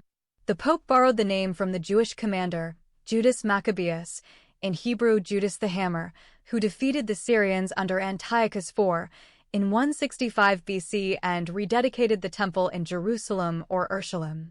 Many historians believed that the Battle of Tours saved Christianity and Western civilization. Some historians also believed that had the Moors won the Battle of Tours, Europe would be today an Arabian continent, and the Europeans would be Muslims speaking Arabic. The casualties of the Frankish army were 1,100 dead Christian soldiers, while the Muslim army lost 12,000 mujahideen, including their main leader, Abdurrahman Ghafaji. After the defeat of Poitiers or Tours, Muslim Moors never dared again invade France or try to advance in Western Europe. Therefore, they continued to attack Constantinople for 700 years until they captured and destroyed it in 1453. At the time of that invasion, millions of the citizens of the Byzantine Empire fled to Europe and Russia. Those who remained were forcibly converted into Islam. Today, the 99% of the Muslims of Turkey were once Orthodox Christians of Anatolia, which was part of the lost Byzantine Empire. Some historians said that the Second Rome, Constantinople, did not fall, but it moved to Russia and Moscow became the Third Rome. According to Dr. Bill Warner, Islam always inspires fear in the hearts of Westerners. How North Africa changed from being a Christian to a Muslim. How the Arab countries changed from Christian to Muslim countries. 25 years before the advent of Islam, the Persians and the Byzantines had massive wars in which 1/3 of the population died. 1/3 of the Byzantine Empire was destroyed by the plague, which was called the Black Death. Dr. Bill Warner said, there are 548 battles waged against the infidels by the early Islamic mujahideen. According to Dr. Bill Warner, the classical Western civilization did not collapse because of the invasions of the Germanic tribes, but it had been destroyed by the Islamic invasions. Muhammad sent fighters to all Arab tribes to offer them Islam. If they refused to accept the offer of Islam, they were summarily annihilated. Muhammad sent his chief commander, Khalid ibn al-Walid, to the largest Arab tribe known as the Jazima tribe. Khalid destroyed the entire tribe because they rejected the offer of Islam and decided to fight. Their women and children were taken as captives, women got raped, and children sold in slave markets. At the Battle of Qadisiyah, in July 636, Khalid cut the head of the Persian commander and raped his wife on the ground. Her husband's blood was spilled. Khalid followed the example of his prophet Muhammad, who killed at the invasion of Khaybar city the Jewish leader, Kinana ibn Rabia, and took his wife, Safiya bint Huyayy, and raped her on the same day he murdered her husband. During the Wars of Apostasy, Khalid killed an Arab leader, known as Malik ibn Nuwayra, cooked and ate his head, and raped his wife Layla bint al-Minhal at the same time. At the Battle of Alais, in May 633 AD, in Iraq, Khalid and his troops continued to put the losers of the battle in bags and cut off their heads until the river ran red with their blood. The entire Persian troops of around 30,000 to 35,000 soldiers were slain by Muslims. Before the beginning of that bloody battle, Khalid had prayed to his Lucifer Allah, "O Lord, if you give us victory, I shall see that no enemy warrior is left alive until their river runs with their blood." Therefore, the Battle of Alais is also known as the Battle of Blood River because the water of the river Euphrates became red of the blood of the many slain Persians. 35,000 Persian were slaughtered by Muslim mujahideen in that battle. There is a story narrated by Muslim historians which shows how cruel and evil Khalid was towards the infidels. In one battle against the pagan Arabs, Khalid with his sword dripping blood chased an Arab leader and tried to kill him. When the leader found himself being cornered and has no way of escape, he threw his sword and shouted loudly, I bear witness there is no God but Allah and Muhammad his messenger. It means he pronounced the Shahada, Islamic creed, and declared himself Muslim, even though Khalid reached him and struck off his neck. When the news reached the ears of the Prophet Muhammad, he rebuked Khalid for killing a person who pronounced the Shahada. Khalid said to Muhammad that the slain leader pronounced the Shahada because he's scared of death. The Prophet said to him, "Had you opened his heart and seen that he said it out of fear for his life?" In his book, Al-Riyad al-Nadira, Al-Tabari mentioned that the Arab tribe of Banu Salim had reneged, apostatized from Islam, whereupon the Caliph Abu Bakr al-Siddiq sent them Khalid ibn al-Walid, who gathered their men inside animal sheds then set them to fire. Dr. Bill Warner continued to say that the second Caliph Omar's troops invaded the Levant and also Jerusalem, and those Jews and Christians who refused the compulsory offer of Islam were turned into dhimmis, third-class citizens and semi-slaves. The dhimmis were the Jews or Christians who agreed to pay annually the jizya in pure gold to Muslim leaders. The majority of the Arab Christians could not afford to pay the heavy jizya and hence forcibly converted to Islam. During the so-called Golden Age of Islam, during the reign of the Abbasid dynasty, Muslims attacked the Sindh region in India and killed 26,000 Hindus in one single battle. Armenian nobles fled and took refuge in a church. The building was destroyed, and all were burned inside. At Ephesus city, 7,000 Greek Christians were enslaved. All new churches were destroyed. In Egypt and Syria, 30,000 churches were burned down and completely destroyed. In Thessalonica, 22,000 Greek Christians were enslaved. In Seville, thousands of Christians massacred. 6,000 Jews of Morocco killed. Hundreds of Jews in Cordoba killed. 4,000 Christians of Granada killed. Georgia and Armenia invaded. In another battle in Hindustan, India, 15,000 were killed and 5,000,000, 500,000 Hindus, were enslaved, the majority of them young girls and children. In Yemen, the Jews were given two choices: convert to Islam or die. Christians of Granada were deported to Morocco. In India, many cities destroyed. Hindus were told to convert or die. Muslim commanders boasted among themselves about who would make the biggest and tallest hills of Hindu skulls. Some of them gained the titles of idol smashers. Thousands of Hindu girls were raped and untold numbers of children enslaved. In one town, 20,000 enslaved. Buddhist monks butchered and Buddhist nuns raped by Muslim mujahideen. Damascus and Safed were invaded and mass murdered Christians. In Marrakesh, Jews were massacred and in Tabriz, Jews were forcibly converted. The Cairo riots led to churches being burned. The Mongol Muslim commander, Tamerlane, Timur the Lame, killed as many as 90,000 Hindus in one single day.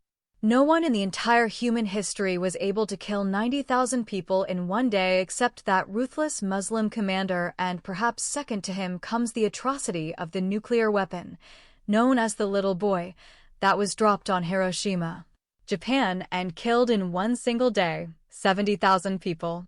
Tamerlane gained the title, the evilest man ever lived.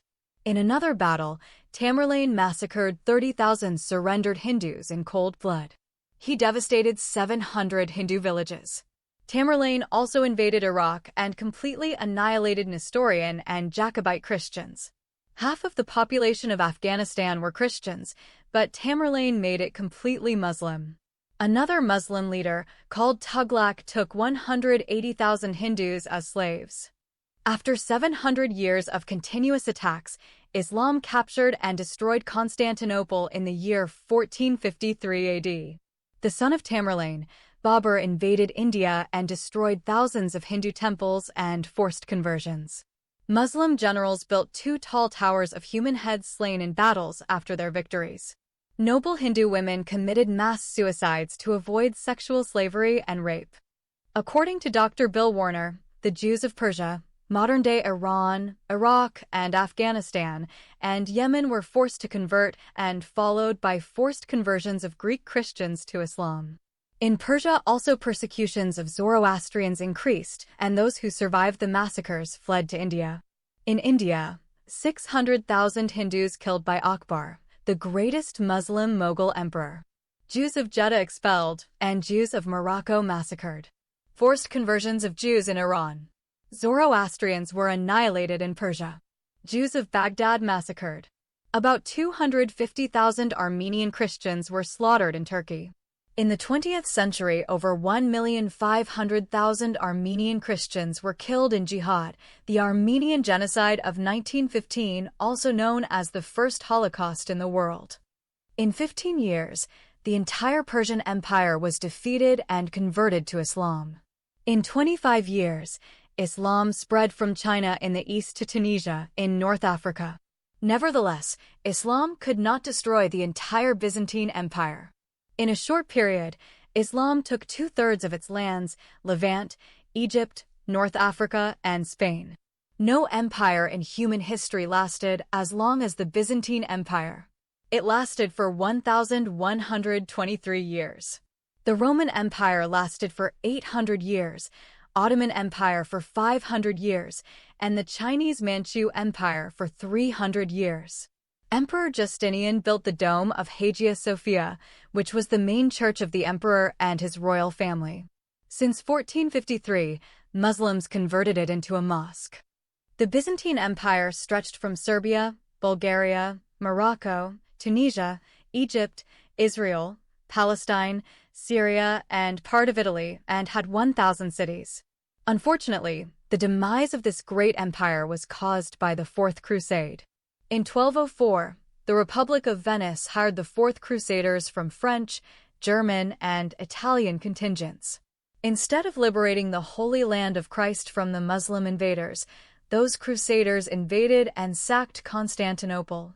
The Byzantines considered them to be brothers in the Christian faith, and hence they were not prepared for the attack. After invading and controlling Constantinople, the Crusaders continued to steal the wealth of the Byzantine Empire. For 50 uninterrupted years, all the treasures and gold of the empire were carried away. Besides that, earthquakes and plagues weakened the empire.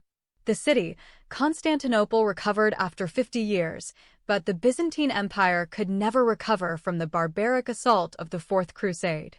In the year 1453, Sultan Muhammad II of the Ottoman Empire used cannons and destroyed the 3 walls of Constantinople.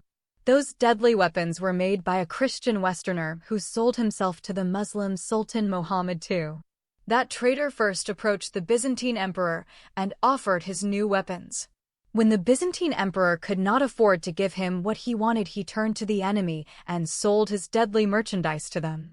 The cannons allowed the Ottomans to finally destroy the 3 walls of the strongly fortified city. When Sultan Muhammad II took the city, he gathered all the rich citizens and chopped off their heads, and had their dead bodies thrown to the hungry dogs. It is said that the Sultan killed the rich citizens of Constantinople because they refused to lend money to their emperor to purchase the cannons. The Muslim Ottomans laid siege to the city with an army of 200,000 men. At that time, Constantinople was defended by 7,000 men, of whom 2,000 were foreigners. The Sultan's troops were consisting of Janissaries, Turks, and Anatolians. Janissaries were Christian children who were kidnapped by Muslims from Christian villages, towns, and cities. Then those kidnapped children were brainwashed and converted to Islam. After that, they were trained in military warfare. Those children would grow up without family attachments, and they were loyal only to the Ottoman Sultan. They were neither allowed to marry nor to have their own families and children. The only relative they had was the Sultan. Then they would send them to invade Christian lands. They were known as the killing machine. The Muslim sultans used them to destroy half of Europe and Asia. Through them, the Ottoman Empire captured all of Arabia and North Africa. Also, they were the main cause behind the defeat and capture of Constantinople, which marked the demise of the greatest Western empire, the Byzantine Empire. The battle and control of Constantinople marked the end of the greatest empire in human history, an empire that lasted for 1,123 years. The city's fall was a massive blow on Western Christendom. Pope Nicholas V immediately ordered a counterattack, but his sudden death put an end to that plan. Many Greeks fled the city and migrated to other parts of Europe, in particular Italy. Their arrival in Western Europe ignited the Renaissance and eventually led to the Reformation. Therefore, many scholars believe that the fall of Constantinople marked the end of the Middle Ages, or the Dark Ages. Many Greek Orthodox Christians fled to Russia. Russia became the spiritual successor of the Byzantine Empire. Some historians said that the Great Byzantine Empire did not fall, but it moved to the east and Moscow became the Third Rome. The year 410 was considered the time Rome first fell when the barbarians invaded it. Historians believed that the Western Empire, the Roman Empire, did not fall until 476 after the barbarian leader, Odoacer, deposed the last Roman Emperor Romulus, and that marked the final fall of Rome. Odoacer established himself as leader over Italy. The glory of the Roman Empire was ended when a pagan leader made himself a king in Rome. In fact, at that time only the western half of the Roman Empire fell. The Eastern Roman Empire, the Byzantine Empire, continued to exist in the area called Byzantium, today in Turkey. By the year 1000 AD, two-thirds of the Christian world was possessed by the Muslim invaders. Out of the important 5 ancient Christian cities, 3 were taken by Muslims, namely Jerusalem or Urshalim, Antioch, and Alexandria. Only Constantinople and Rome still remained in the hands of Christians. Muslims believed these cities too were destined for them.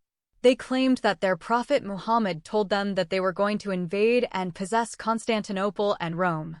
Islam became the superpower of the medieval world. Each year brought forth new invasions and new possessions to Islam from the Christian lands. In 1071, the Muslim Turks invaded Asia Minor and possessed the region of Anatolia, today Turkey. The inhabitants of this large region were new converts to Islam. They were Christians before they were invaded and forcibly converted to Islam by the force of the sword of jihad. They were like the Berber tribes of North Africa. They were not Arabs, but had migrated from Asia to the region of Asia Minor. They became more zealous for the cause of Islam than those who had converted them to the religion of Muhammad. They behaved like the Muslim Mongol Great Ghazi, Great Invader, Tamerlane, who turned against other Muslims and invaded and captured their countries.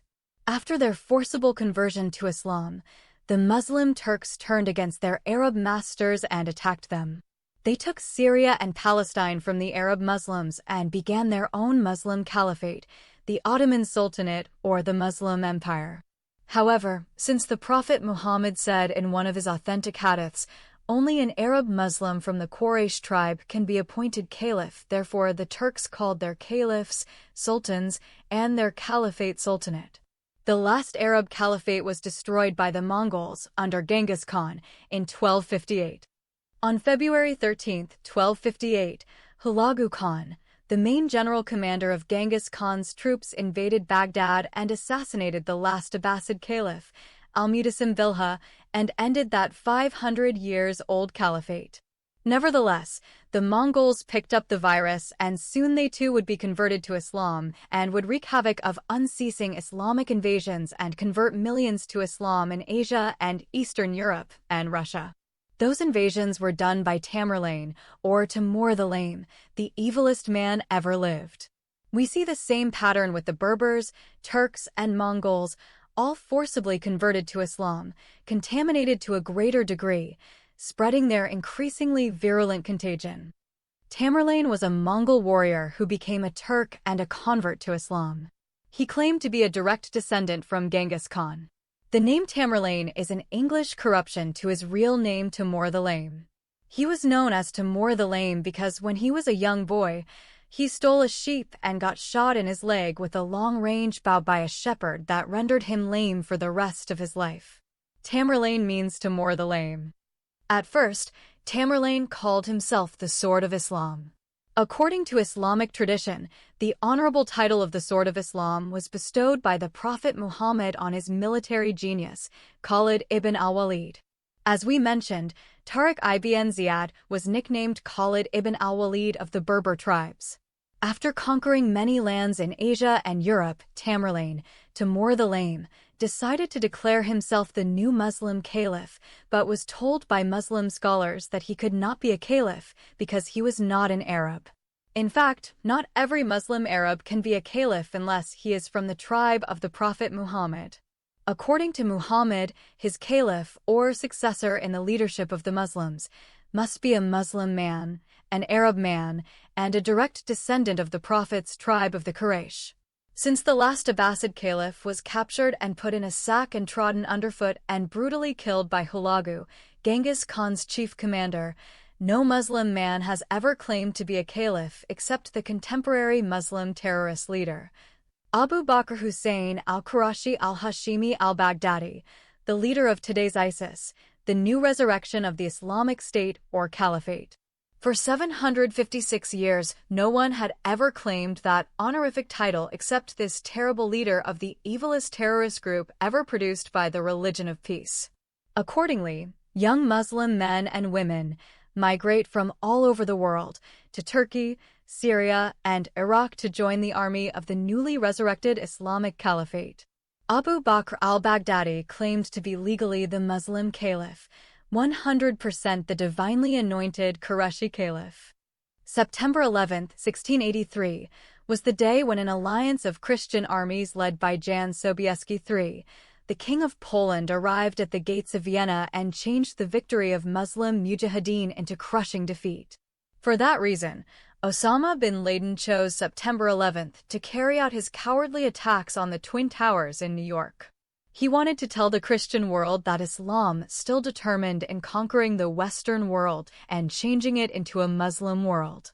Many Westerners are ignorant of their past history and hence believe that Islam is a peaceful religion that spread through mere preaching. George Santayana said those who cannot remember the past are condemned to repeat it. Today, in Western schools and universities, Christianity is presented to the students as a bloody religion that caused the death of millions and for a long time blocked scientific discoveries and progress. On the contrary, the Muslim Moors of Spain is taught to Western students as more knowledgeable and advanced in science, art, medicine, and philosophy than medieval Christianity, which behind the Dark Ages in Europe. The religion of the devil has become the source of light and knowledge, and the religion of God has been turned into darkness and ignorance. Worse than that all, there are some Westerners who believe Islam is the religion of peace and some convert to it. No wonder Satan can masquerade himself into an angel of light. Before the Battle of Vienna, the Muslim Mujahideen, the Ottoman Turks, overrun Greece, Bulgaria, Romania, and Serbia. They turned Protestant Hungary into a compliant vassal and made war repeatedly on Austria and the Polish-Lithuanian Commonwealth. The Ottomans set their eyes on Vienna since they knew the fall of the city would open the way into the heart of Austria and southern Germany. Their final target was Rome, the capital of Christendom. They knew if they capture Rome, the second capital of the Western world, then Christianity is doomed. They had failed to take the city, Vienna, in the siege of 1529. Under the leadership of the Grand Vizier, Pasha Kara Mustafa, and with their Tatar and Malaysian allies, they made their preparations and fought their way towards the capital, overrunning Austrian towns and villages. Wherever the Muslim Mujahideen went, they plundered cities, raped women, took slaves, turned churches into mosques, and converted many thousands of Christian captives to Islam at the point of a sword. In 1683, the combined armies of the Ottoman Empire, large and well-equipped forces, lay siege in Vienna.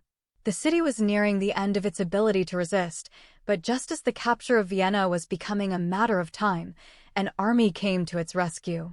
On September 12th, in an open battle before Vienna, the Muslim Mujahideen received a crushing defeat, and the city escaped pillage and destruction.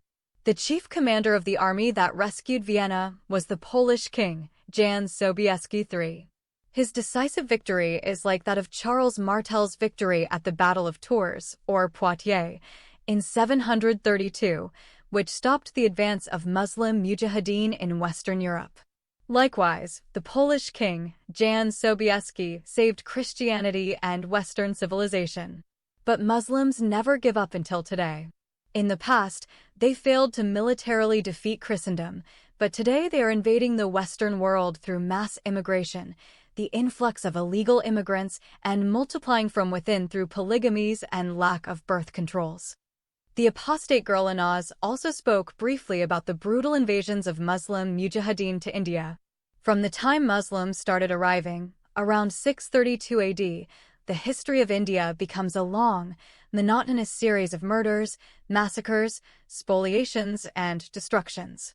It is, as usual, in the name of a holy war of their faith, of their sole God, that the Muslim barbarians have destroyed civilizations, wiped out entire races. Mahmud Ghazni was an early example of Muslim ruthlessness, burning in the year 1018 all temples of Mathura, razing Kanauj to the ground, and destroying the famous temple of Somnath, sacred to all Hindus. His successors were as ruthless as Ghazni.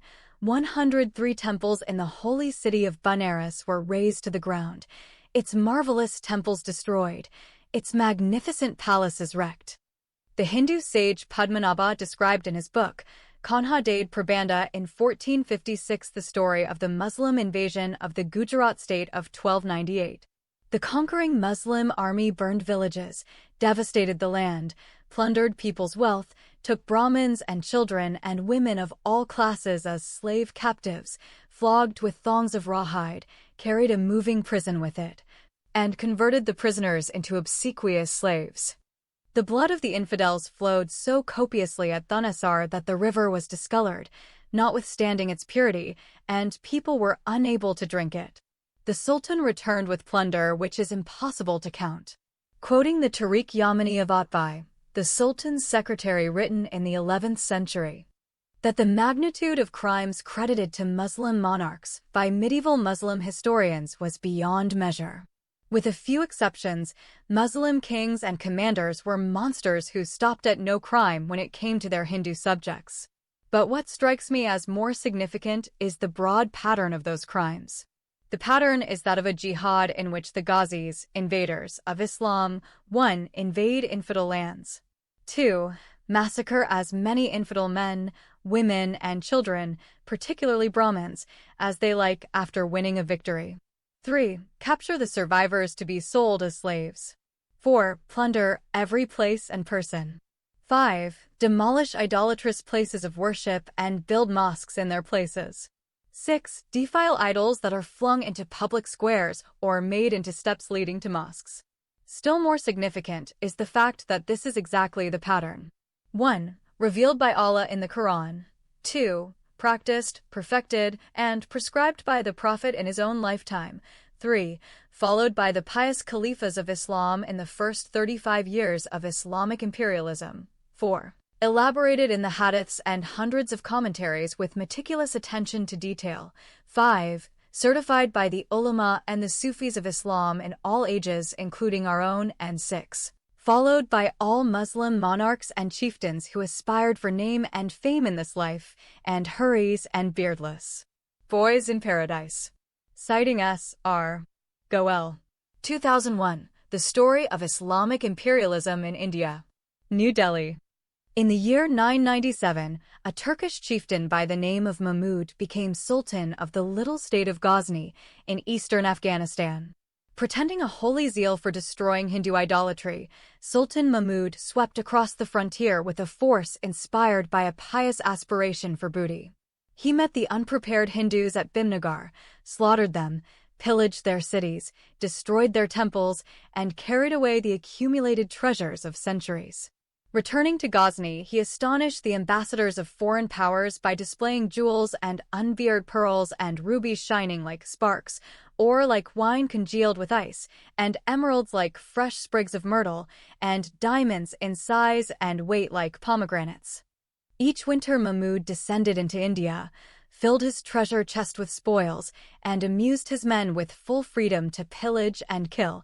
Each spring he returned to his capital richer than before. At Mathura, on the Jumna, he took from the temple its statues of gold encrusted with precious stones, and emptied its coffers of a vast quantity of gold, silver, and jewelry. He expressed his admiration for the architecture of the great shrine, judged that its duplication would cost 100 million dinars and the labor of 200 years, and then he ordered it to be soaked with naphtha and burnt to the ground. 6 years later, he sacked another opulent city of northern India, Somnath, killed all its 50,000 inhabitants, and dragged its wealth to Ghazni. In the end, he became, perhaps, the richest king that history has ever known. Sometimes he spared the population of the ravaged cities and took them to his kingdom to be sold as slaves, but so great was the number of such captives that after some years no one could be found to offer more than a few shillings for a slave. Before every military engagement, Mahmud knelt in prayer and asked the blessing of God upon his army. He reigned for a third of a century, and when he died, full of years and honors, Muslim historians ranked him as the greatest Muslim monarch of his time and one of the greatest sovereigns of any age. In 1186, the Ghuri, a Muslim Turkish tribe of Afghanistan, invaded India, captured the city of Delhi, destroyed its temples, confiscated its wealth, and settled down in its palaces to establish the Islamic Sultanate of Delhi. An alien despotism fastened on northern India for over 3 centuries and plagued by internal assassinations of royal Muslims and Hindu revolts. The first of these bloody sultans, Qutb-ud-din Aibak, was a normal specimen of his kind, fanatical, ferocious, and merciless. His gifts, as the Mohammedan historian tells us, were bestowed by hundreds of thousands, and his slaughters likewise were by hundreds of thousands. In one victory of this warrior, 50,000 men came under the collar of slavery, and the plain became black as pitch with the blood of the slain Hindus. Another sultan, Balban, punished Hindu rebels and brigands by casting them under the feet of elephants or removing their skins, stuffing these with straw, and hanging them from the gates of Delhi. When some Mongol inhabitants who had settled in Delhi attempted a rising, Sultan Aladdin, the conqueror of Chittor, had all the males, from 15 to 30,000 of them, slaughtered in one day. Sultan Muhammad bin Tughlaq surpassed his predecessors in bloodshed and brutality and murders till the Hindu inhabitants fled to the jungle. He killed so many Hindus that, in the words of a Muslim historian, there was constantly in front of his royal pavilion and his civil court a mound of dead bodies and a huge heap of decomposed corpses, while the sweepers and executioners were wearied out by their work of dragging the victims and putting them to death in crowds. A clear example of the destructions of the Hindu and Buddhist cultures and their temples can be seen in the siege of Dibul by Muhammad bin Qasim. He marched into India with a large military expedition. In the latter part of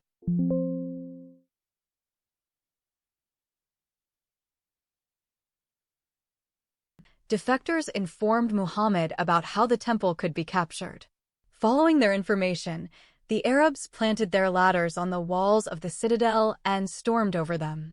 Once they took Dibul, the citizens were given the invitation to accept Islam, and upon refusal, the males were slaughtered, and the women and children were taken into slavery. The carnage lasted for 3 days, killing, plundering, and gang-raping of Hindu women, young and underage girls. Many Brahmin royal women committed mass suicides to avoid sex slavery. Then their temple was razed and was replaced by a mosque. After that, Muhammad bin Qasim went and left behind him a garrison of 4,000 Muslim soldiers in the town.